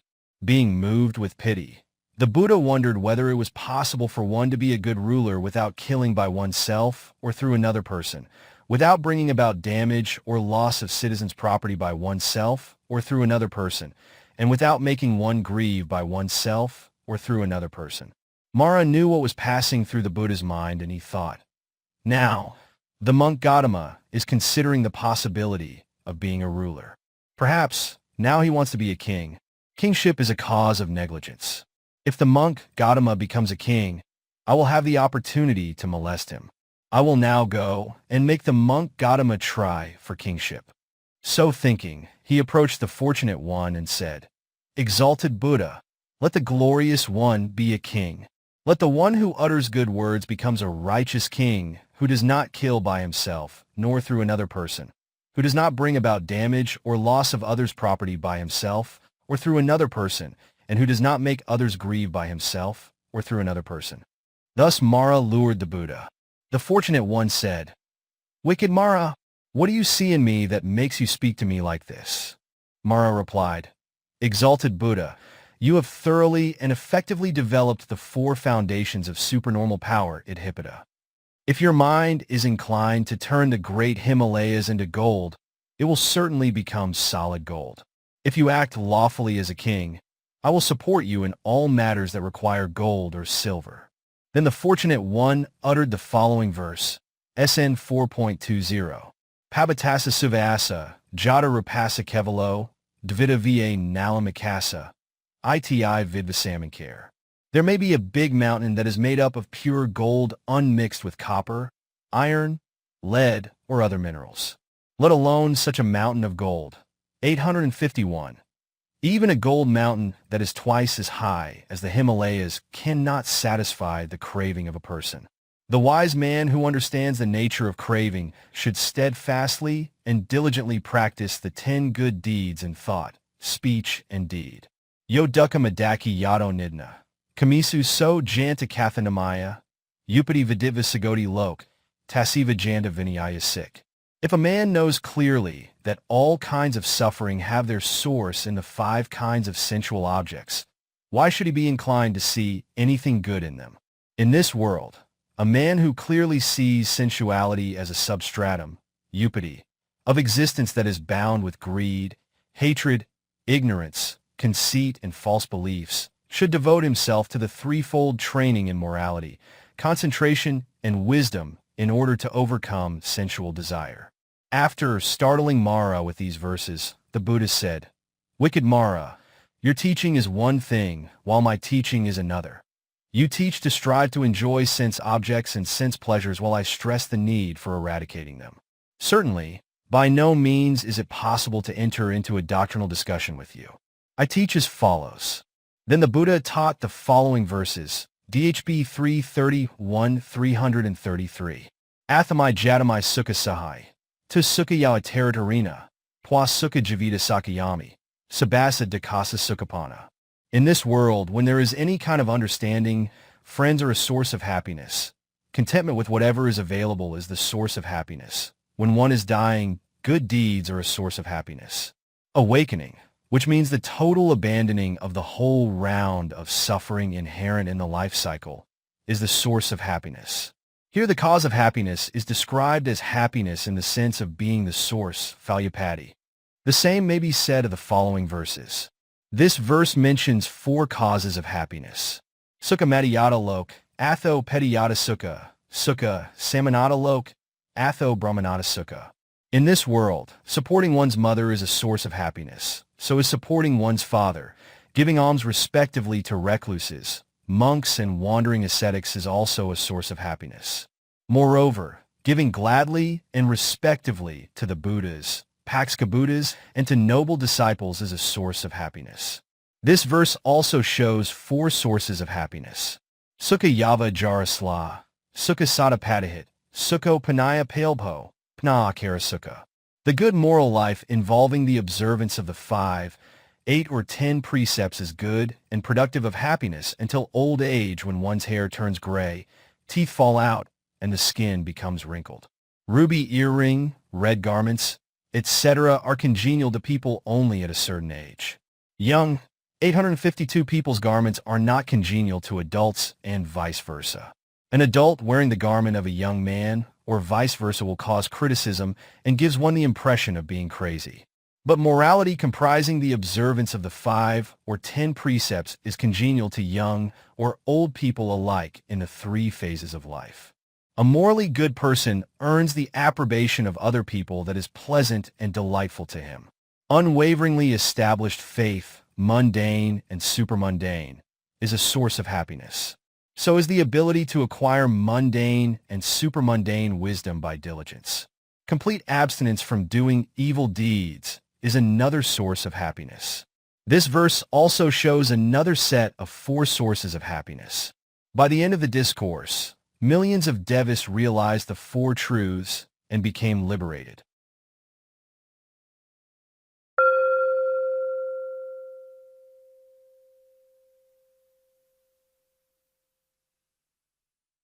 (35d) Ambaṭṭha and his pupil Pukkusāti.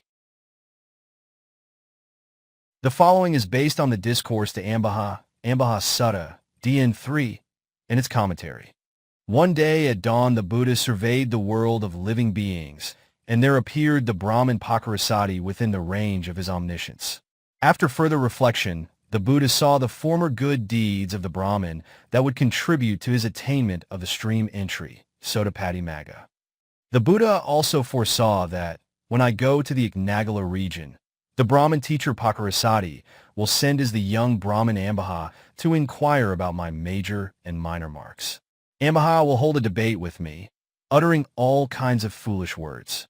I must admonish him and dispel the poison of his pride. He will report the matter to his teacher. When his teacher hears his word, he will come to me and examine my marks. I will then teach the Brahmin Pukkusāti, who will attain stream entry, Sudipati, at the end of my teaching. With this foreknowledge, the Buddha journeyed to Kosala kingdom with 500 monks, and on arriving at the Brahmin village of Ignagala in Kosala, the Buddha dwelt in a huge nearby grove at Ignagala. At that time, the Brahmin Pukkusāti was appointed as city administrator by King Pasenadi Kosala, and he administered the populous city of Ukkaha, which abounded in grass, firewood, water, rice, and paddy. The commentary says, when the city was about to be founded, its site was marked under the light of torches and firebrands. Hence the name of the city, Ukkaha. It means elevated, besides other meanings. About the Brahmin Pukkusāti. In the time of Buddha Kassapa, he was a Brahmin well versed in the three Vedas. After giving alms and hearing the Dhamma, he was reborn in the Deva realm. When he died in the Deva realm, and was reborn in the human abode in the moisture of a Paduma lotus in a big lake near the Himavana. A recluse, having built a hermitage near the lake, was living there. While standing near the lake, he saw the big lotus bud and thought to himself, "This big lotus bud is much bigger than others. When it blossoms, I will take it." The lotus did not blossom even after a week. The recluse became impatient, and stepping into the lake, he plucked it. As soon as it was broken from the stalk, the bud opened. Then, to his surprise, the recluse found in the flower a baby boy, silvery white and covered with pollen all over his body, like a silver statue with gold dust scattered all over. The recluse thought, "This child will become a great man. I will look after him from now." He took the child to the hermitage, raised him, and began to teach him the three Vedas when he was 7 years old. The boy became a very famous Brahmin teacher who was an authority in the three Vedas. Later on, the Brahmin 853 teacher demonstrated his knowledge to King Kosala. The king, having a high opinion of his knowledge, offered him the post of administrator of Ukkaha city. He was known as Pukkusāti because he was conceived in a lotus flower, Pokkara. The Brahmin's body had the color of a white lotus flower, and was splendid like a silver post set up at the gate of a celestial city. His head had the dark blue color of sapphire. His beard appeared like a dark line drawn on the surface of the moon. The eyes were like a blue lotus flower, and the nose was quite clean and round like a silver tube. His palms, soles, and lips seemed well tainted with lacquer. The Brahmin's body was very beautiful. He was fit to be made a king in a place where there was no ruler. Such was the splendor of the Brahmin. Because of his resemblance to a white lotus, he was called Pukkusāti. Like the Brahmin Varanja mentioned earlier, Pukkusāti heard the news about the attributes of the Buddha. He has a residential pupil, named Ambaṭṭha, a young Brahmin who was also well versed in the three Vedas and various other sacred books, and worthy of being a Brahmin teacher himself. He held Ambaṭṭha in high esteem and ranked him as his peer. Pukkusāti told his pupil, Ambaṭṭha, about the reported virtues of the Buddha and said, "Dear son Ambaṭṭha, go to the monk Gautama and inquire whether the reports that are going round are true or not, and whether he is true to his fame or not." The 32 marks of a great man are explicitly mentioned in our Vedas. For a great man who possesses these marks, there are only two possibilities. If he leads a worldly life, he will become a universal monarch, the ruler of the four continents. Or if he leads an ascetic life, he will become a Buddha. My dear son Ambaṭṭha, I have taught you the Vedas, and you have learnt them from me. As an intelligent Brahmin, Pukkusāti thought, in this world, there are many people like Pura Kassapa and others who go about claiming to be Buddhists, so it is not advisable for me to associate with a teacher merely from hearsay. Certainly, it is hard to dissociate oneself from some person if one has become associated with them. Besides, such an attempt may be harmful to one's welfare. So it is good to send my disciple and find out whether the monk Gautama is a Buddha before I myself go and see him. So Pukkusāti sent his disciple Ambaṭṭha. Then, having risen and paid respect to his teacher, Ambaṭṭha said, "Very well, master," and went to Ignagala Grove with many other young men in his teacher's chariot that was drawn by a mule. He went as far as the chariot could travel in the grove, then got off the chariot near the gate and entered the monastery on foot. It was then noon. At that time, Several monks who engaged in meditation were walking to and fro on the ground in the open air. Ambaṭṭha went to the monks and said, "Friends, where is the monk Gautama now? We have come to this place to see the monk Gautama." Then the monks thought to themselves, "This youth Ambaṭṭha is of a well-known family. He is also a pupil of the famous Pukkusāti. For the fortunate one, it should not be burdensome to converse with such a son of a good family." So they said to Ambaṭṭha, "Approach quietly that lodging with the closed doors. Enter the frontage slowly, and after coughing, knock at the door. The fortunate one will open the door for you." Then Ambaṭṭha went and knocked at the door as instructed by the monks. The Buddha opened the door. Ambaṭṭha entered the building followed by the other young men. They exchanged pleasant words with the Buddha and sat in suitable places. The Buddha did not get up and open the door by himself. In fact, he stretched his hand, resolving that the door should be opened. Then the door opened by itself, as if it were saying, "Venerable Sir, you, who have given alms for millions of eons, kappa, have not done the kind of deeds, comma, that would make you open the door with your hands." This opening of the door by itself, as resolved upon by the Buddha, is expressed by Vivari Bhagavad Dhvarayan Pai, which is simply translated as the Buddha opened the door. Ambaṭṭha's behavior. The young Ambaṭṭha was not impressed by the splendor of the Buddha's body. Bent on threatening him, he unfastened the strip of cloth tied on his chest and let it hang down loose on his neck. Holding the edge of his waistcloth with one hand, he got onto the promenade and sometimes walked there, sometimes stood, sometimes showed his arm, sometimes showed his chest, sometimes showed his back, sometimes made a rude gesture with his hands, and sometimes made ugly facial expressions such as grimaces, saying, "Gautama, are you quite well? Do you get your food without any hardship? It is apparently not hard for you to get food. Certainly, all your physical features are robust and very impressive. Wherever you go, people adore you very much as a monk belonging to a royal family or as a Buddha, and give the choicest and most nourishing food. Friends, look at the abode of Gautama. It is like an extraordinary hall. It looks like a celestial mansion. Look at his bed and his pillow. For a man who lives in such a good place, how can it be possible to experience any hardship in leading a monastic life?"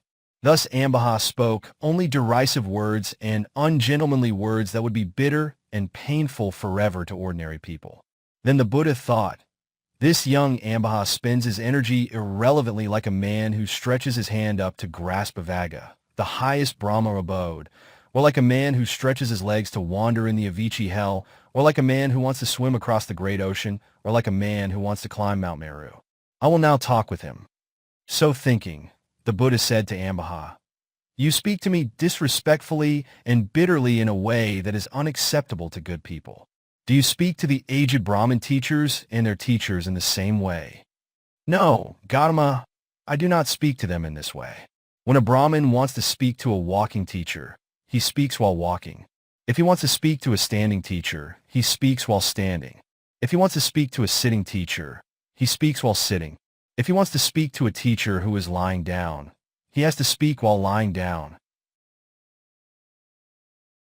Monks denounced as low caste. Herein a Brahmin usually spoke to his teacher only while walking, standing, and sitting. But Ambaṭṭha was so arrogant that he mentioned the lying posture. So the Buddha said, "Ambaṭṭha, a walking Brahmin pupil may speak to a walking Brahmin teacher. A standing Brahmin pupil may speak to a standing Brahmin teacher. A sitting Brahmin teacher may speak to a sitting Brahmin teacher. Such behavior, all Brahmin teachers approve of. But you speak while lying down to your teacher, who is also lying down. In that case, you are indeed like an ox. Is your teacher then an ox, and you also an ox?"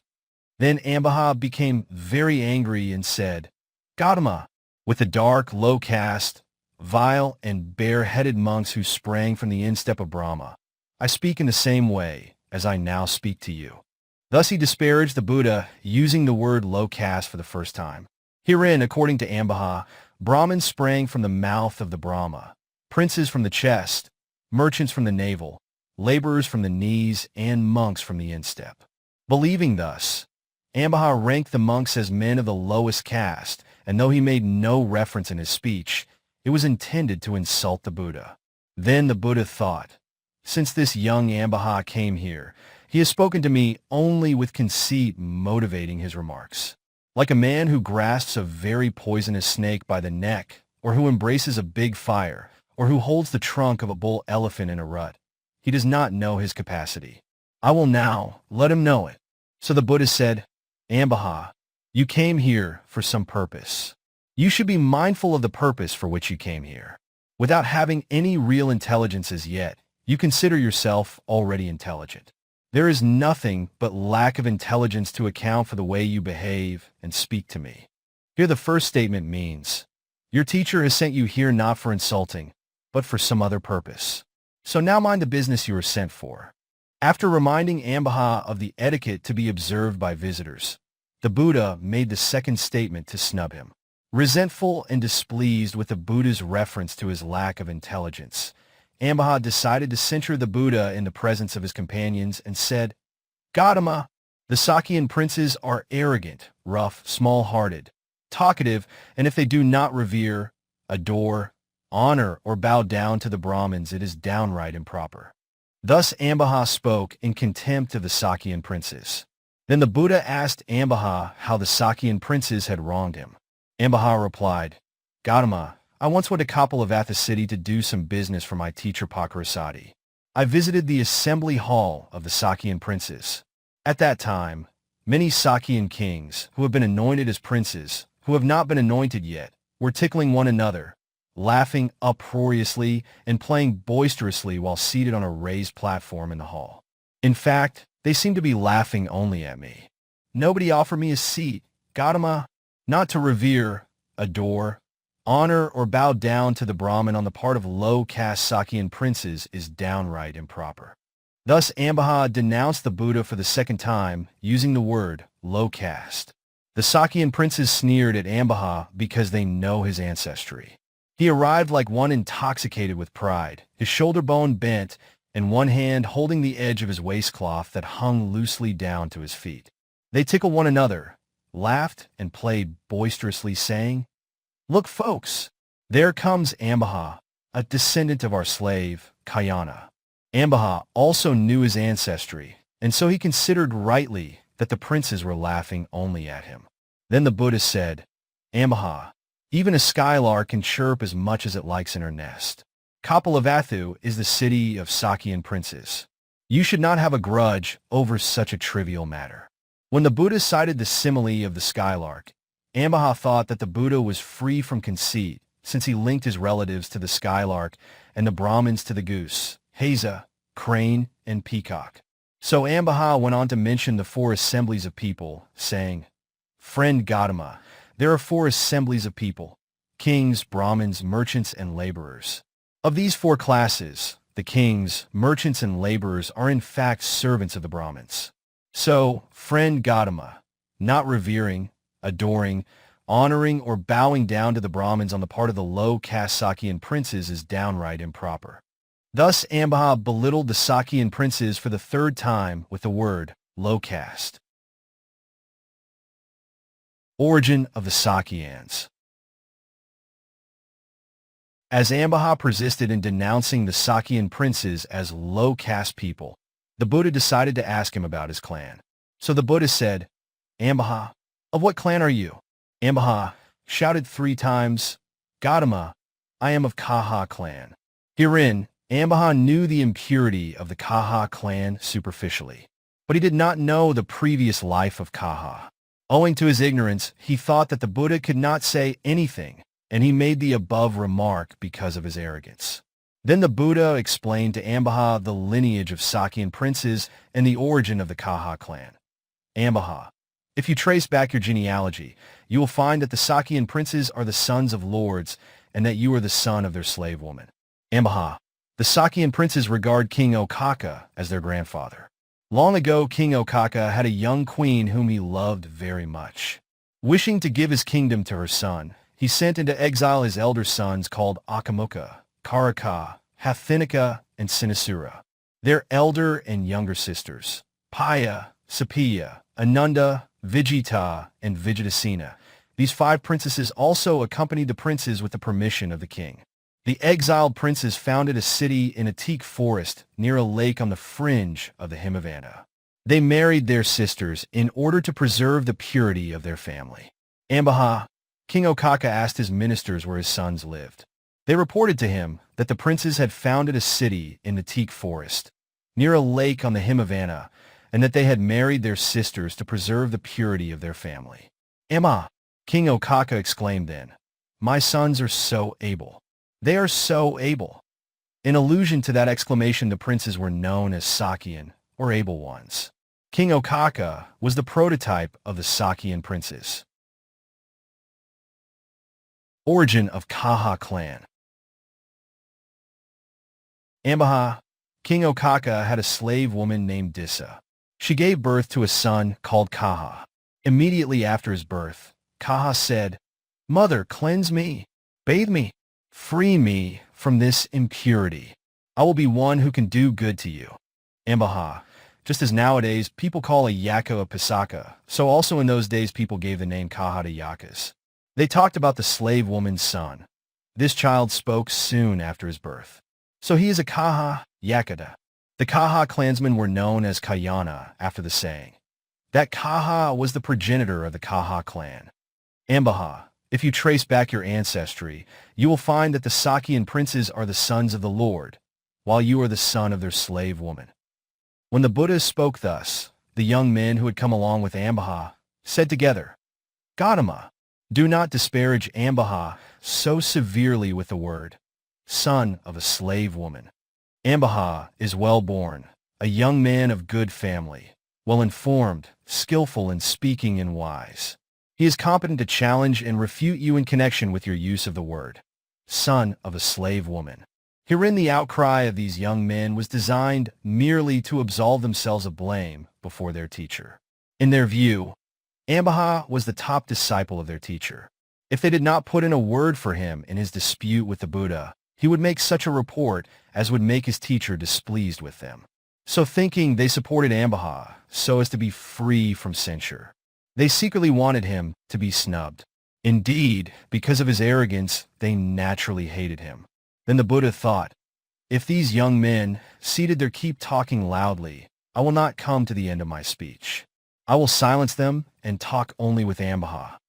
So the Buddha said to them, "Young men, if you believe that because Ambaṭṭha is low-born, not of good family, ill-informed, not skillful in speaking and devoid of wisdom, he is not competent to refute the monk Gautama, then leave him alone.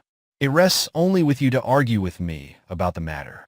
But if you think that Ambaṭṭha is well-born, of good family, well-informed, skillful in speaking and wise and competent to argue 857 with me about this matter, then you keep quiet.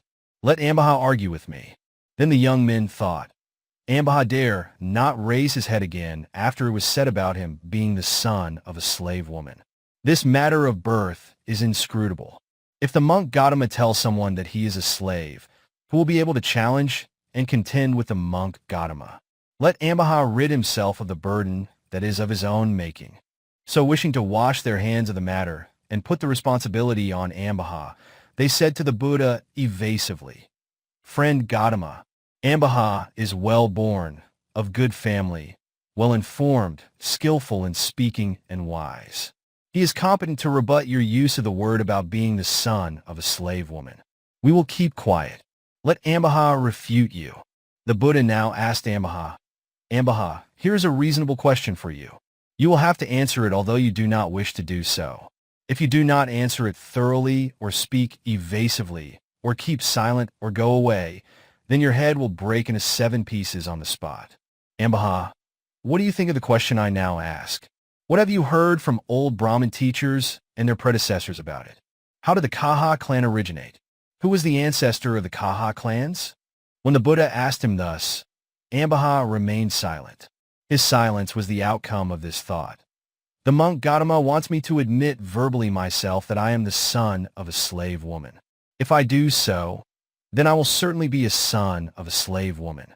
If the monk Gautama asks me twice or thrice, and I refuse to answer him, he will say nothing, and then I will go away. For a second time the Buddha asked him, Ambaṭṭha, What do you think of the question I will now ask? What have you heard from old Brahmin teachers and their predecessors? How did the Kaha clansmen originate? Who was their ancestor? But Ambaṭṭha remained silent. Then the Buddha said, Ambaṭṭha, now it is not the time for you to remain silent. If a man refuses to answer a reasonable question, which the Buddha asks him thrice, then his head will break into 7 pieces on the spot. At that moment, Sakka, the lord of the Devas, came and stood in the air above Ambaṭṭha in the form of a yaka with a glowing and blazing iron hammer in his hand, threatening to break Amba's head into 7 pieces on the spot if he refused to answer the reasonable question which the Buddha asked him thrice. Sakka in the form of a yaka was visible only to the Buddha and Ambaṭṭha. Herein it may be asked, why did Sakka come? The answer is he came in order to make Ambaṭṭha discard his false belief. Or in the above section, when Brahma Sampati requested the Buddha to proclaim the Dhamma, Sakka, who was with the Brahma, said, Venerable Sir, you do the teaching, we will make disobedient and defiant people obey you. Let your authority be the Dhamma, ours will be the command. In accordance with his pledge, Sakka came to scare Ambaṭṭha and force him to answer the Buddha's question. With regard to the statement Sakka, in the form of a yaka, was visible only to the Buddha and Ambaṭṭha, it should be explained that if he were seen by other people as well, those who saw Sakka would have a poor impression of the Buddha. They would say contemptuously that the Buddha showed the yaka to Ambaṭṭha because the latter would not accept his doctrine, and that the young Brahmin had to speak reluctantly and under duress. As soon as he saw the yaka, Ambaṭṭha's body sweated profusely. He felt his whole stomach was moving up and down, making a terrible sound. He scrutinized his companions, 858, but he did not see any sign of fear in them. He thought, I am the only person threatened by this yaka. If I tell them about the yaka, they will say, Do you alone have the eyes to see a yaka? You did not see a yaka before. You see him only when you find yourself at your wit's end in your dispute with the monk Gautama. Now, there is no one other than the monk Gautama for my refuge.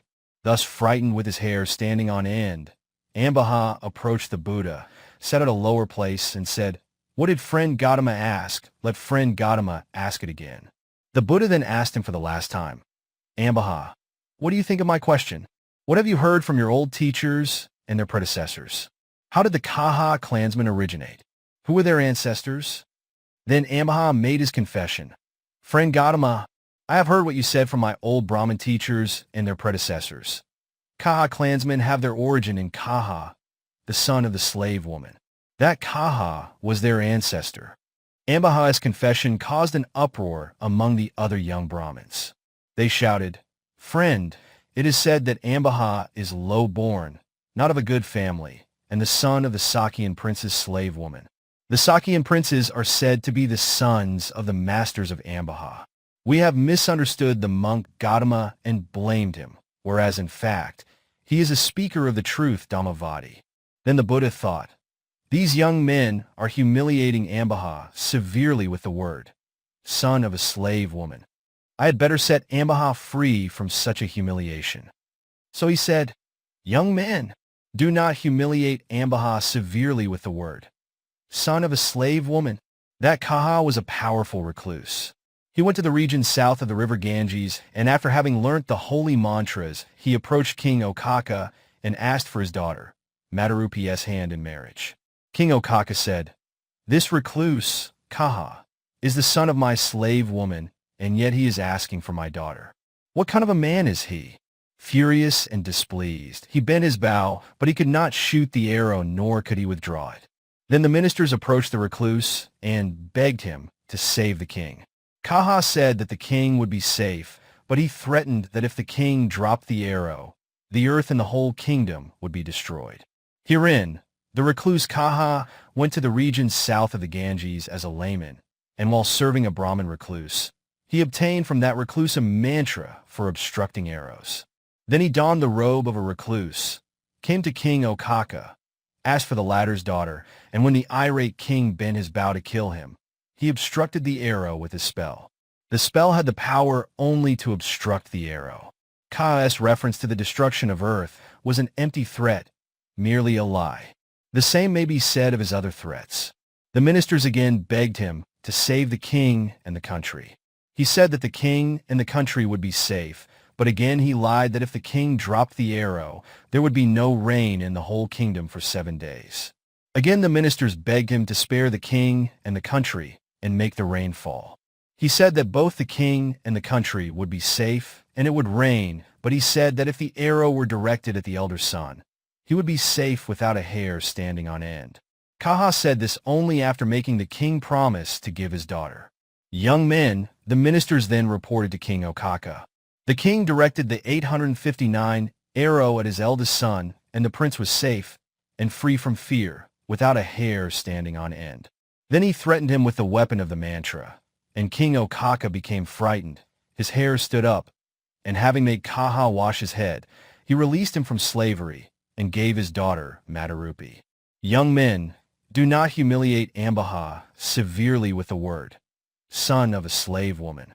That Kaha was a powerful recluse. The Buddha gave his account of Kaha, saying that Ambaṭṭha was somewhat akin to the Sakyan princes on his side, and thereby he consoled the young Ambaṭṭha. Like a man on whom water is poured, Ambaṭṭha felt much relieved as his worry about his social status had been washed away. He became conceited, thinking that the Buddha had affirmed his kinship to the royal family, being a noble, Katiya, on his mother's side. The nobles. Ambaṭṭha considered himself a member of the ruling class, not knowing that he was not a real prince. So the Buddha decided to disillusion him, and in order to explain the meaning of noble, Katiya, he further engaged in the following dialogue with the young man. Ambaṭṭha, now what do you think of the question that I will ask you?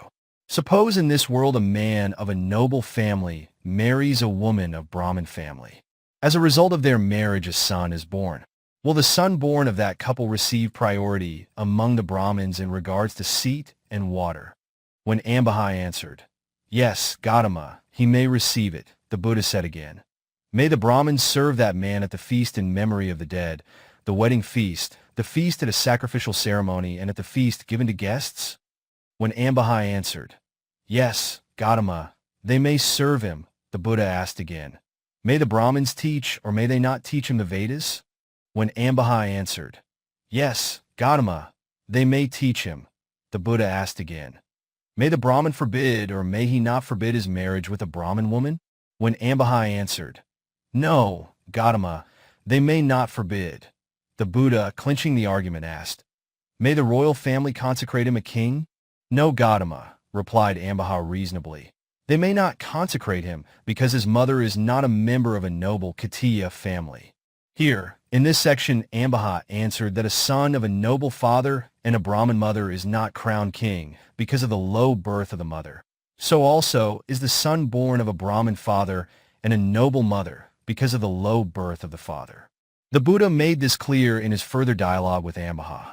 Buddha, Ambaṭṭha, what do you think of the question which I will now ask you? Suppose, in this world, a Brahmin marries a Katiya woman and a son is born of this marriage. May their son receive priority among the Brahmins in respect of seat and water. Ambaṭṭha, yes, Gautama, he may. Buddha, may the Brahmins serve him at the feast in memory of the dead? Ambaṭṭha, yes, Gautama, they may. Buddha, may they teach him the Vedas or may they not? Ambaṭṭha, yes, Gautama, they may. Buddha, may they forbid his marriage with a Brahmin woman? Ambaṭṭha, no, Gautama, they may not. Buddha, may the nobles consecrate him king? Ambaṭṭha, no, Gautama, they may not, because the father is not a noble. Buddha, so, Ambaṭṭha, if you compare a man with man or a woman with a woman, you will find that the nobles, Katiya, are superior and that the Brahmins are inferior. The following is a different dialogue between the Buddha and Ambaṭṭha to show the superiority of the nobles and the inferiority of the Brahmins. Buddha, Ambaṭṭha, what do you think of the question which I will now ask you?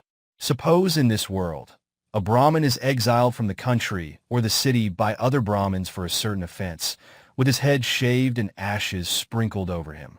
May that exiled Brahmin receive priority among the Brahmins in respect of seat and water? Ambaṭṭha, no, Gautama, he may not. Buddha, May the Brahmins serve that exiled Brahmin at the feast in memory of the dead, at the wedding feast, at the sacrificial feast, and at the rest given to guests? Ambaṭṭha. No, Gautama, they may not. Buddha. May the Brahmins teach, or may they not teach the Vedas to that exiled Brahmin? Ambaṭṭha. No, friend Gautama, they may not. Buddha. May the Brahmins forbid the marriage of that exiled Brahmin with a Brahmin woman? Ambaṭṭha. Yes, friend Gautama, they may. Buddha. Ambaṭṭha. What do you think of the question that I will now ask you? In this world, the nobles exile a noble from the city or the county, with his head shaved and ashes sprinkled over it for some offense. May that man receive priority among the Brahmins in respect of seat and water. Ambaṭṭha. Yes, Gautama, he may. Gautama. May the Brahmins serve him at the feast in memory of the dead, at the wedding feast, at the sacrificial feast, and at the feast given to guests? Ambaṭṭha. Yes, Gautama, they may. Buddha. May the Brahmins teach or not teach him the Vedas? Ambaṭṭha. Yes, Gautama, they may. Buddha. May they forbid or not forbid the marriage of that man with a Brahmin woman? Ambaṭṭha. No, Gautama, they may not. Buddha. Ambaṭṭha. Nobles may have exiled a noble with his head shaved and ashes sprinkled over him, and exiled him from the country or the city for a certain offense, and by such treatment he is very much disgraced. But even when he is very much disgraced, the noble is superior, and the Brahmin is inferior. Ambaṭṭha.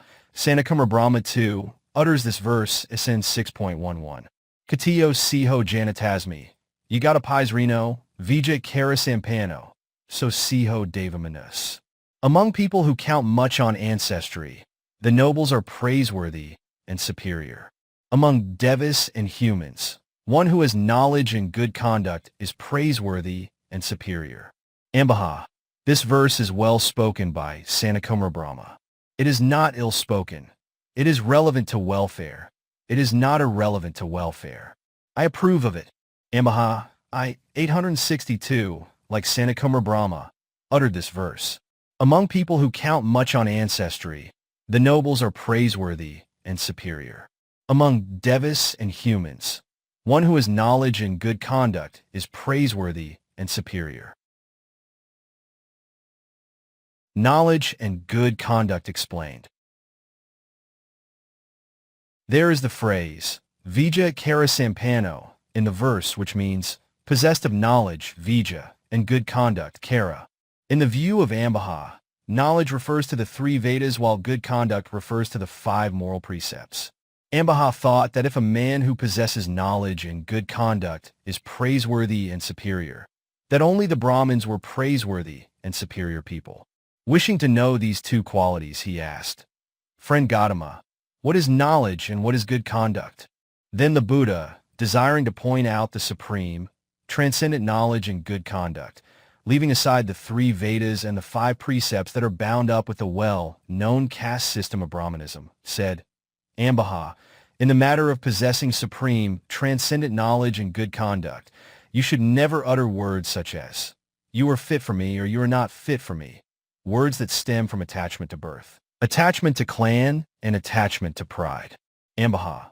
Only in a human society with its marriage customs involving the taking or giving of a daughter should you ever utter words that stem from attachment to birth, clan, and pride, words such as, you are fit for me, or you are not fit for me. Ambaṭṭha. Those who cling to words stemming from attachment to birth, Jati Veda, words stemming from attachment to clan, Gata Veda, words stemming from attachment to pride, Mana Veda, and words stemming from attachment to marriages that involve the taking or giving of a daughter, are far from possession of the supreme, transcendent knowledge and good conduct. Ambaṭṭha. One can realize the supreme, transcendent knowledge and good conduct only if one overcomes attachment to birth, attachment to clan, attachment to pride, attachment to marriages that involve the giving or taking of a daughter. Then Ambaṭṭha thought, it has been our belief that we are in possession of knowledge and practice. But just as a violent storm gets rid of husks of grain, the monk Gautama has explained to us the true knowledge and good conduct. The monk Gautama insists and extols only this supreme knowledge and good conduct which we cannot grasp. We should know the knowledge and good conduct which this monk Gautama talks about. And again he asked the Buddha, "Friend Gautama, what is wisdom and what is practice?" Then, as in the discourse on the fruits of the ascetic life, Samana Phalas Sutta, DN 2, the Buddha gave a talk on the supreme, transcendent knowledge and good conduct, section by section, beginning with the appearance of the Buddha and ending in the attainment of awakening. The Four Paths of Failure. Then the Buddha pointed out to Ambaṭṭha the four paths of failure of knowledge and good conduct. The four paths are: 1. The life of an ascetic, who, being unable to live up to the doctrine for the attainment of knowledge and good conduct, enters the forest and takes to eating fallen fruits. 2. The life of an ascetic, who, being unable to practice even that much, enters the forest and takes to eating roots and fruits. 3. The life of an ascetic, who, being unable to practice even that much, builds a fire shed near a town or village and worships fire. 4. The life of an ascetic, who, being unable to practice even that much, builds a pavilion with an entrance from the four directions at the junctions of the crossroads, for money making by providing drinking water to all the people who come from the four quarters. The Buddha described these four paths of ascetics, making the so-called ascetics and Brahmins merely attendants of 862, the monk who possessed the knowledge and good conduct of the Buddha Dhamma. Ambaṭṭha and his teacher were lacking in such knowledge and good conduct. So they belonged to the four types of degenerate monks and recluses, not to the types of true monks who possessed the two qualifications. The Buddha elicited these facts from Ambaṭṭha through his questions, and then criticized him for the first time. Ambaṭṭha, you and your teacher lack supreme knowledge and good conduct. Nay, you do not even have the lesser qualities of those whose mode of life is the cause of the destruction of such knowledge and good conduct. Ambaṭṭha, your teacher, the Brahmin Pukkusāti, does not even have the lesser qualities leading to such destruction, and yet he says impertinently, "What kind of people are these low-born, bare-headed and useless monks who sprang from the instep of Brahma? How can it be possible for the Brahmins well-versed in the three Vedas to discuss with them?" Ambaṭṭha, you note this defect of your Brahmin teacher Pukkusāti. Then the Buddha added, Ambaṭṭha, your Brahmin teacher Pukkusāti enjoys the privileges granted by King Pasenadi Kosala. Yet the king does not give the Brahmin teacher any opportunity to face him. Also, when he consults the Brahmin Pukkusāti, he does so from behind a curtain. Ambaṭṭha, why does the king not allow the Brahmin to face him? The Brahmin who is a recipient of provisions lawfully given by him? Think over the reason for this matter. Ambaṭṭha, note this defect of your Brahmin teacher Pukkusāti. This was the second criticism made by the Buddha. Herein, the Brahmin knew the mantra for deception in one's presence, samukha. If while the king was adorned with a very costly ornament, he stood near the king and recited the mantra, uttering the name of the ornament, the king had to give the ornament without being able to say, "I will not give it." Then on a festival day, he would say, "Bring me my expensive ornament." Then the attendants would inform him of his having given it to the Brahmin Pukkusāti. The king asked why he had given it, and the minister said that the Brahmin knew the mantra for immediate deception, that he had tricked the king and taken away his expensive ornament. Other ministers, too, who envied the Brahmin for his close relationship with the king, said, "Great king, the Brahmin Pukkusāti has a kind of leprosy called leukoderma. This kind of leprosy is infectious through physical contact. So do not embrace and fondle the Brahmin as you do now when you see him." From that time, the king did not allow the Brahmin to face him. Still, in spite of this loss of privilege, the Brahmin Pukkusāti was a scholar learned in law and statecraft. There was nothing which went wrong if it was done after consultation with him. Therefore, the king sat behind a curtain and consulted the Brahmin, who remained outside behind the curtain. This was known to no one except the king and the Brahmin.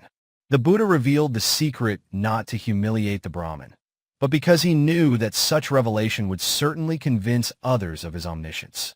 Then the Buddha questioned Ambaṭṭha, and made him admit that it was impossible for a commoner or his slave to become a king or a minister just by sitting at a place where the king of Kosala conferred with the ministers and princes and by repeating what they said at such meetings.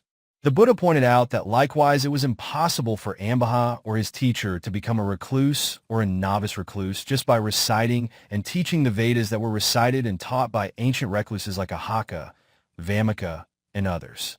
The Buddha again questioned Ambaṭṭha and made him admit that unlike Ambaṭṭha and his teacher, Ahaka, Vamaka, and others of ancient times did not don good garments, eat good food, move in the company of women, ride good chariots, keep their mansions, 863, well guarded and indulge in sensual pleasures. Then in conclusion, the Buddha said, Ambaṭṭha, thus you and your teacher are not recluses or novice recluses. One who has doubts about my being a Buddha should remove that doubt by asking me. I shall dispel his doubt by answering his questions. The Buddha said, so because there was no likelihood of Ambaṭṭha's attainment of the paths and fruitions in his present life.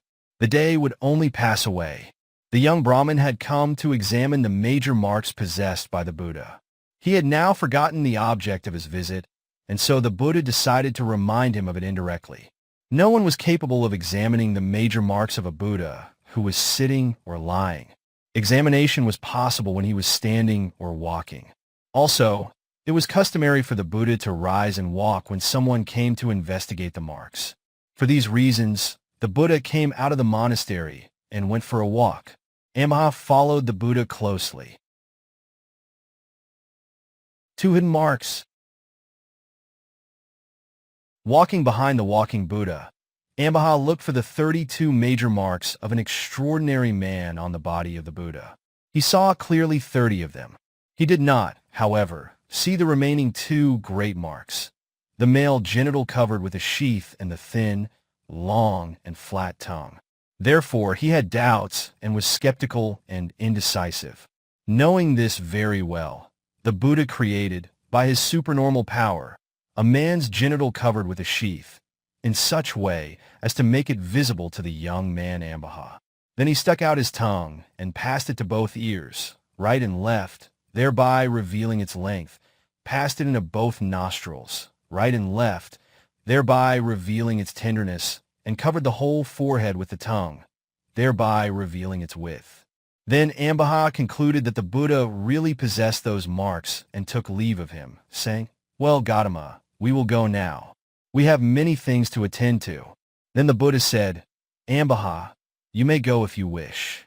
Ambaṭṭha got onto his mule-drawn chariot and left. At that time, the Brahmin teacher, Pukkusāti, had come out of Pukkusāti city and together with many Brahmins. He was waiting for Ambaṭṭha in his garden. Ambaṭṭha went to the garden in his chariot as far as he could go, and then descending, he walked on foot. Then, after paying respect to his teacher, he sat down at a certain place. Then there followed a dialogue between the teacher and Ambaṭṭha. Pukkusāti, Ambaṭṭha, have you seen the monk Gautama? Ambaṭṭha, yes, sir, we have seen the monk Gautama. Pukkusāti, Ambaṭṭha, is the report about the reputation of the monk Gautama true or false? Does the reputation of Gautama have any basis, or does it have no basis? Ambaṭṭha, sir, the report about Gautama's reputation is true. The reputation of Gautama has some basis in fact. Gautama really does possess the 32 major marks of a great man, and the marks are thoroughly genuine. Pukkusāti, Ambaṭṭha, did you talk with the monk Gautama about something? Ambaṭṭha, yes, sir, I talked with the monk Gautama about something. Pukkusāti, Ambaṭṭha, what did you talk with the monk Gautama about? Thus questioned, Ambaṭṭha reported to his teacher all the conversation that he had with the Buddha. Then the teacher Pukkusāti said, oh, our young sages and intellectuals are so amazing. Oh, our experts in the Vedas are so wonderful. With such an assistant like Ambaṭṭha, a man is bound to land in one of the 4 lower worlds after physical dissolution and death. Thus he rebuked Ambaṭṭha, and being angry and displeased, he kicked the young man, making him collapse on the floor. He was angry with Ambaṭṭha, but in a moment there also arose in him the desire to go and see the Buddha. As for Ambaṭṭha, The privilege that he formerly had of going together with his teacher in a chariot as a charioteer was forfeited, and from that time, he had to go on foot before the chariot. Pukkusāti's visit to the Buddha. The Brahmin Pukkusāti was very anxious to meet the Buddha, but the other Brahmins told him to put off the visit till the next day, as it was already too late to make the visit on that day. Then, having prepared very delicious food, he put the food in the vehicle, had the fire torches hoisted on it, and coming out of Ambaṭṭha city, he went to Ignagala Grove. He went in the vehicle as far as possible, then stepped down and approached the Buddha on foot. He greeted the Buddha, exchanged polite words, and took his seat at a certain place. Translators have made a special observation that the house in this context could not be in Ambaṭṭha city, which was too far away, and that it might be Pukkusāti's house in Ignagala village or elsewhere. After taking his seat, the Brahmin Pukkusāti had the following conversation with the Buddha. Pukkusāti, Gautama, did our pupil Ambaṭṭha come to this place? Buddha, yes, Brahmin, your pupil Ambaṭṭha did come. Pukkusāti, friend Gautama, did you talk with Ambaṭṭha about anything? Buddha, yes, Brahmin, I talked with Ambaṭṭha about something. Pukkusāti, friend Gautama, what did you talk about with Ambaṭṭha? Then the Buddha told the Brahmin Pukkusāti all about the conversation with Ambaṭṭha. Pukkusāti apologized to the Buddha, saying, Friend Gautama, young Ambaṭṭha is a fool. Kindly excuse him. The Buddha said, Brahmin, I wish Ambaṭṭha happiness, thus forgiving the young man. Then the Brahmin Pukkusāti looked for the 32 marks of a great man on the body of the Buddha. He saw the 30 major marks, just as Ambaṭṭha did, but not the other 2 major marks. The male genital covered with a sheath, and the thin and long tongue, so he was doubtful, skeptical, and indecisive. Knowing this full well, the Buddha created, by his supernormal power, the male genital covered with a sheath, so as to make it visible to the Brahmin. Then the Buddha stuck out his tongue and passed it over both ears, right and left, thereby revealing its length, passed it over both nostrils, right and left, thereby revealing its tenderness, and covered the whole forehead with the tongue, thereby revealing its width. Then Brahmin Pukkusāti became convinced that the Buddha certainly possessed all the 32 major marks of an extraordinary being, and said, Let Venerable Gautama and his monastics accept the meal at my house today for my benefit. The Buddha accepted the invitation by keeping silent. Knowing the Buddha's acceptance, when the meal was ready, the Brahmin Pukkusāti informed him that the meal was ready, that it was time for the Buddha to partake of it. So, at his invitation, the Buddha went to the Brahmin's house with his monks in the morning, and they sat on the seats prepared for them. Then the Brahmin Pukkusāti and his young pupils undertook the responsibility and personally served the Buddha and the monks respectively with good, delicious food. When the Brahmin knew that the Buddha had finished his meal and put aside the bowl, he took a seat and sat down at a proper place. The Buddha gave the Brahmin Pukkusāti a series of Dhamma talks leading to path and fruition. Talks on 1. Generosity, 2. Morality, 3. The attainment of the Deva realm, and 4. The noble way leading to the paths, fruitions, and nibbana. While following these talks, the mind of the Brahmin became stable, flexible, free from hindrances, joyous, and clear. Then the Buddha taught the 4 truths that he himself had discovered, Smakasika, and the Brahmin attained stream entry, Sotapatti. Then the Brahmin Pukkusāti, who had become a noble stream enterer, Sotapanna Arya, said to the Master, Venerable Gautama, your teaching is so delightful. Just as an object that has been upside down is turned the right way up, just as a covered object is uncovered, just as a man who has lost his way is shown the right way, just as fire torches are lighted in the darkness in order that those who have eyesight may see various objects, so also you, Venerable Gautama, have clearly taught me the Dhamma in many ways. Venerable Gautama, with my son, daughter, wife, followers, and counselors, I seek refuge in Venerable Gautama, in the Dhamma, and in the Sangha. From today, let Venerable Gautama regard me as a layman devoted to the Buddha, the Dhamma, and the Sangha for the rest of his life. Just as Venerable Gautama visits the house of other lay devotees in Ambaṭṭha, so also kindly visit my house. Young men and young women in my house will pay respect to you. They will welcome you. They will offer seats and water to you. At the very least, they will be much inspired with faith. The response of these young men and women to your visit will be conducive to their welfare and prosperity for a long time. Thus, having committed himself to the Buddha on the supramundane level, the Brahmin invited the Buddha to his house. The Brahmin Pukkusāti's commitment to the Buddha differed from that of other lay devotees in that one. It embraced his sons, daughters, wife, followers, and counselors, and two, in the last paragraph, he stated the reasons for his commitment. Therefore, in conclusion, the Buddha extolled him, saying, "Brahmin, you have spoken well and accepted the invitation."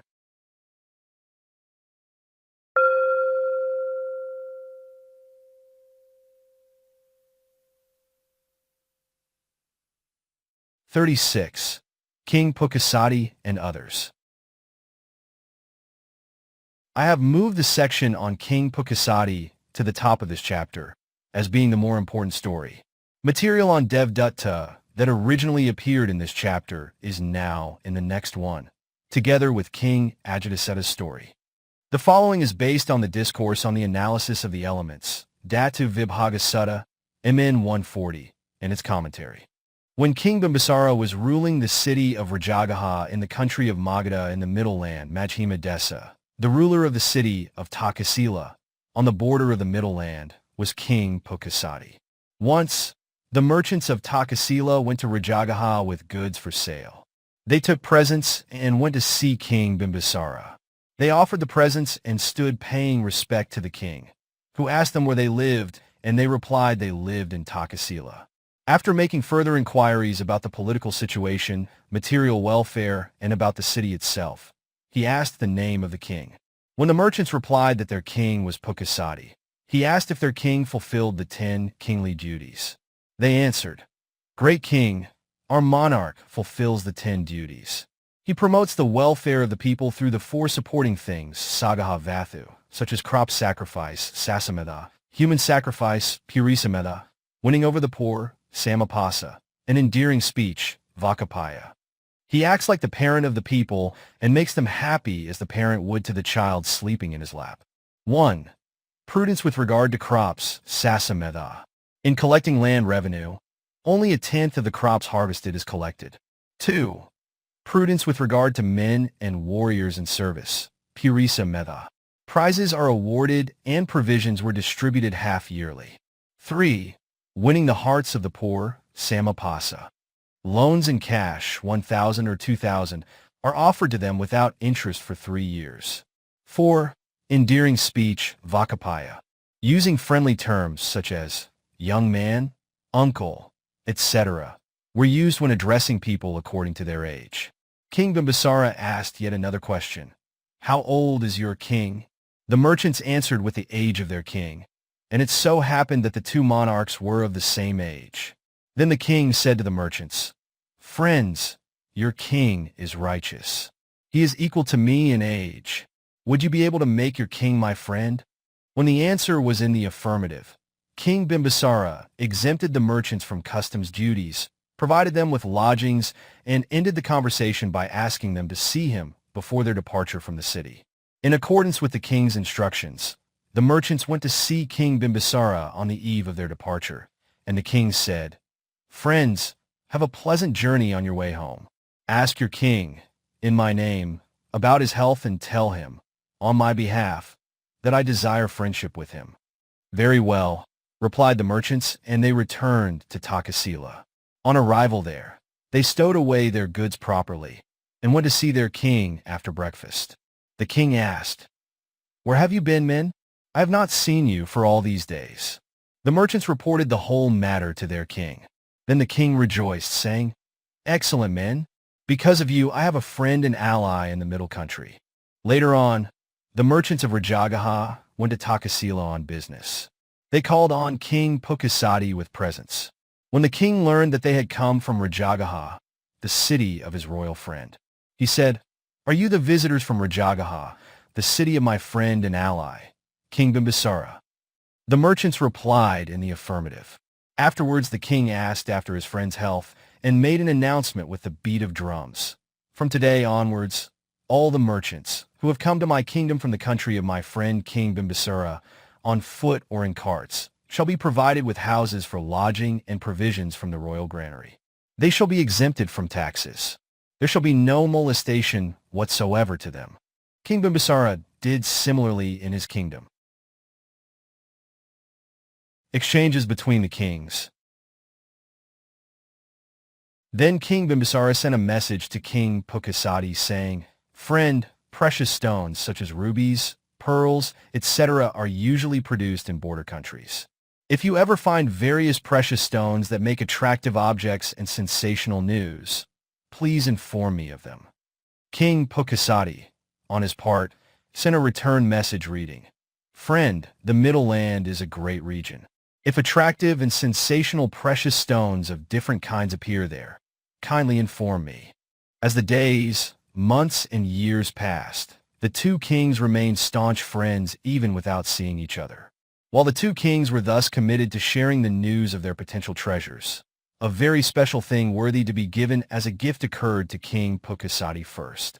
The king obtained 8 pieces of an invaluable 5-colored muslin. "These are of fine quality," thought the king. "I shall send them as gifts to my friend King Bimbisara." So he had 8 cases made of sandalwood, each being the size of a gum lac ball, turned on a lathe. In each case he put a muslin piece, and by applying gum lac, he had the cases made 868 into balls. Each ball was then wrapped with a white cloth and put in a box which was wrapped again with another cloth and sealed. "Give it to my friend King Bimbisara." The king asked his ministers and sent the boxes to his royal friend. He also sent a message, "I would like my friend to open the box and see the gifts in the company of his ministers and other officials at the center of the city." The ministers went to Rajagaha and presented the gift. On hearing the message, King Bimbisara ordered his ministers and officials, through his drummers, to assemble. At the city center, the king sat on the jeweled throne under a white royal umbrella. Then he removed the seal and the cloth covers and opened the box.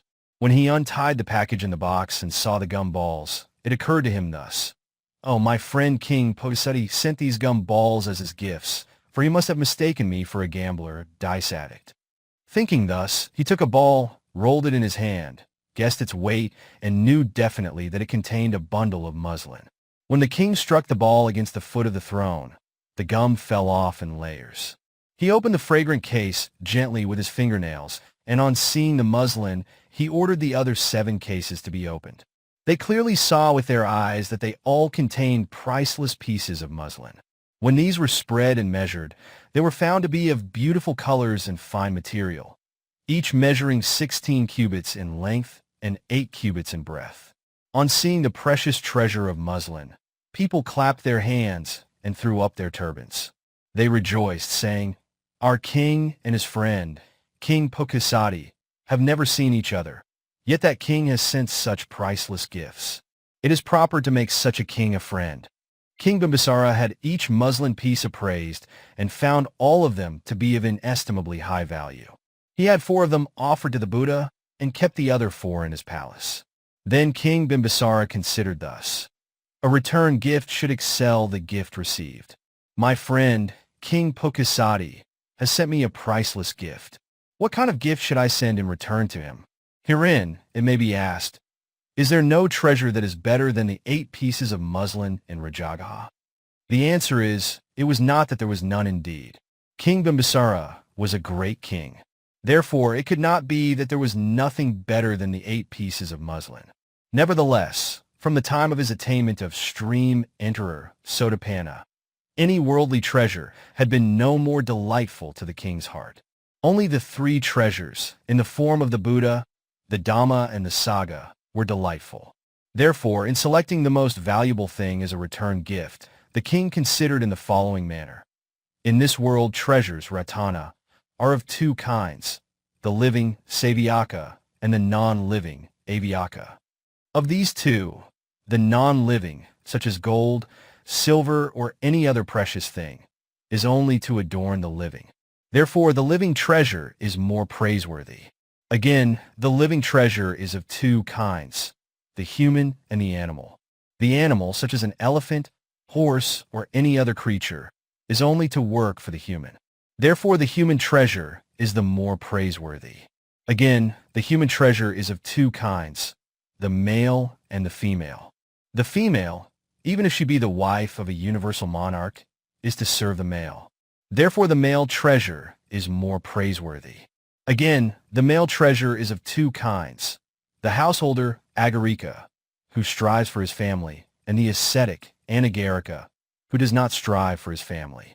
The householder, even if he be a universal monarch, the top of the former kind, is to pay homage with the hands, knees, and forehead touching the ground to the newly ordained novice of today. Therefore, the ascetic treasure is more praiseworthy.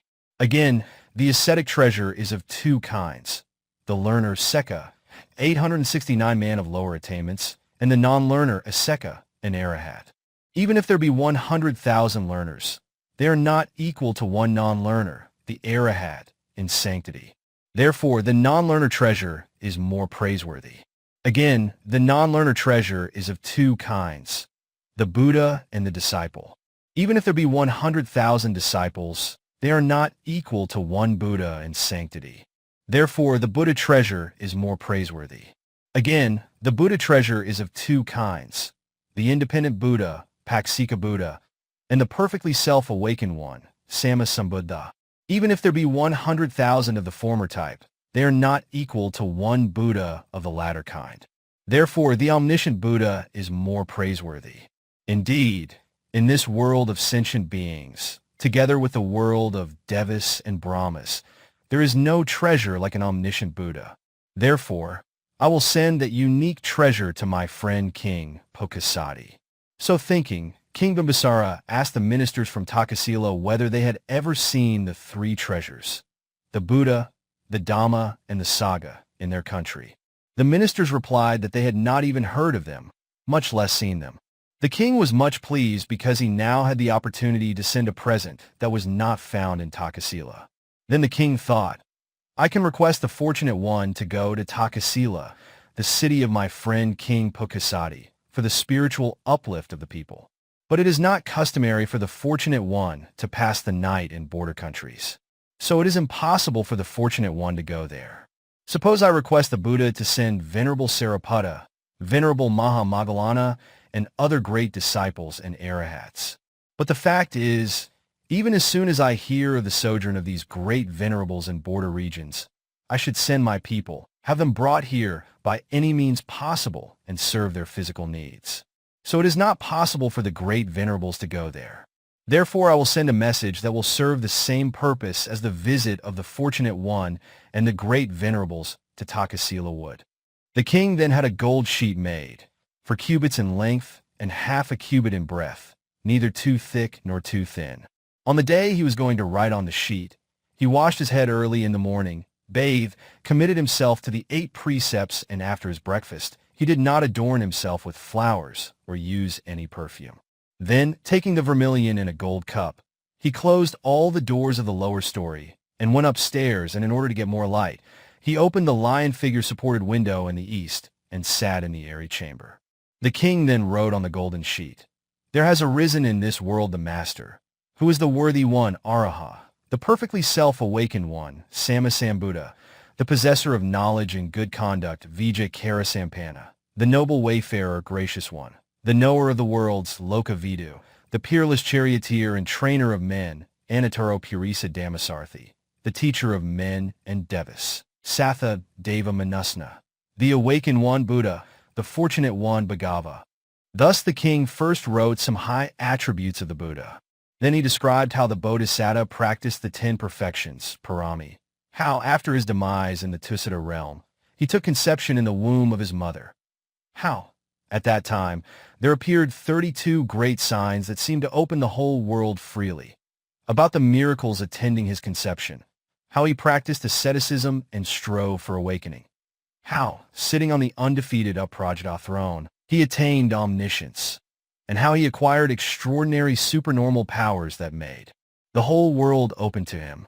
Finally, King Bimbisara wrote that in the living world of Devas and Brahmas, there was no jewel other than the Buddha jewel, which possessed such great attributes. The king again described some other attributes of the Buddha in the following verse, KHB 6, S&P 2.1. Yakinsi Vida Ida, Va, Hira Vasajizu Va, Yaratana Patana, No Sama Athai Tathagatina. Item Pi Buddha, Ratana Padatina Saxena, Savathi Hotu. Whatever riches there are, here or hereafter or in the heavens, that excellent treasure is not equal to the realized one. This excellent treasure is in the Buddha. By virtue of this truth, may there be safety. Then willing to extol the Dhamma jewel, the king wrote down its 6 attributes. The doctrine of the Buddha is well proclaimed Svakkata, leading to results discernible in this very life Sandahika. It is instantly beneficial, Ekalika. It invites beings to come and see, Ehipasika.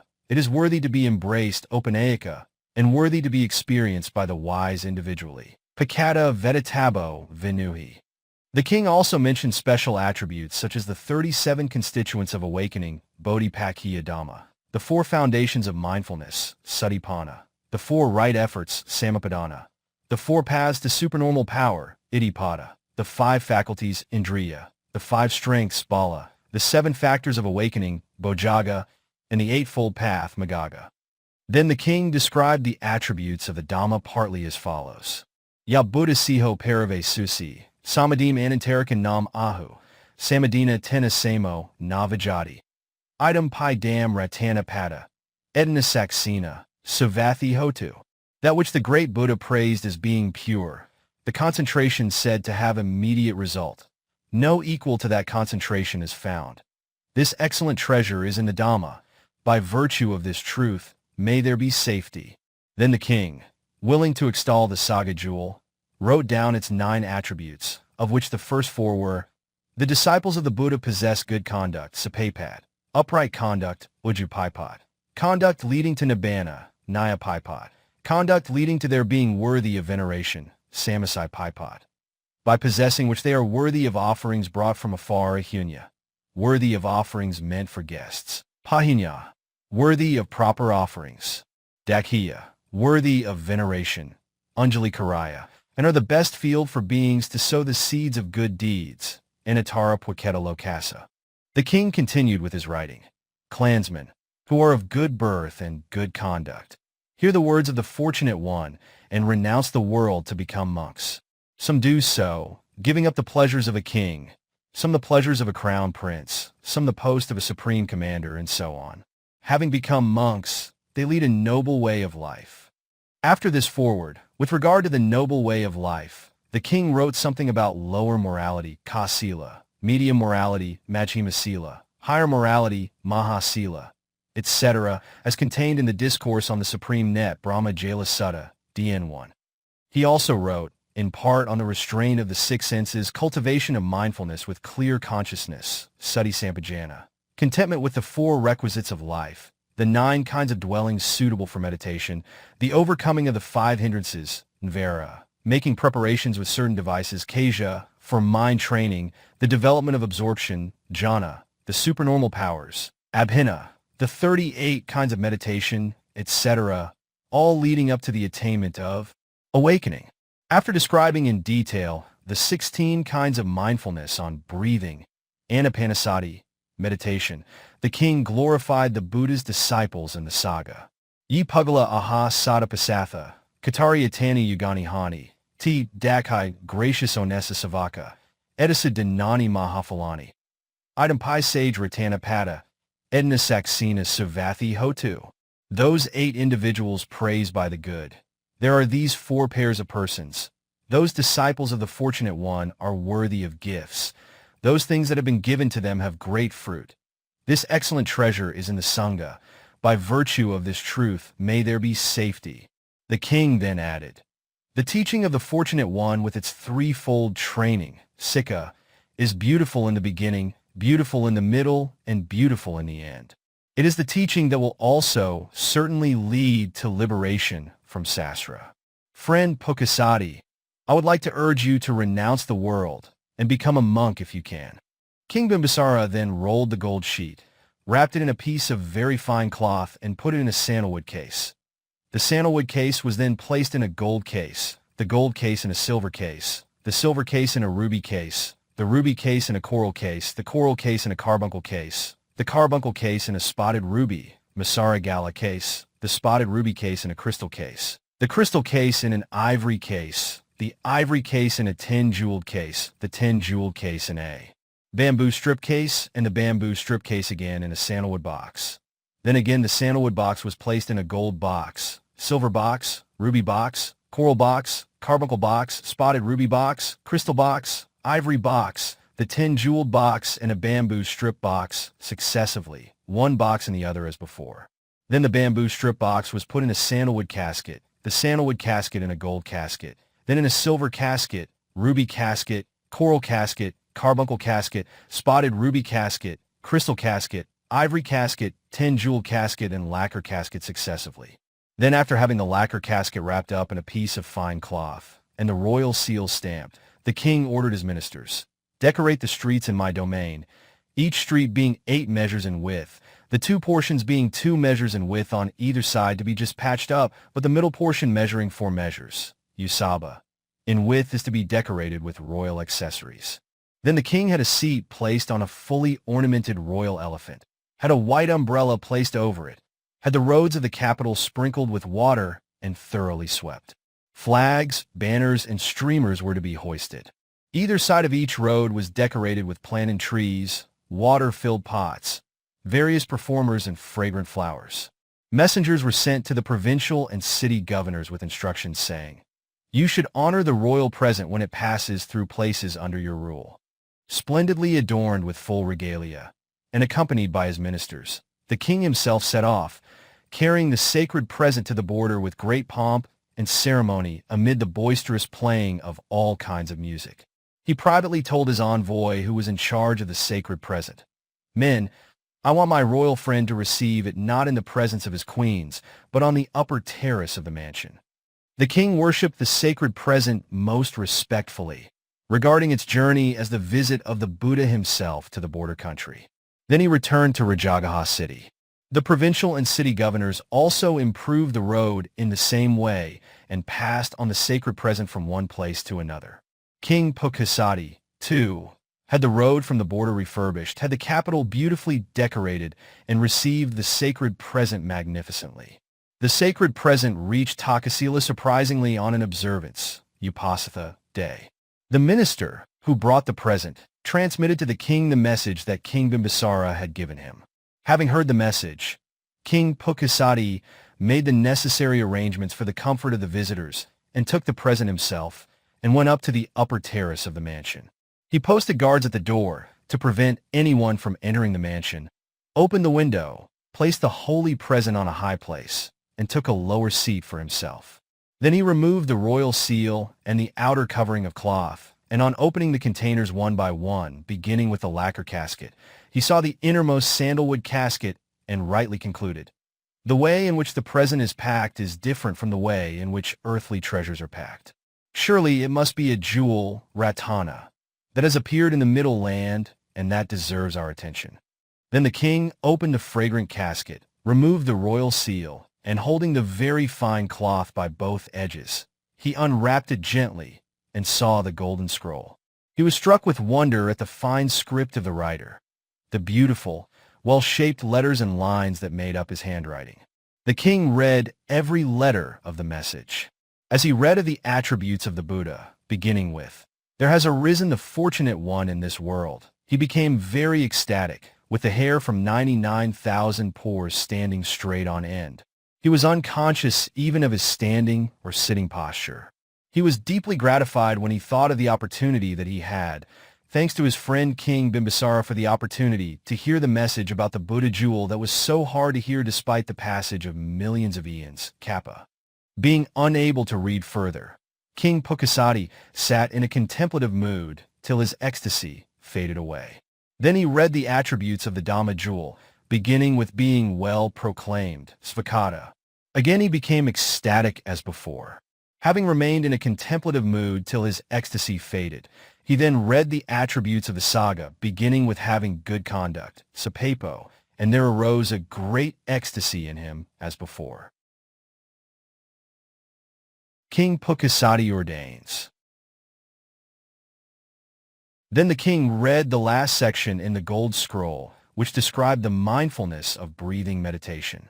He engaged in meditation according to the instructions in the scroll and gained the form world, Rupavakara, absorption fully. He spent his time enjoying the bliss of meditation without anyone other than a young attendant who was allowed to stay with him. In this way, half a month elapsed.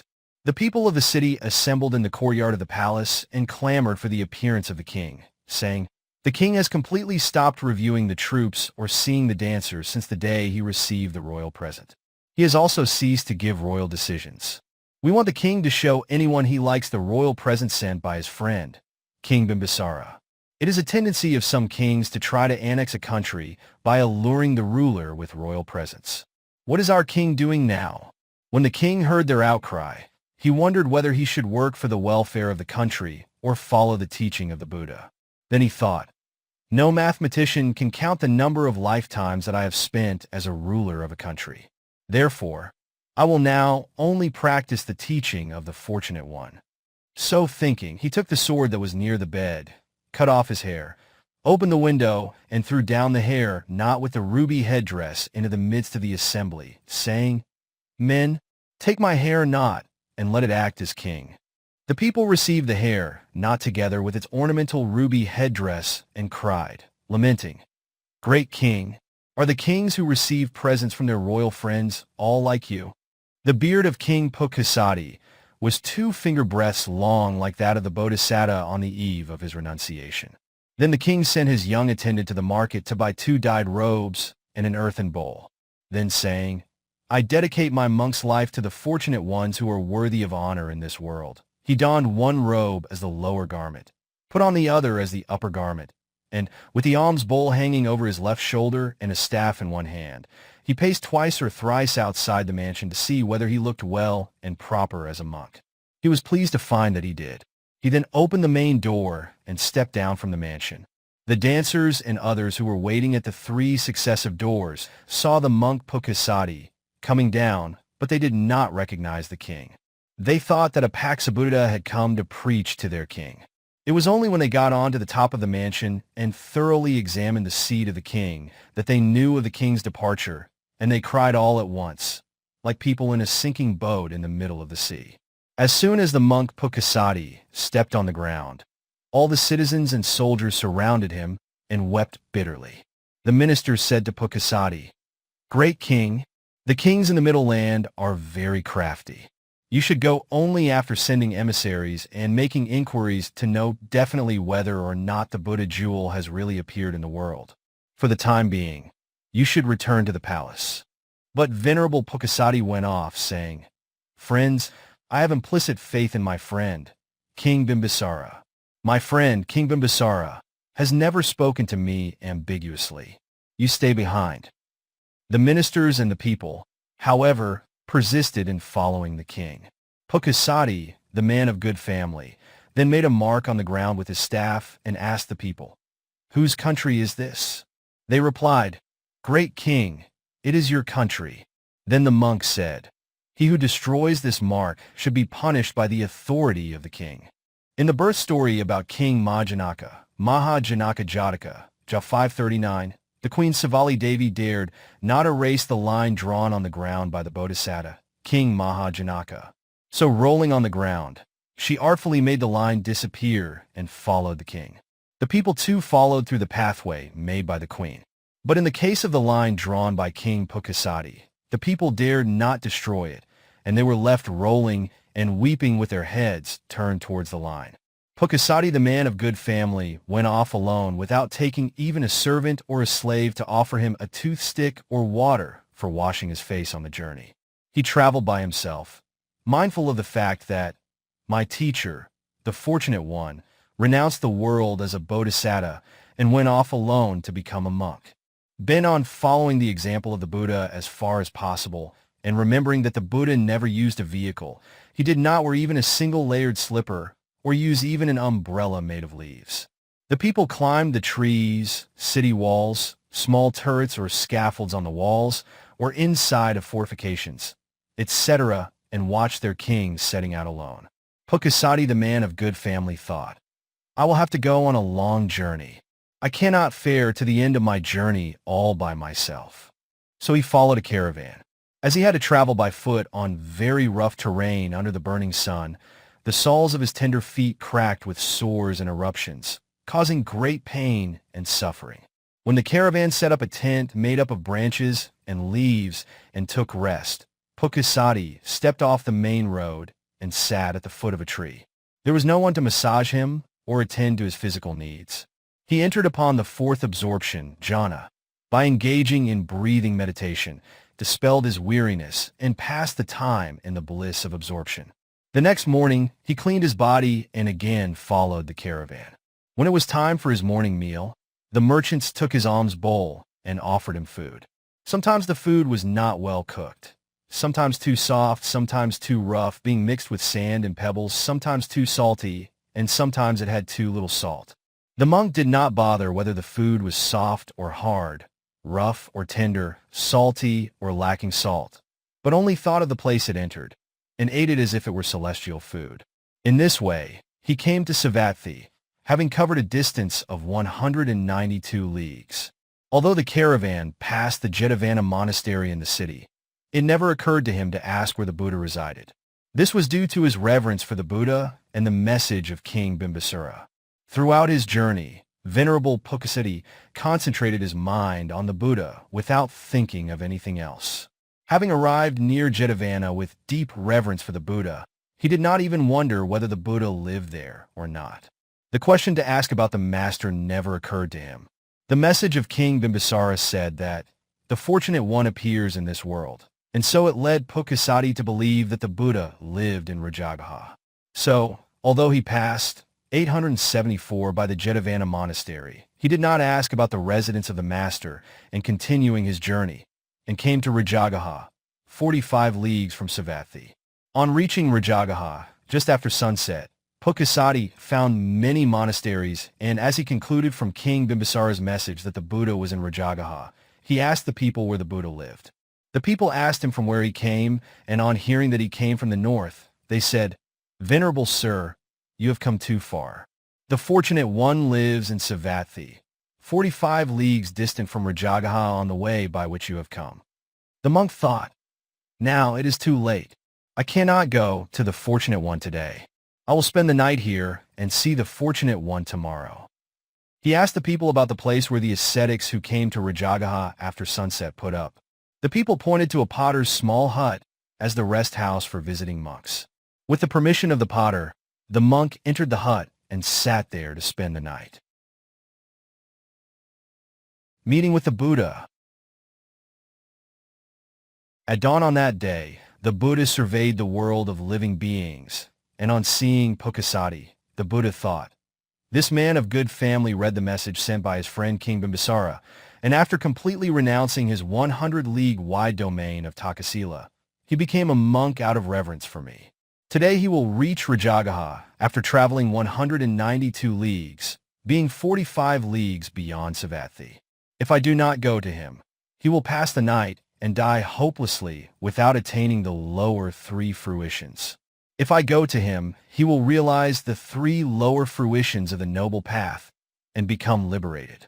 I have developed and practiced the perfections for eons out of compassion for worthy beings. I will now go and see him for his spiritual welfare." So early in the morning the Buddha cleaned his body and entered Savatthi with the monks on the round for alms. In the afternoon, he left the city, rested for a while in the fragrant chamber and thought, "This man of good family out of reverence for me has done that which is hard for many people to do." Having renounced the 100-league vast domain of Takasila, he set out alone without even a servant to give him water for washing his face. The Buddha thought of this austerity of the monk, and without calling Venerable Sariputta or Venerable Moggallana or any other disciples, he left Savatthi, taking his alms bowl and robes by himself. The Buddha did not fly in the air or shorten the journey, but went on foot as he knew that, out of reverence for him, the monk did not travel by elephant, horse, chariot, or on a golden palanquin, but went barefooted without even a slipper or a leaf umbrella. With a Buddha's splendor and all the great marks and 6 bodily radiance, etc. shrouded like the cloud-covered moon, The Buddha traveled incognito for about 6 hours during the whole afternoon, and covering a distance of 45 leagues, he arrived near the potter's hut at sunset, just after the monk Pukkusāti had entered the hut. The Buddha arrived with his glory covered in order to enable the monk to have complete rest, knowing that one who is tired and weary cannot absorb the Dhamma. When the Buddha arrived near the potter's hut, he did not enter it impolitely as the omniscient Buddha, but stood at the entrance and asked for the monk's permission to stay there. Pukkusāti mistook the Buddha for an ordinary monk and gave his permission willingly, saying, "My friend, this hut is quiet. It is not small. You may stay here comfortably as you please." How could the monk Pukkusāti, who had renounced the 100-league vast kingdom of Takasila, be reluctant to share his accommodation in a deserted hut with a fellow monk? He was not reluctant at all. Yet some vain and foolish monks, Mogapurisa, are very miserly and possessive with regard to their abodes, Avesa Makariya, and try to deny accommodation to fellow monks. The Buddha, who was very tender and delicate, left the fragrant chamber which was like a celestial mansion, and entered the potter's hut, which was very filthy and loathsome with ashes, broken pots, grass straws, and droppings of chickens and pigs. Here, amidst this collection of garbage, the Buddha made a bed of grass, spread the robe of rags, and sat totally unperturbed, as though he were in the perfumed chamber that was fragrant with celestial scents. Thus, as the two men of noble, Katiya, families, who were credited with past good deeds, who renounced royal pleasures to become monks, who had golden complexions, who had attained transcendent states, the Buddha and Pukkusāti both sat in the potter's hut, making the hut very splendid, like the crystal cave where the two lion kings dwelt. The Buddha never thought, "I am very delicate, and yet I have traveled strenuously 45 leagues for 6 hours during the whole afternoon. I will now lie down on my right side to get over my weariness for a moment." Without having any such thought, the Buddha entered upon the fourth absorption, jhana, of fruition attainment, phala samapatti, while sitting there. Nor did the monk Pukkusāti think of lying down for a moment to overcome his weariness from the bare-footed journey of 192 leagues. He too entered upon the fourth absorption, jhana, focusing on his breathing while sitting there. Herein, if the object of the Buddha's visit was to teach Pukkusāti, then why did he enter upon the fourth absorption, jhana, instead of teaching the monk? The Buddha did not teach at once because at that time the monk was still tired and weary. He would not be able to appreciate the teaching. So the Buddha waited to let his weariness pass away. Other teachers say that Rajagaha was a populous royal city with the air was ringing with the 10 kinds of sound, and the Buddha deferred teaching till midnight when the city would become quiet. This view is not acceptable, for certainly the Buddha could supernormally dispel even the sound traveling as far as the Brahma world. In other words, he could make that sound inaudible to the monk. In fact, the Buddha waited till the monk had recovery from his weariness. The Buddha left Savatthi at noon, traveled on foot to Rajagaha, which was 45 leagues away, reached the potter's hut at sunset, entered the hut with the permission of the monk, and became absorbed in fruition attainment, phala samapatti, for 6 hours. Arising from the absorption, jhana, at midnight, he opened both eyes, which were endowed with the 5 kinds of sensitivity, like opening the window of a golden mansion.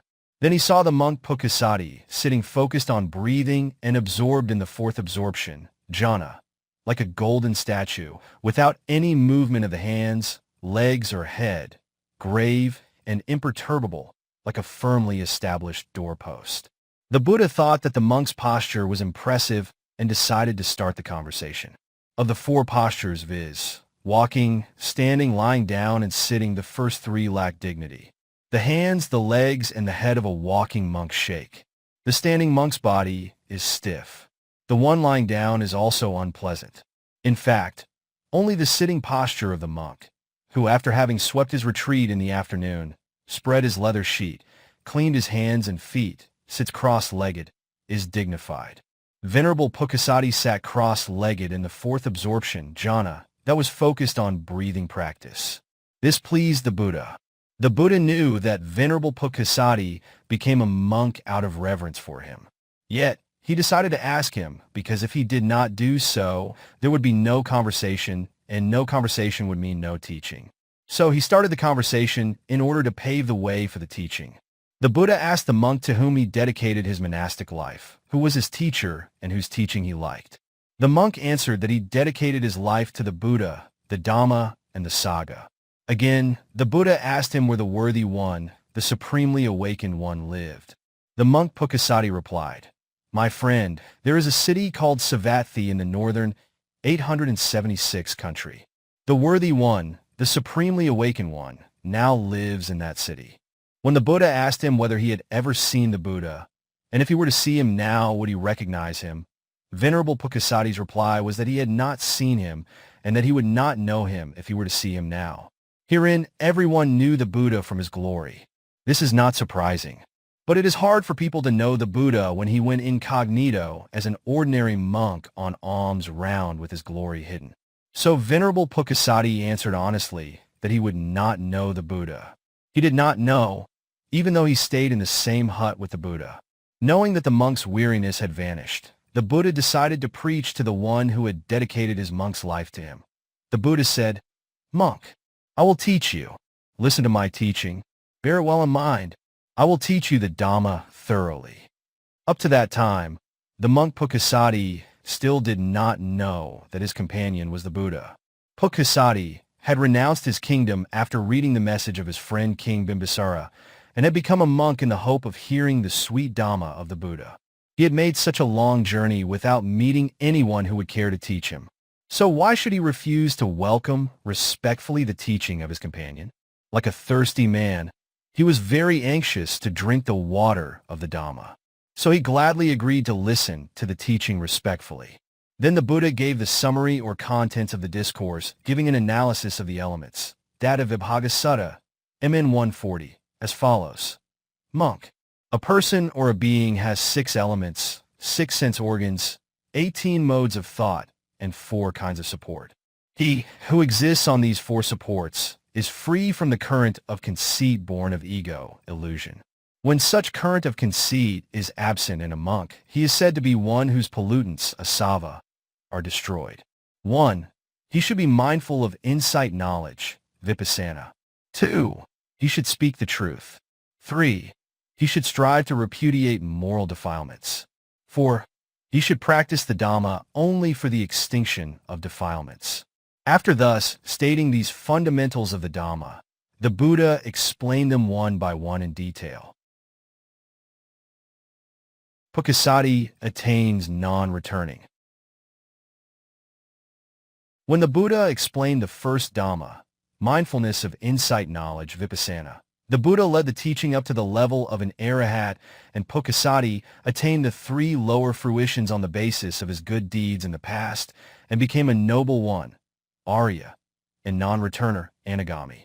For example, while a king is eating food of various tastes in a golden bowl, he takes such amount of cooked rice as would suit the size of his mouth.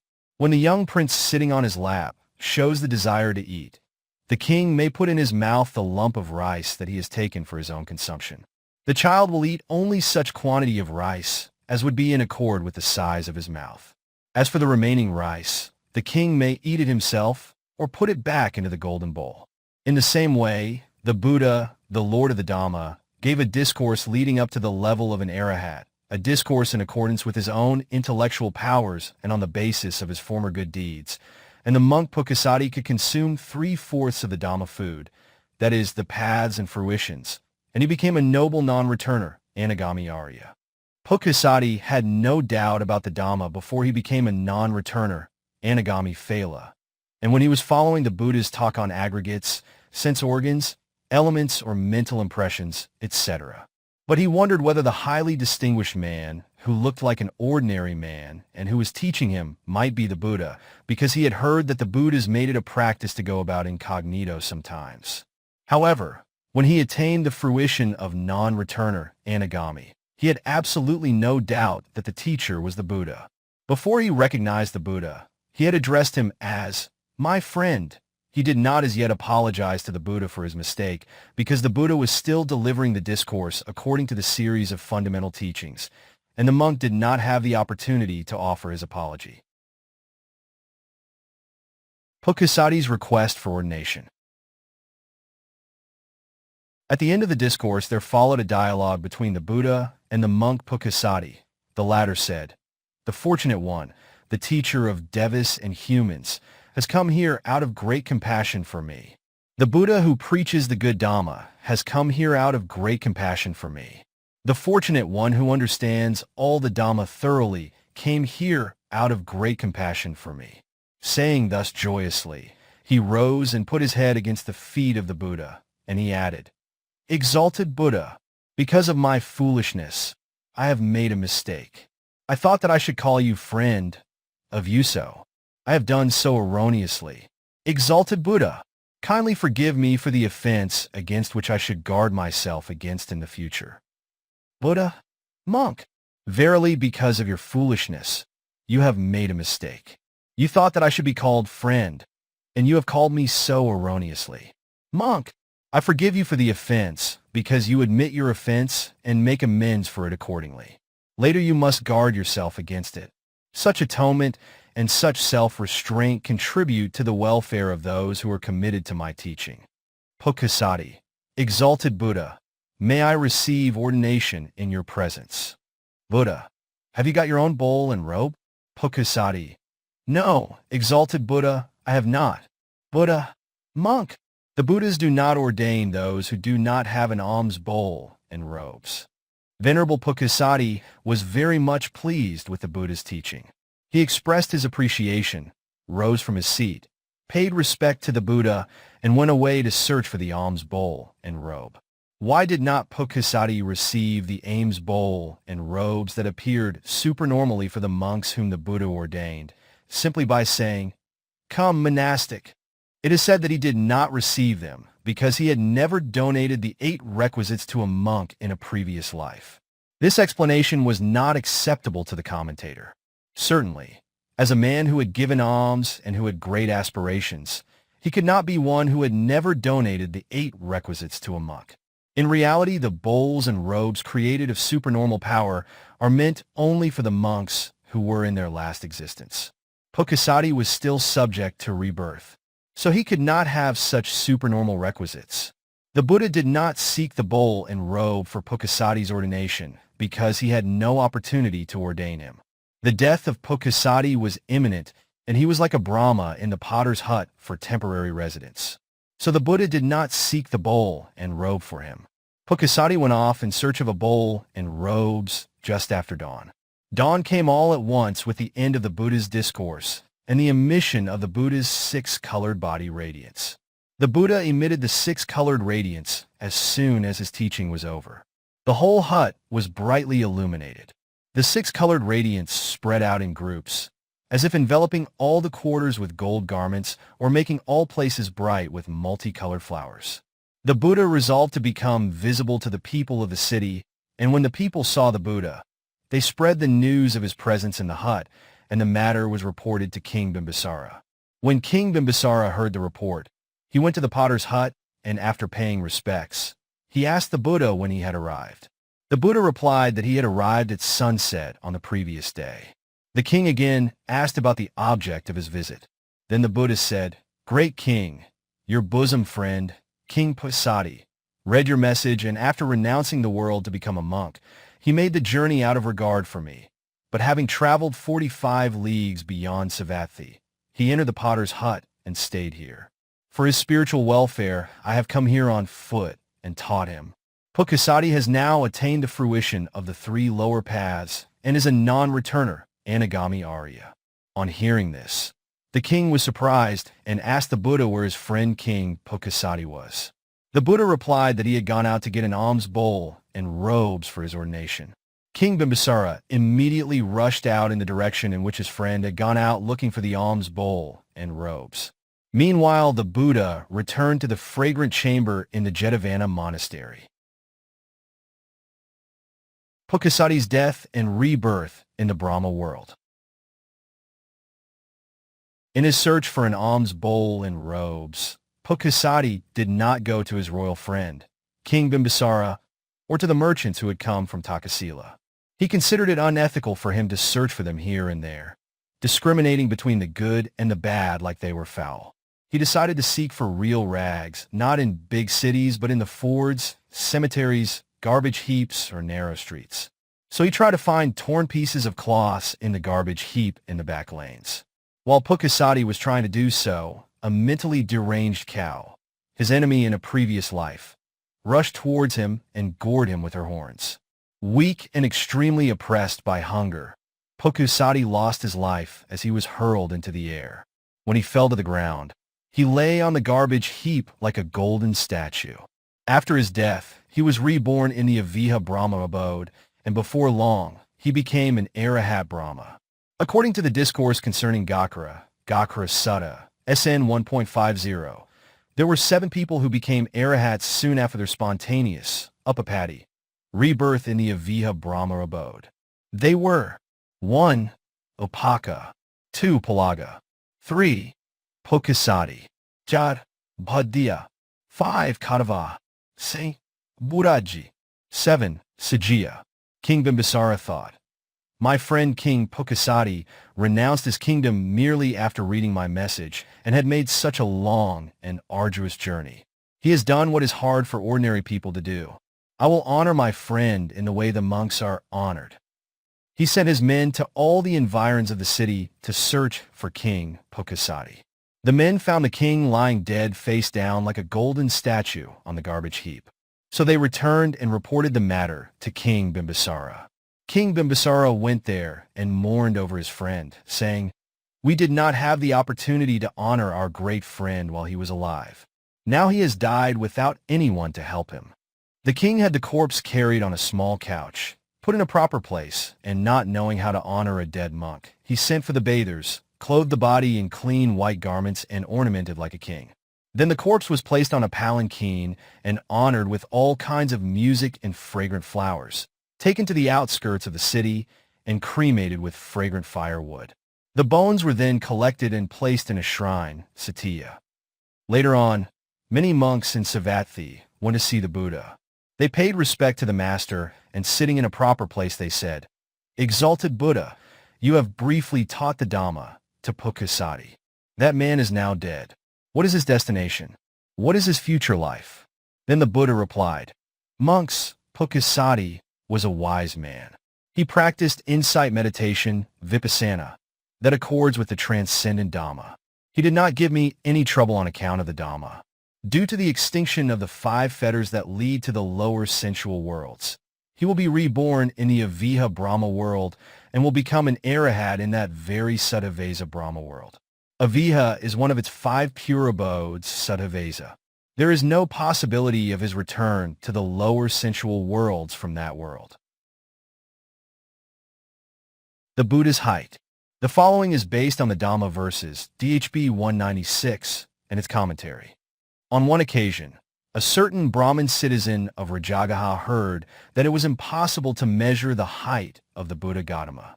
So when the Buddha came into Rajagaha city and made his rounds for alms, he took a 60-cubit long bamboo pole and stood outside the city gate. When the Buddha drew near the city gate, he went up to him with the pole. The pole reached up to just below the Buddha's knee. The next day, the Brahmin joined 2 60-cubit long poles and came again to the Buddha. The joined poles did not stand higher than the waist of the Buddha, who asked him what he was doing.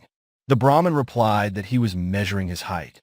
Then the Buddha said, "Brahmin, even though you may join all the bamboos in the universe, you will not be able to measure my height. Certainly, I have not developed the perfections for 4 immeasurables and 100,000 eons to enable somebody to measure my height. I have developed them to the extent that nobody can measure my height. Brahmin, the Buddha is a person who is peerless and immeasurable." So saying, the Buddha spoke the following verse as contained in the Dhamma verses, DHB 196. Te tatis pujayato, nibuta kutabe, nas sakapwa saktu, immedum api kenasi. The merit acquired by one who pays homage with faith sada to those Buddhas, Pakska Buddhas, and other noble ones, who have calmed the heat of defilements, who have no source whatsoever from which grief and fear derive, who are endowed with virtues excellent and visible, are incalculable to anyone in the three worlds of humans, Devas and Brahmas, saying, "This merit is beneficial this much. This merit is profitable this much." At the end of the verse, 84,000 beings became noble stream enterers, Sotapanna Arya, having the opportunity of blissfully enjoying the elixir of Nibbana. Rahu, the Asura Deva king, was 4,800 leagues in height. The distance between his two arms was 1,200 leagues. The thickness of his body was 600 leagues. His palms and his soles were 300 leagues in perimeter. The portion of the finger between two joints was 50 leagues long. The distance between the two eyebrows was 50 leagues. The mouth was 200 leagues long, 300 leagues deep, and 300 leagues in circumference. The neck had a girth of 300 leagues. The forehead was 300 leagues. The forehead was 300 leagues in breadth, and the head 900 leagues. Rahu, the Asura king, thought, "I am too tall. I will not be able to look down and see the fortunate one." So he did not go to the Buddha. But one day, he heard words about the greatness of the Buddha, and so he went, hoping to see the master by any possible means. Knowing the Asura Deva king's mind, the Buddha thought of the posture in which he should be viewed. Then, since a person who is standing appears to be tall in spite of his short stature, the Buddha decided to show his body to the Asura king in a lying posture. The Buddha told Venerable Ananda to put a small couch outside the fragrant chamber, and then he lay down on the right side on the couch like a lion king. Rahu then went near the Buddha, but he had to look up to see the Buddha's face, just as he had to stretch his neck and look up at the moon in the sky. The Buddha asked him why he had come to see him only after a very long time. The Asura king replied that he had not come because he was under the misapprehension that he would not be able to stoop down far enough to see the exalted Buddha. Then the Buddha said to him, "Asura king, I have not developed the perfections, parami, holding my head down, that is, by relaxing my effort. I have given alms, always holding up my head, that is, without relaxing my effort." On that very day, Rahu, the Asura king, formally become one who took refuge in the Buddha.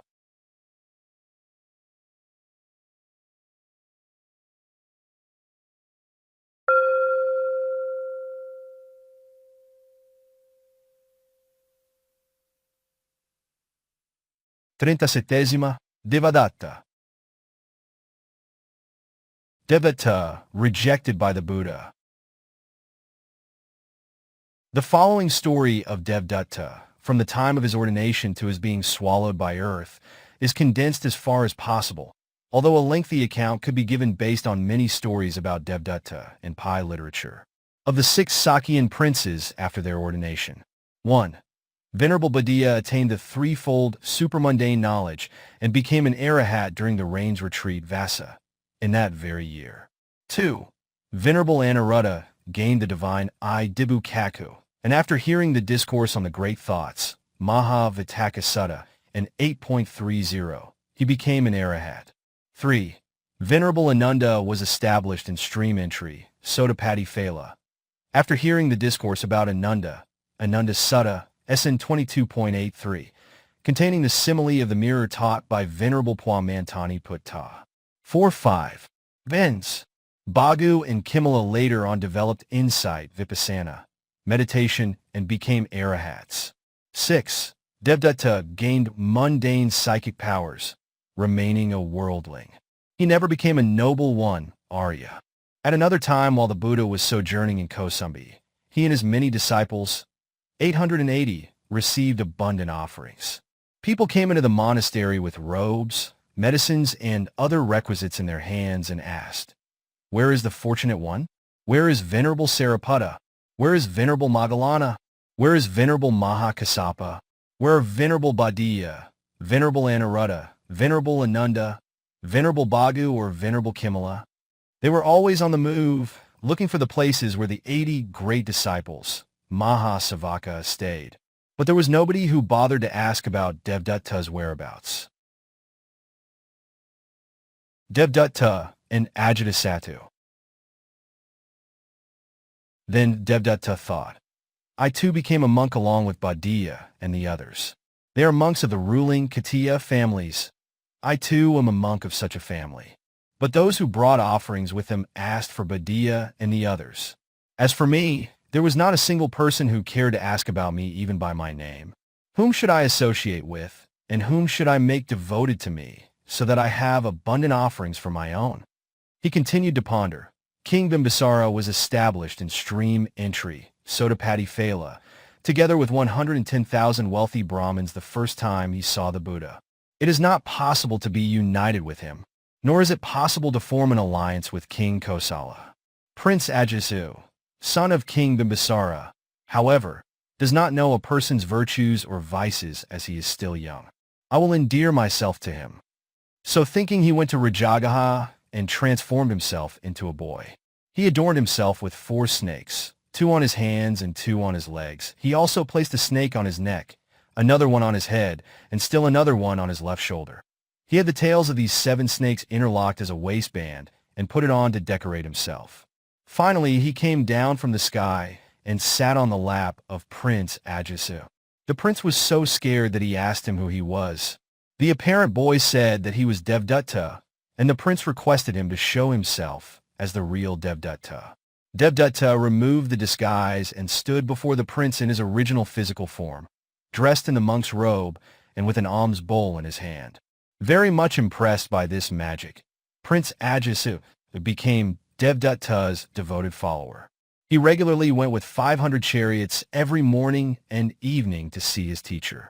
He also sent 500 pots of food, each pot containing food enough for 10 monks. His ego having become inflated because of the abundant offerings that he received, Devadatta conceived the evil desire to make himself the Buddha and lead the saga.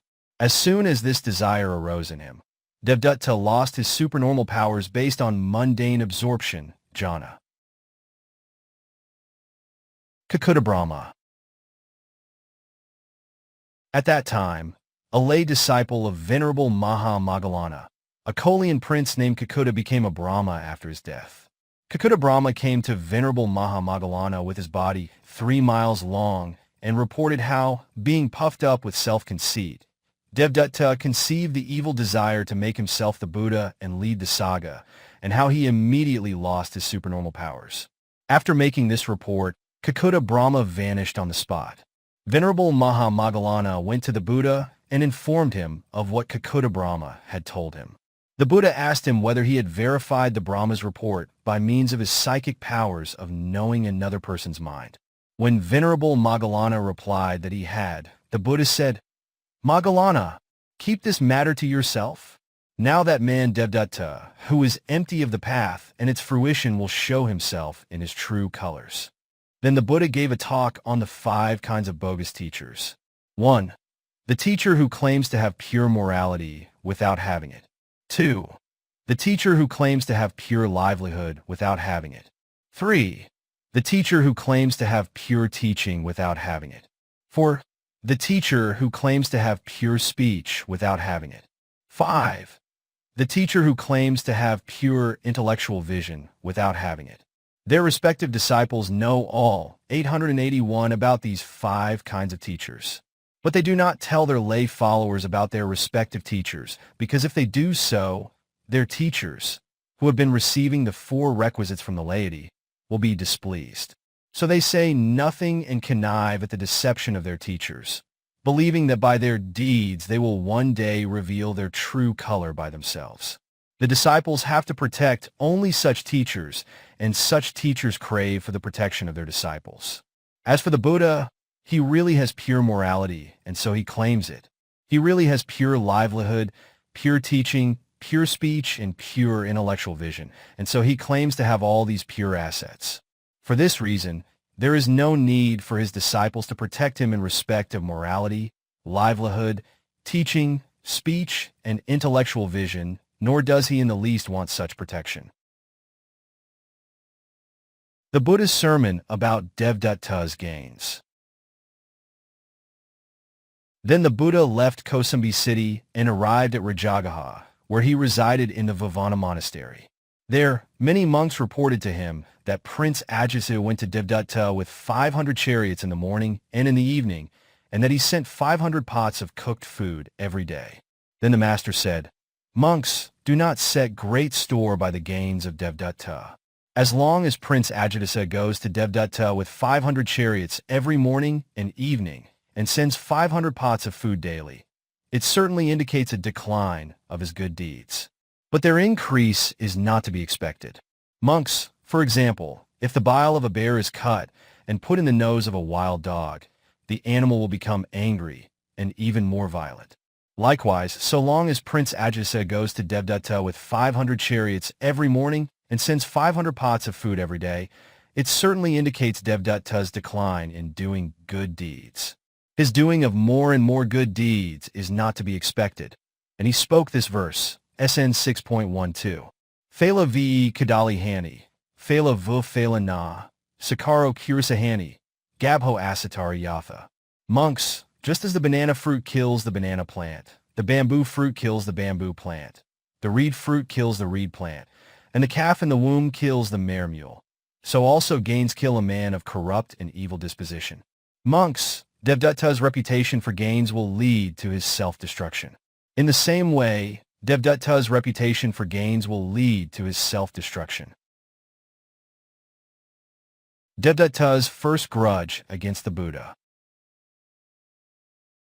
Then one day, as the Buddha sat amidst a large assembly, teaching to the king and the people, Devadatta rose and covered his left shoulder with his upper robe as a sign of respect. He raised up his joined hands in adoration towards the Buddha and said, "Exalted Buddha, now you are old, far advanced in age, and on the threshold of the last stage of life.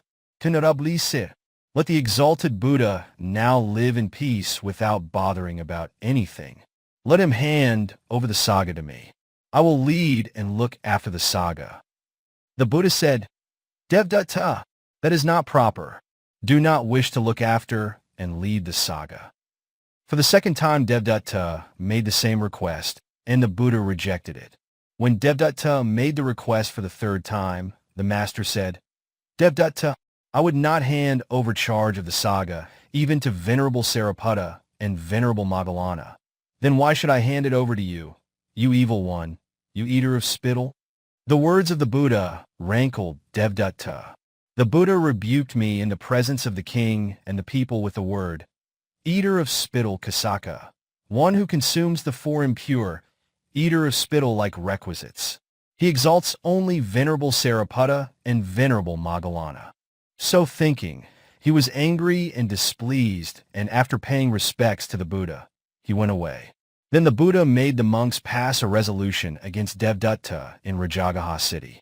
It was an act called a declaration, Pukkusāti, passed with an announcement, Nadi Ditiya, carried out by the assembly of monks after taking the preceding proclamation, Kamavaka, at which the motion is put once and followed by the declaration of the Saga's decision. Then Venerable Sariputta was nominated by vote to be the person entrusted with the task of making the resolution public in Rajagaha.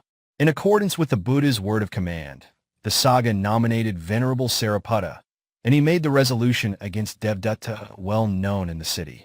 On hearing this resolution, those who lacked faith and wisdom blamed the monks, saying, "These monks, these sons of the Sakyan prince, Buddha, are jealous. They are jealous of Devadatta's gains." But those who had faith and wisdom said, "It could not be an evil act on the part of the master to have the facts about Devadatta made public in Rajagaha." Herein, a declaration, Pukkusāti, is an act of the saga to be performed according to the discipline Vinaya. It shows clearly that the acts and sayings of the monk, against whom the saga have passed the resolution, have nothing to do with the Buddha, the Dhamma, and the saga, and that he acts and says so only on his own authority and of his own free will. The resolution against Devadatta is somewhat like this. Formerly, Devadatta's behavior was of one kind, but now it is quite different. What he does by bodily action or says by word of mouth is not to be identified with the Buddha, the Dhamma, or the saga. It is to be identified only with Devadatta. The resolution containing words to this effect was passed by the saga after taking votes. Then, in accordance with the instructions of the Buddha, the saga formally nominated Venerable Sariputta again by vote to be the person who was to declare Devadatta an unwelcome or unrepresentative person, persona non grata, publicly in Rajagaha. So, accompanied by many monks, Venerable Sariputta went into the city and made public the dissociation of the Buddha, the Dhamma, and the Sangha from Devadatta by saying, "Formerly Devadatta's behavior was of one kind. Now it is quite different. What he does bodily or verbally should not be identified with the Buddha, the Dhamma, or the Sangha.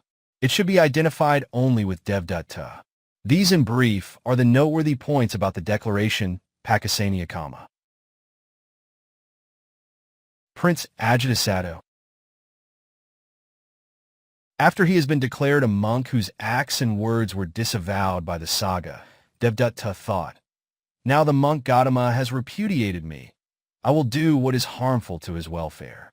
So he went to Prince Ajatasattu and said, "Prince, people in ancient times lived long, but nowadays people are short-lived.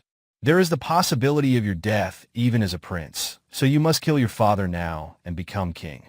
I also will kill the Buddha and become the Buddha." Prince Ajatasattu thought, "Venerable Devadatta is a powerful person. He says so perhaps because he has a reason for saying so." So he tied a dagger to his thigh. Shaking with fear, he hurried into the palace in broad daylight. The ministers who guarded the king seized and searched the prince. When they found the dagger tied to his thigh, they asked him what he wanted to do. The prince said that he wanted to kill his father. The ministers again asked him at whose instigation he tried to kill the king. The prince admitted that Devadatta had incited him. Then some ministers held the view that the prince and Devadatta and all the monks should be killed. Some contended that the monks should not be killed as they did no wrong, and that only the prince and Devadatta should be killed. Still, the rest of the ministers maintained that the prince and Devadatta should not be killed, nor should the monks be killed, that the matter should be reported to the king and action taken according to the king's instructions. Then the ministers took the prince to the king and informed him of the prince's attempt to kill him. The king asked them about their views, and the ministers stated their 3 different views. The king said, "How can the fortunate one, or the Dhamma, or the Sangha be guilty of any offense? They are certainly not guilty. Has not the fortunate one already declared that Devadatta's present behavior is quite different from his former behavior, and has not he publicly disavowed the acts and sayings of Devadatta?" Then the king dismissed the ministers in the first group, demoted the second group of ministers, and promoted those in the third group. Then the king asked his son why he wished to kill him. The prince said that he wanted to become king. King Bimbisara then said, "Prince, if you want to be a king, then this kingdom is yours." And he handed over his kingdom there on the spot to Prince Ajatasattu. As his wish was now fulfilled, Prince Ajatasattu was delighted, and he told Devadatta about it.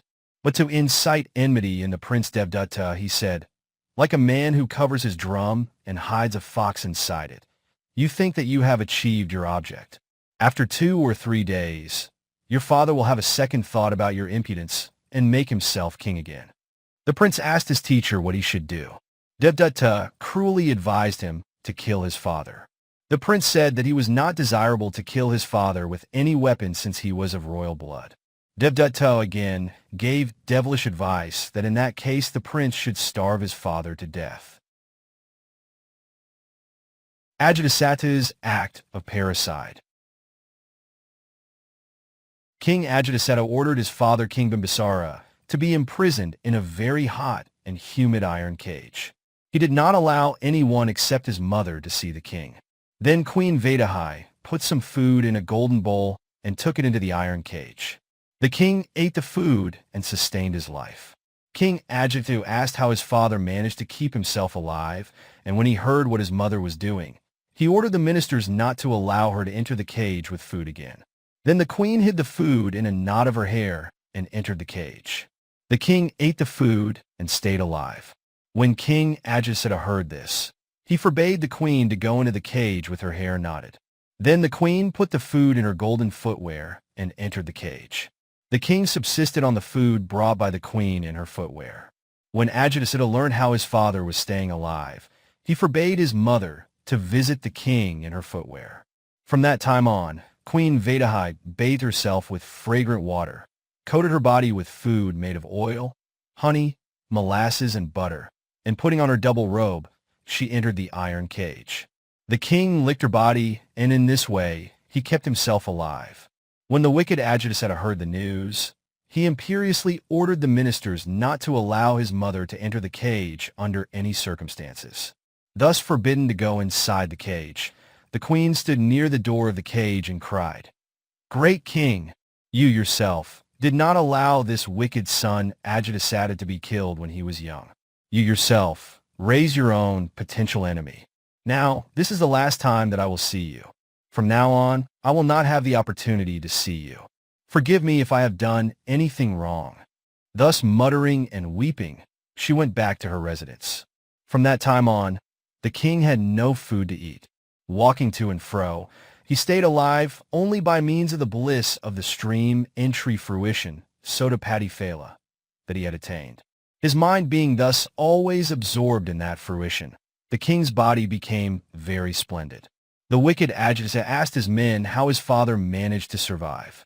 His men said that the king kept himself alive by walking to and fro, and that he had become more splendid than ever before in his physical appearance. Then King Ambaṭṭha decided to put an end to the walking exercise of his father, and told the barbers to gash the soles of his father's feet, smear them with oil and salt, and broil them before red-hot embers. When he saw the barbers, King Bimbisara thought that someone had certainly brought his son to his senses, and that the barbers had come to shave his beard. The barbers approached the king and stood there paying their respects to him. The king asked them about the object of their visit, and they informed him of their purpose. Then the king told them to do according to the desire of their master. The barbers requested the king to sit, and, after paying respects to him, they said, "Great king, we have to carry out the order of King Ambaṭṭha. Do not be angry with us. What we have to do is most inappropriate to a good king like you." Then holding firmly the soles of his feet with their left hands and sharp razors with their right hands, they gashed the soles, smeared and rubbed them with oil and salt, and then broiled them before the red-hot embers. According to the commentaries in a previous life, the king walked on a relic shrine, stupa, platform with his footwear on, and trod on a mat with his unclean feet. The suffering that he now underwent was the lingering effect of that unwholesome act in the past. King Bimbisara had to endure excruciating pain. Without harboring any ill will, he contemplated the wonderful attributes of the Buddha, the Dhamma, and the Sangha. Then, withering away like a flower dumped on the shrine platform, he became an attendant of Vasava, Deva king, in the Katamarajika realm, and the supreme commander of the Yakas having the name Janavasabha. Herein he was called Janavasabha, because as King Bimbisara, he was a noble stream enterer, Sotapanna Arya, and the chief of 110,000 Brahmin merchants. Jana indicates the 110,000 Brahmin merchants, and Vasabha means the chief. Why did he become a low-class commander in the Katamarajika realm, although he was a great noble stream enterer, Sotapanna Arya, before he died? The answer was given by the Yaka, Janavasabha himself. According to his answer, he passed through 7 lifetimes as king on earth after his demise in Kachamaharaja realm, and 7 lifetimes in Kachamaharaja after his demise on earth.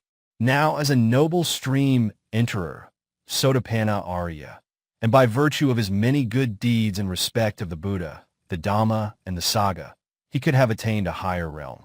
But because he had spent 7 lifetimes successively in the Kachamaharaja world, his attachment to life, Bhava Nikantai, in that realm was powerful, and because of that powerful attachment, he ended up in the Kachamaharaja realm. This was the confessions of the Yaka Janavasabha in the discourse concerning Janavasabha, Janavasabha Sutta, DN 18.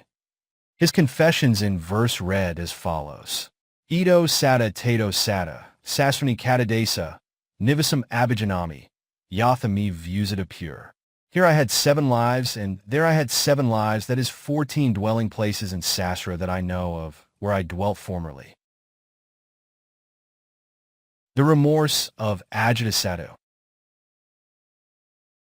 On the very day of King Bimbisara's death, the wife of the foolish king Ajatasattu gave birth to a son, later called Devadatta. So the 2 messages, one reporting the birth of a son from the chief of the palace, and the other reporting the death of the king's father, Bimbisara, came to the palace at the same time. The ministers considered it advisable to submit first the report of the birth of a son, and they did so accordingly.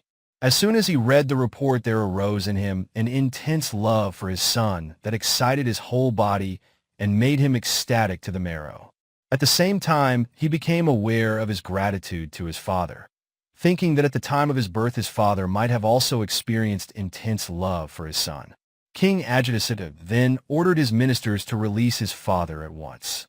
But the ministers said that it was impossible and submitted the report of the death of King Bimbisara. On hearing the news, King Ambaṭṭha wept bitterly, went to his mother, and asked her whether there arose intense love in his father at the time of his birth. Queen Devadatta replied, "You foolish son, what do you say? During your childhood, you had a whitlow on your finger. The royal nurses were unable to make you stop crying. In the end, they took you to your father, who was seated in the court of law. Your father kept your finger in his mouth that was afflicted with the whitlow, and due to the warmth of his mouth, the tumor erupted there. Out of great love for you, your father did not spit out the pus mixed with putrid blood, lest you should wake up, and he swallowed it instead. Your father loved you so very much." The queen thus told him at length how his father was greatly attached to him. King Ambaṭṭha wept bitterly and performed the funeral of his father. Assassins sent by Devadatta. Then Devadatta went to King Ambaṭṭha and asked him to dispatch men who would kill the Buddha. The king sent the assassins to Devadatta, telling them to follow the instructions of his teacher. Devadatta told the first man, "Man, you go to the place where the monk Gautama is now living. You kill Gautama and come back by this way." Then he told a couple of men to kill the first man and come back by another way. Then the third batch of 4 men was instructed to kill the 2 men and return by another way. A fourth batch of 8 men was instructed to kill the 4 men and come back by another way. Then still another 16 men were told to kill the 8 men and return by another way. The various killers were hired, so who had ordered the killing of the Buddha would never be known. Armed with a sword and a shield and a bow and a quiver of arrows, the first man went to the Buddha and stood with his body near him, trembling with fear and agitation. Seeing him, the Buddha said, "Man, come here. Have no fear." The man got over his fear and put his sword and shield as well as his bow and arrows in a suitable place. Then having approached the Buddha, he bowed his head at the feet of the Buddha and confessed and apologized for his offense. The Buddha forgave him and gave a series of talks on generosity, morality, and other good deeds that lead to the attainment of the paths and fruitions. As a result, the assassin became a noble stream enterer, Sotapanna Arya, and at the same time, he sought supramundane refuge in the 3 treasures. Then the Buddha dismissed the assassin, telling him not to go by the way instructed by Devadatta, but to go by another way. The 2 assassins of the second batch waited for the first assassin for a long time. Then, going in the opposite direction, they saw the Buddha seated at the foot of a tree. They went up to the Buddha, paid respects, and sat at a proper place. The Buddha gave them a series of Dhamma talks and explained the 4 truths and established them in the fruition of stream entry. Like the first assassin, they too became noble stream enterers, Sotapanna Arya, and thereby took supramundane refuge in the 3 treasures. Again, the Buddha dismissed these assassins, telling them to go by another way. Then the 4 assassins of the third batch, then the 8 assassins of the fourth batch, the 16 assassins of the 5th batch waited for the 8 assassins for a long time, and going in the opposite direction, they saw the Buddha as did those who went before them. They paid respects to the Buddha and sat at a proper place. The Buddha gave them a Dhamma talk on the 4 truths and established them in the fruition of stream entry. After they had gained supramundane refuge in the 3 treasures, the Buddha dismissed the men, telling them to go back by another way. Then the first assassin approached Devadatta and said, "Sir, I cannot kill the exalted Buddha. He is so very powerful." Devadatta said, "Enough then. Do not kill the monk Gautama. I will kill him myself." After having helped the assassins to gain stream entry, the Buddha was one day walking to and fro in the shadow of the Gajaka hill. Then Devadatta climbed the hill and rolled down a large rock with the intention of killing him. As it rolled down, 2 promontories appeared automatically and blocked the rock. A slither of the rock flew off and caused blood to flow on the foot of the Buddha. The Buddha looked up and said to Devadatta, "You foolish man, You can now make no spiritual progress. You have caused my blood to flow with ill will and murderous intent. You have done much evil." Then the Buddha said to the monks, "Monks, Devadatta has done this first heinous act having immediate result upon death, anantarya, because he spilled my blood with ill will and murderous intent." The monks carried the Buddha to the monastery in Matakuchi Park. There the Buddha expressed his desire to go to the monastery in Javaka's mango grove and told the monks to take him there. Accordingly, the monks took him there. On hearing the news, the great physician Javaka went to the Buddha and applied a highly potent medicine to the wound. Having bandaged the wound, he told the Buddha to keep the bandage intact until his return from his visit to a patient in the city. After calling on the patient and doing the needful for him, the physician came back but did not reach the city before the gate was closed. Then the physician Javaka thought, "I have applied a powerful medicine to the foot of the exalted Buddha and bandaged the wound, treating him like an ordinary patient. I have made a grave mistake. This is the time to untie the bandage. If the bandage is not untied, he will suffer intense pain the whole night." So thinking, Javaka was very worried. At that moment, the Buddha called Ananda and said, "Ananda." The physician Javaka came back after dark and could not reach the city gate before it was closed. He is worried because now is the time to untie the bandage. Untie the bandage immediately. Venerable Ananda removed the bandage, and the wound was gone, like bark detached from a tree. As soon as the city gate was opened, Javaka hurried to the Buddha even before dawn and asked him whether he suffered any pain. The Buddha said, "Javaka, I have overcome all pain since I gained supreme awakening under the Bodhi tree." And then he taught the following verse, DHB 90. Gadadino visokasa, vipamatasa sabati, Sabba Ganthapanasa, Pariho Navajati. Vivaka.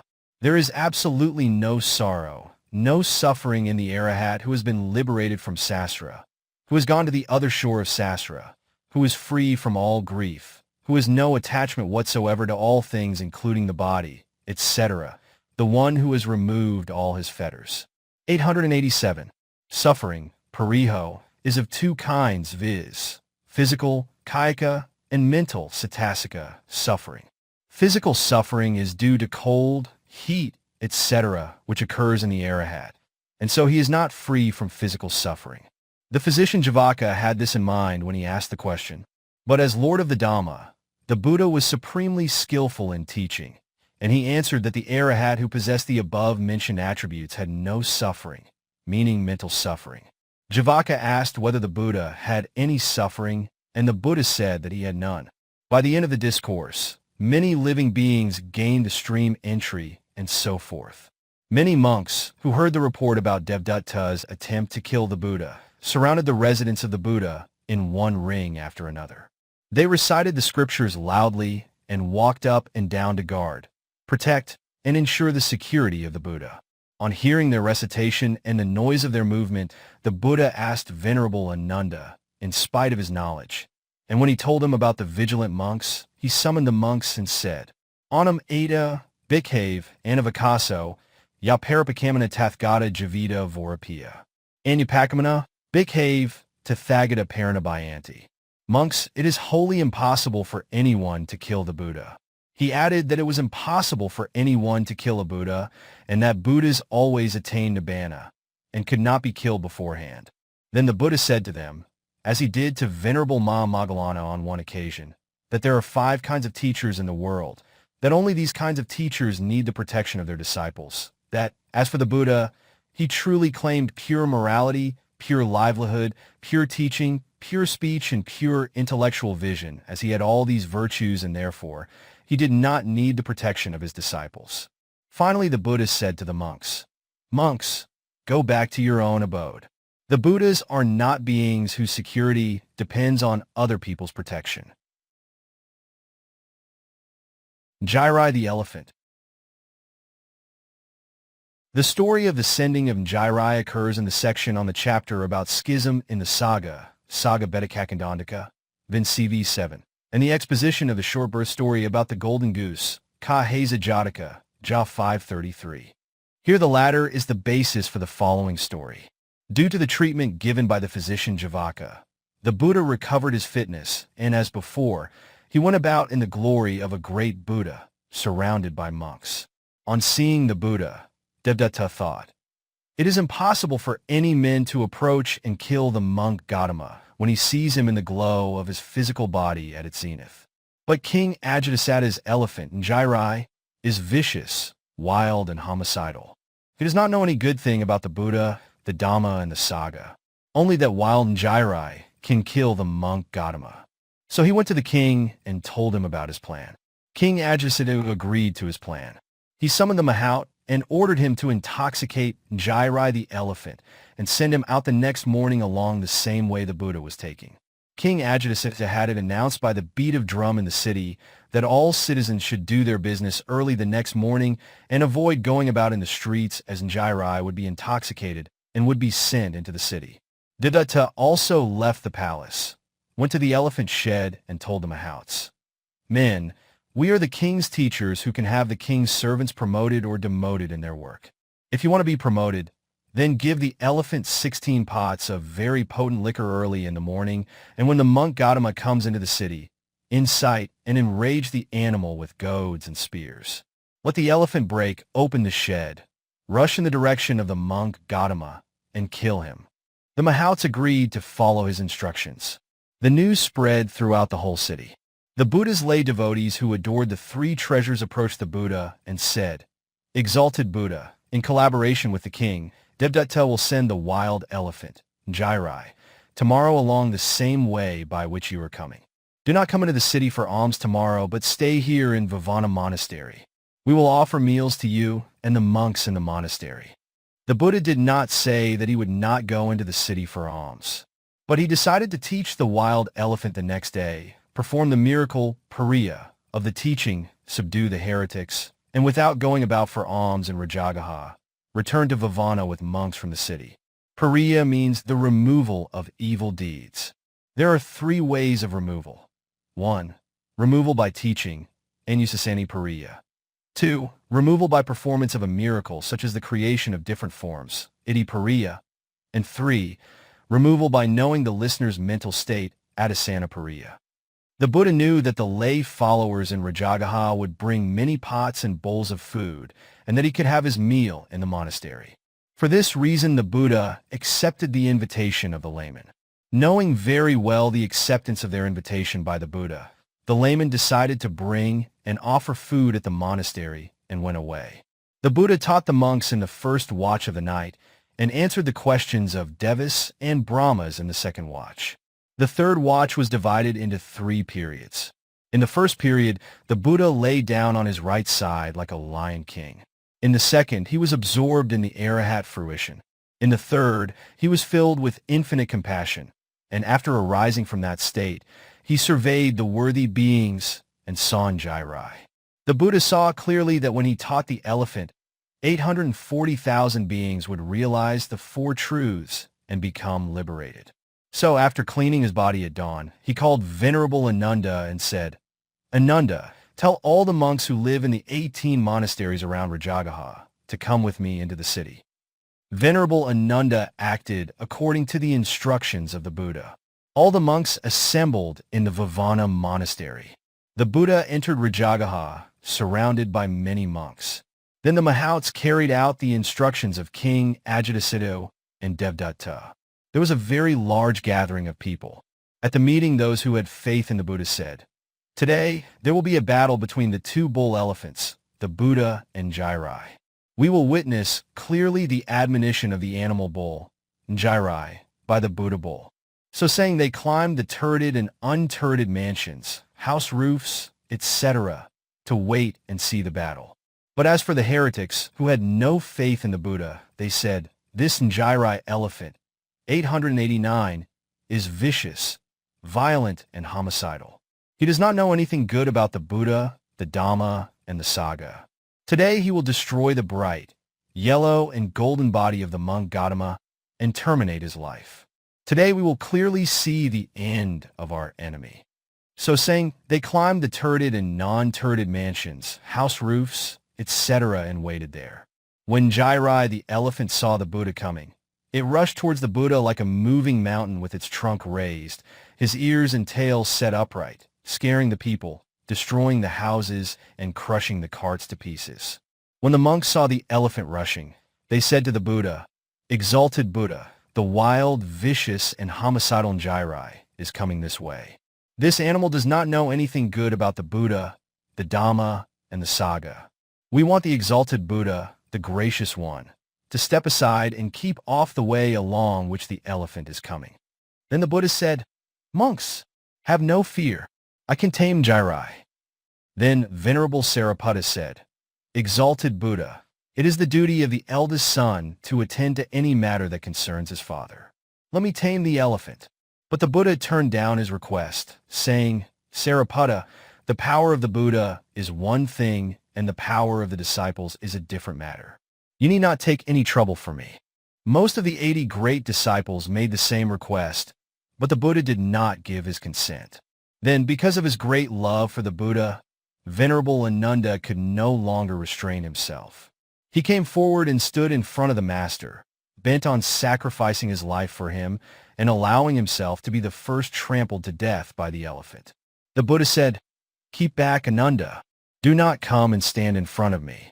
Venerable Ananda replied, "Exalted Buddha, this elephant is vicious, wild, and homicidal.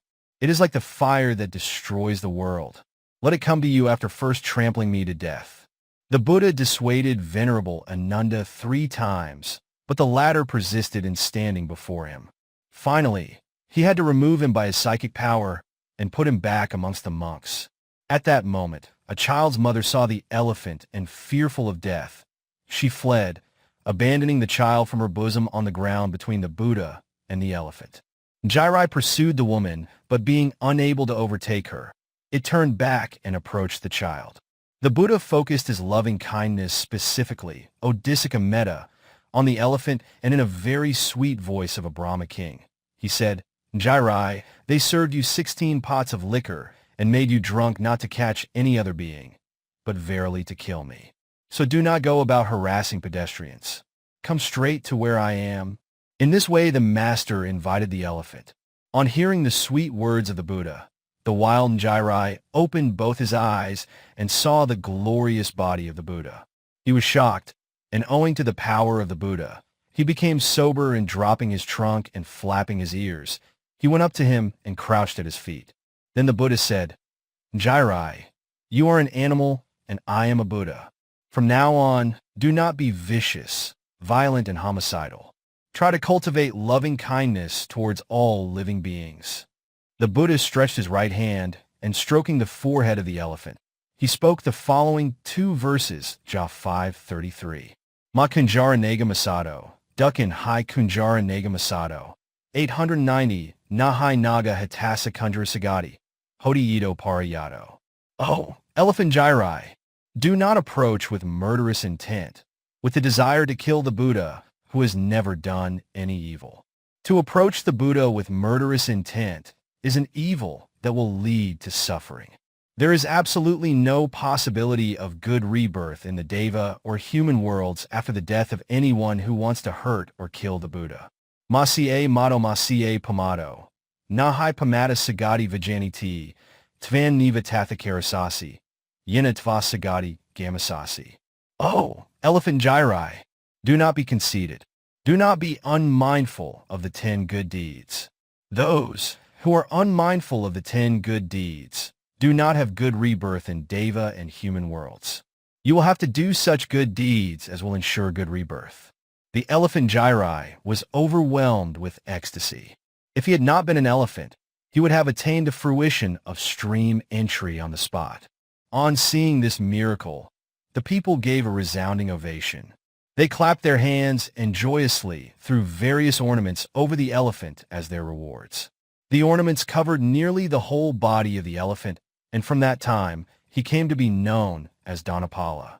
At the time when Dhanapala was tamed by the Buddha, 84,000 beings had the opportunity to sample the Dhamma, the elixir of the deathless. The Buddha established the elephant in the 5 precepts. The elephant gently collected the dust at the Master's feet, scattered it over his head, and stepped back on its knees. He stepped at the last place within sight of the Buddha, and after paying respects, entered the elephant shed. From that time, he became a docile, good-tempered, and very tame elephant, and did not harm any being for the rest of his life. Having his wish fulfilled, the Buddha resolved that the ornaments that had accumulated be returned to their owners. He thought, "Today I have performed a great miracle, and so it is not advisable for me to go about in the city for food." Having thus subdued the heretics, he left Rajagaha city and returned to the Vivana monastery, surrounded by monks like a triumphant king back from the battlefield. The citizens went to the monastery with much food and offered alms lavishly.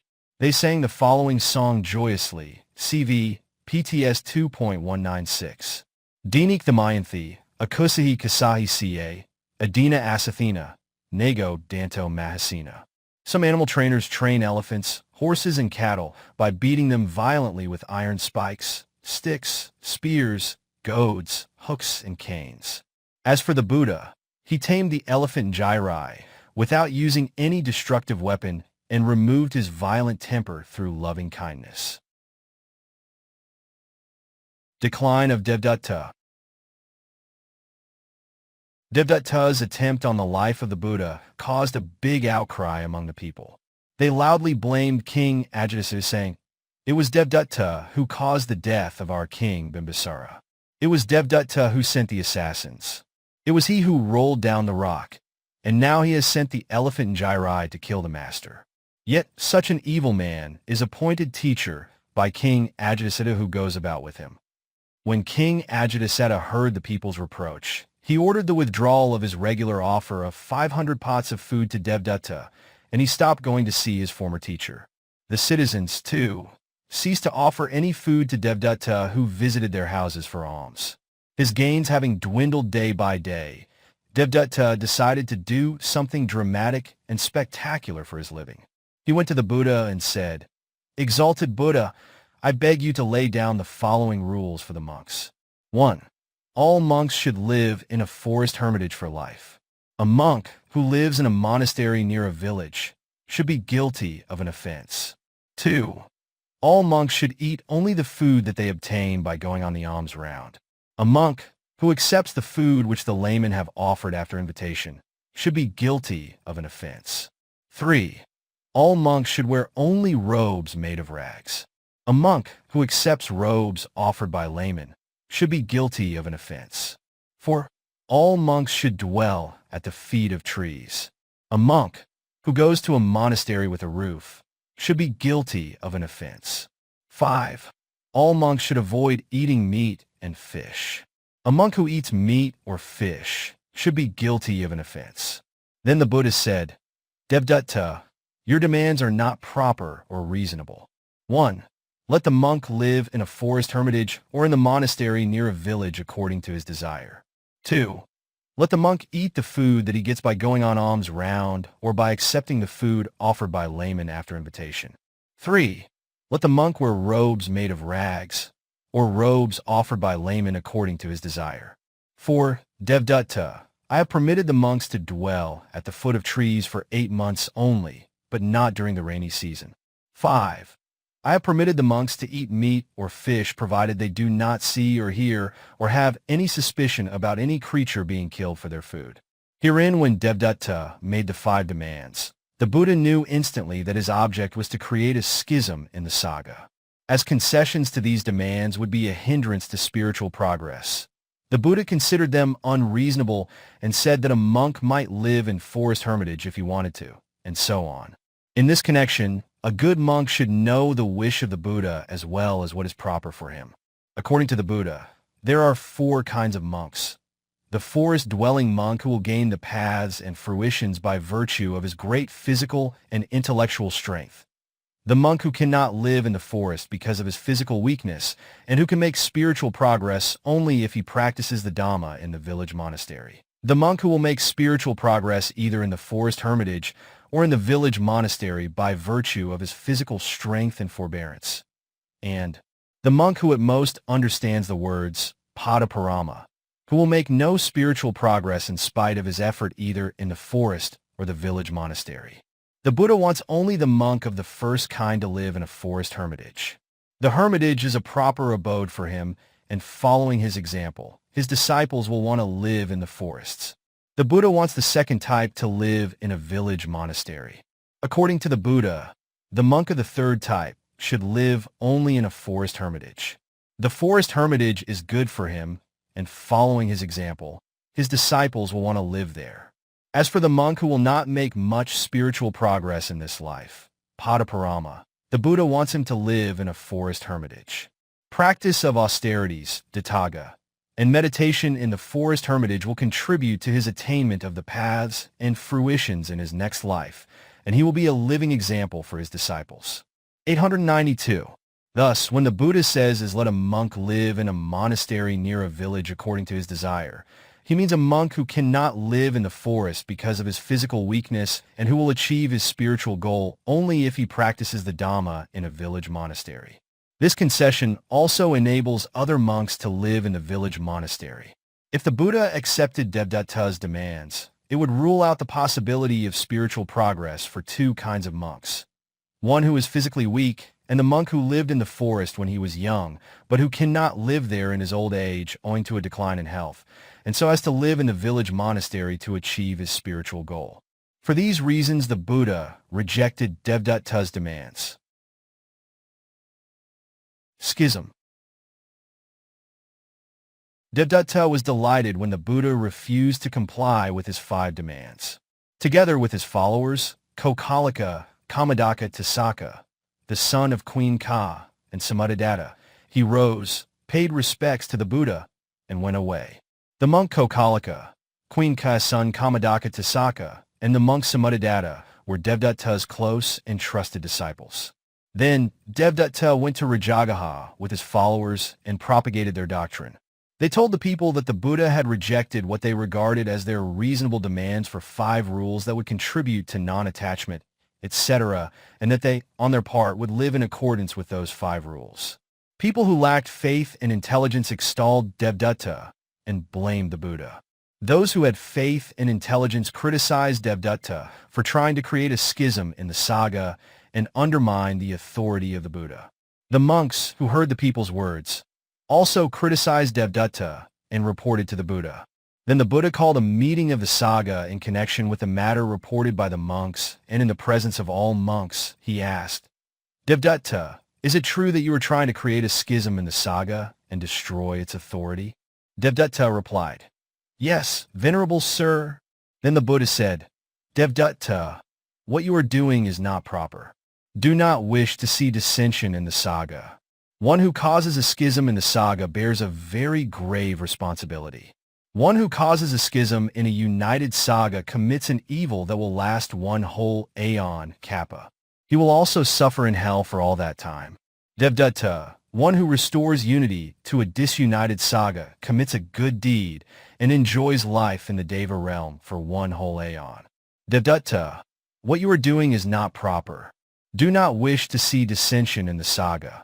One who causes a schism in the Sangha bears a very grave responsibility.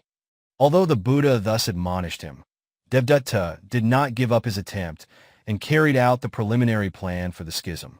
The next day, he decided to perform the observance day, Upasatha, service and acts of the Sangha, Sangakama, separately. In the morning, he approached Venerable Ananda, who came into Rajagaha for alms, and he said, Dear Ananda, from today, I will perform the observance day service and acts of Sangha without the Buddha and his monks. When Venerable Ananda reported the matter to the Buddha, he breathed forth the following verse, UD 5.8. Sakara Sudinna Shu, Shupapina Dukkara, Papapina Sakara, Papam Arya Dukkara. It is easy for a good man to do a good deed. It is hard for an evil man to do a good deed. It is easy for an evil man to do an evil deed. It is hard for a good man to do an evil deed. Then on that observance day, Devadatta rose from his seat in the assembly of monks and said that the monk Gautama had rejected his demand for 5 rules that would lead to non-attachment, and so on, but that he would abide by the 5 rules and that those who liked the rules should vote for them. The votes were taken, and the 500 young monks of Vaji country, who lived in Vesali and who were ignorant of the Vinaya teaching voted for the rules as they thought that the rules represented the Dhamma, Vinaya, and the sayings of the Buddha.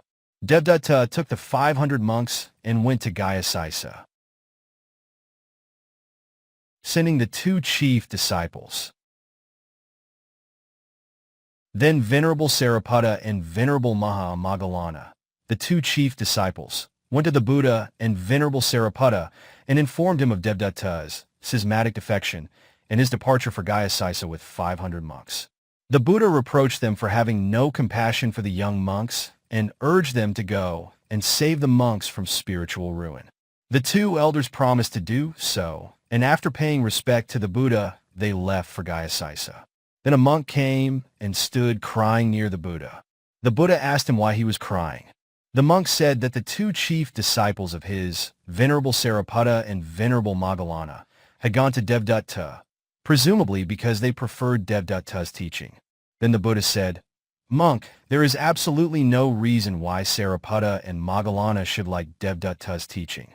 In fact, they have gone there in order to enlighten the 500 young monks who have become Devadatta's followers." At that time, Devadatta was seated teaching in the midst of many of his followers. When he saw from afar the 2 elders coming, he said to the young monks, "Monks, look over there. I have proclaimed my doctrine very well. Even the monk Gautama's chief disciples, Venerable Sariputta and Venerable Moggallana, prefer my teaching, and they are now coming over to join me." Then the monk Kokkalika, one of the leaders of his sect, warned Devadatta, "Friend Devadatta, do not associate with Venerable Sariputta and Venerable Moggallana. They have evil desires, and they follow their evil desires." But Devadatta said, "Friend, you should not say like this. Their coming here is good for us, because it is motivated by their appreciation of my teaching." When the 2 venerables came near, Devadatta said, "Come, Venerable Sariputta, sit here," and offered to share his seat with him. But Venerable Sariputta refused to accept his offer and took his seat in a suitable place, as did Venerable Moggallana. Having taught the monks the whole night, Devadatta said to Venerable Sariputta, "Friend Sariputta, the monks are free from sloth and torpor. You carry on with your talk on the Dhamma. My neck is stiff and cramped. Let me stretch my back."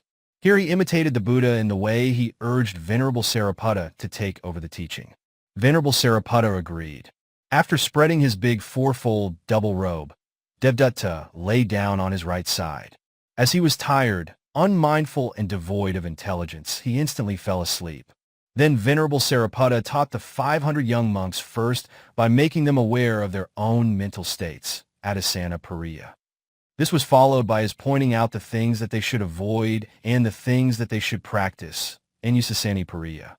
Venerable Moggallana taught them first by performing miracles, Iti Pariya, and then telling them what to avoid and what to follow. Therefore the 500 young monks gained the fruition of stream entry right then and there and became noble stream enterers, Sotapanna Arya. After the 500 young monks had become noble stream enterers, Venerable Sariputta told them that he and Venerable Moggallana would return to the Buddha and that those who liked his teaching might go along with them. All the monks followed them and, traveling through the air by their psychic power, they reached Vivana. After the 2 chief disciples had gone away with the 500 young monks, Kokkalika, a teacher of the sect, woke Devadatta up by hitting his chest with his knee and saying, "Get up, Devadatta. Venerable Sariputta and Venerable Moggallana have taken away the young monks. Have I not told you that you should not associate with them, that they have evil desires, and that they follow their evil desires?" Then Devadatta vomited hot blood on the spot. Birth stories concerning Devadatta. When the monks living in the Vivana monastery saw Venerable Sariputta returning with the 500 monks, they said to the Buddha, "Exalted Buddha, when Venerable Sariputta left for Gayasisa, he had only Venerable Moggallana as his companion. Now on his return from there, he has so many followers and is indeed glorious." The Buddha said, "Monks, it is not only now that Sariputta is glorious. When he came back to me as an animal in a previous life, he was also glorious." And he recounted the birth story about the deer named Lakha Megajataka, Ja 11. Again, when the monks reported that Devadatta imitated the Buddha by trying to preach like an exalted Buddha with the two chief disciples on the right and left side, the Buddha said, "Monks, it is not only now. Also a long time ago, Devadatta tried to imitate me, but it was in vain." Then the Buddha told them the birth story about the hero crow Viraka Jataka, Ja 204. On the following days, too, the Buddha narrated the birth story about the woodpecker Kandagalaka, Kanda Galaka Jataka, Ja 210, in connection with Devadatta. Again, the birth story about the quick bird and a lion, Sakua Jataka, Ja 308, was recounted in connection with Devadatta's ingratitude. Then in connection with Devadatta's attempt to kill the Buddha, he told the birth story about the antelope, Kuruga Miga Jataka, Ja 21, and others. Then one day the monks were talking about Devadatta's downfall in respect to the offerings he received from the laity and in respect of his spiritual life when the Buddha said, "Monks, it is not only now that Devadatta had his downfall. He had it also long ago," and he narrated the birth story about falling both ways, Abhado Baha Jataka, Ja 139, etc. Here is a short list of birth stories Jataka, which the Buddha recounted in connection with Devadatta. Book of the Ones. The birth story about the merchant from Sari, Sarivi Jataka, Ja 3. The birth story about the deer named Lakha Jataka, Ja 11. The birth story about the antelope, Kuruga Miga Jataka, Ja 21. The birth story about one with great virtue, Salava Jataka, Ja 51.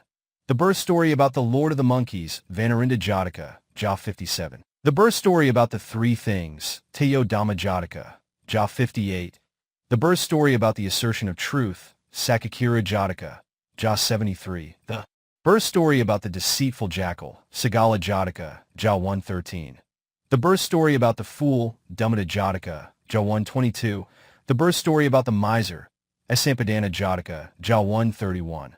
The birth story about falling both ways, Abhado Baha Jataka, Ja 139. The birth story about the jackal, Sagala Jataka, Ja 142. The birth story about shining forth, Virakana Jataka, Ja 143. The birth story about the young Brahmin Sanjiva Jataka, Ja 150. Book of the Twos. The birth story about the crossbreed Vinalaka Jataka, Ja 160. The birth story about the treacherous monkey, Dubhiya Maka Jataka, Ja 174. The birth story about the jewel thief, Maikora Jataka, Ja 194. The birth story about the hero crow Viraka Jataka, Ja 204. The birth story about the antelope, Kuruga Miga Jataka, Ja 206. The birth story about the murderous crocodile, Sasamra Jataka, Ja 208. The birth story about the woodpecker Kandagalaka, Kanda Galaka Jataka, Ja 210. The birth story about the family priest Damadhaja Jataka, Ja 220. The birth story about the renunciant's robe, Kasava Jataka, Ja 221. The birth story about the monkey Little Nanda, Kanandiya Jataka, Ja 222. The birth story about the crocodile, Kumbila Jataka, Ja 224. The birth story about the shoes, Upahana Jataka, Ja 231. The birth story about the unjust king Mahapagala Jataka, Ja 240. The birth story about the jackal Sabadi, Sabadai Jataka, Ja 241. The birth story about the heavenly musician Gudala Jataka, Ja 243. Book of the Threes. The birth story about the feathered one, Ramaka Jataka, Ja 277. The birth story about eating jambu plums, Jambu Kadaka Jataka, Ja 294. Book of the Fours. The birth story about the quick bird and a lion, Sakua Jataka, Ja 308. The birth story about the one who spoke of forbearance, Kanavati Jataka, Ja 313. The birth story about the heavenly flower, Kakaru Jataka, Ja 326. The birth story about the black monkey collab, Kabaha Jataka, Ja 329. The birth story about the jackal who played the lion, Jambuka Jataka, Ja 335. And the birth story about the clever monkey, Vinara Jataka, Ja 342. Book of the Fives. The short birth story about Prince Damapala, Damapala Jataka, Ja 358. The birth story about the Mina bird, Siya Jataka, Ja 367. Book of the Sevens. The birth story about the disobedient monkey, Kapi Jataka, Ja 404. The birth story about the attendant Parantapa Jataka, Ja 416. Book of the Eights. The birth story about the king of Satya Jataka, Ja 422. Book of the Nines. The birth story about the wise partridge, Tatira Jataka, Ja 438. Book of the Tens. The birth story about Nigrata the orphan, Nigrata Jataka, Ja 445. The birth story about the undeceived chicken, Kukua Jataka, Ja 448. Book of the Elevens. The birth story about the Devadatta named Dhamma, Dhamma Deva Putta Jataka, Ja 457. Book of the Twelves. The birth story about the merchant who traveled the ocean, Samudavija Jataka, Ja 466. 895. Book of the Thirteenths. The birth story about the mango, Ambaṭṭha, Ja 474. The birth story about the king of the Ruru deer, Ruru Miga Raja Jataka, Ja 482. Book of the Miscellaneous Numbers. The birth story about the Kinari Kanda, Kanda Kinari Jataka, Ja 485. Book of the Twenties. The birth story about the thieving parrot Satagumba, Say Gumba Jataka, Ja 503. The birth story about Prince Somanassa, Somanassa Jataka, Ja 505. The last days of Devadatta. Thus, while residing in Rajagaha, the Buddha recounted many birth stories, Jataka, concerning Devadatta, and then he went to Savatthi, where he dwelt in the Jetavana monastery. Having been ill for 9 months, Devadatta had the desire to see the Buddha at the last moment. So he told his disciples to take him to the Buddha. But his disciples said, "You went about as the enemy of the Buddha when you were healthy, so we dare not take you to him now." Then Devadatta said, "My disciples, do not ruin me." As a matter of fact, it was only I who bore grudge against the Buddha. He did not have the slightest grudge against me. There is this verse in Milandapanya, Mil PTS 410. Vadhake Devadattami, Kor Agulum Lake, Danapale Rahul Ca, Sabathas Samamaneso. My cousin brother, the Buddha, had goodwill towards his brother-in-law Devadatta, who was bent on killing him, towards Agulimla the robber who adorned himself with 1,000 fingers, towards Njairai the wild elephant, later called Dhanapala, towards his own son, Rahula, and towards all living beings equally. Take me now to my brother, the exalted Buddha. Thus Devadatta again and again entreated them to let him see the Buddha.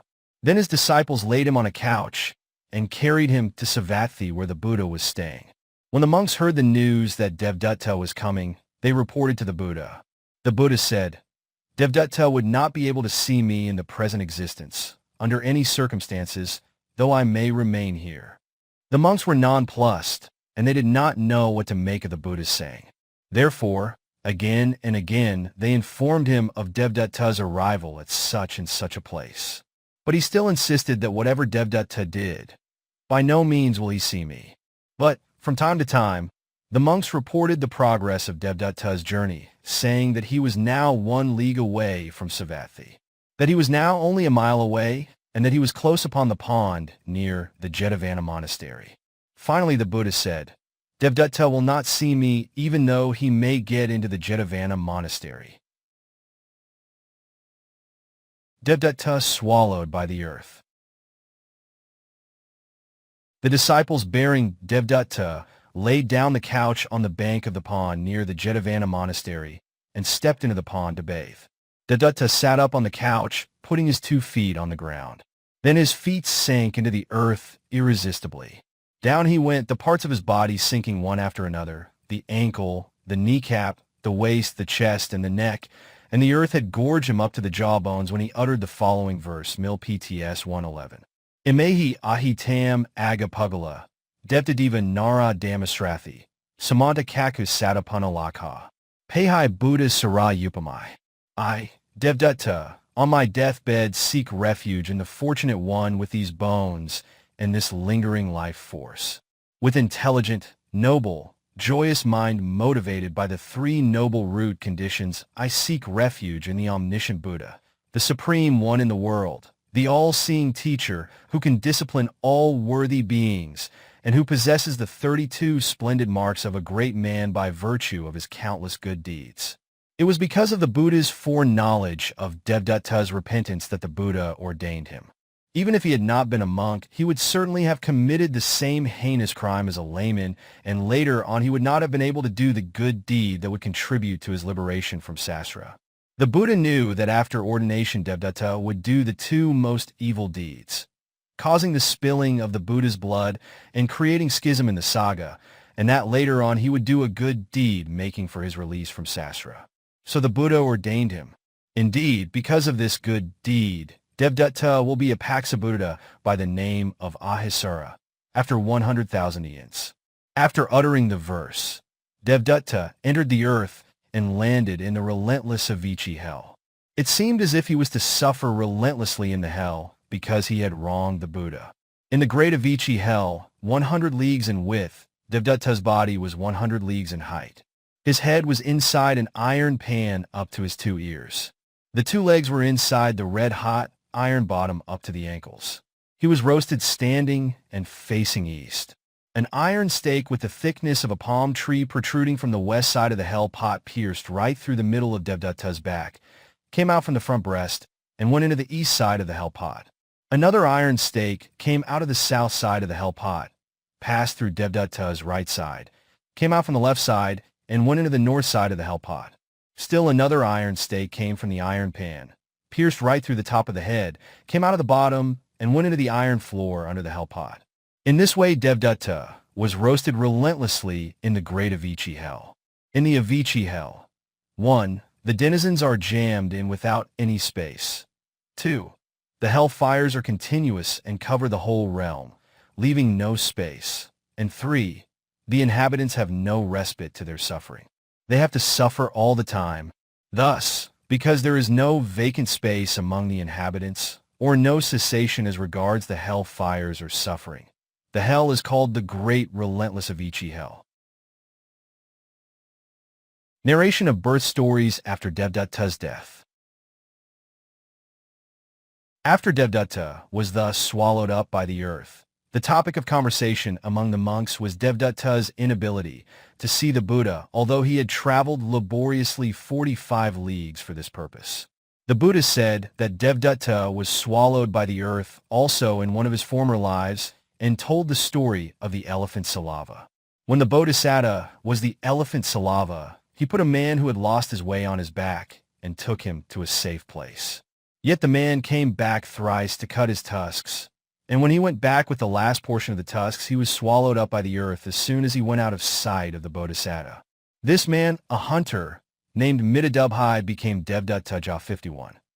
Then again the Buddha recounted the birth story about the one who spoke of forbearance, Kanavati Jataka, Jah 313, to show how King Kalabu, Devadatta at that time, was gorged by the earth when he wronged the Bodhisattva, recluse Kanavati.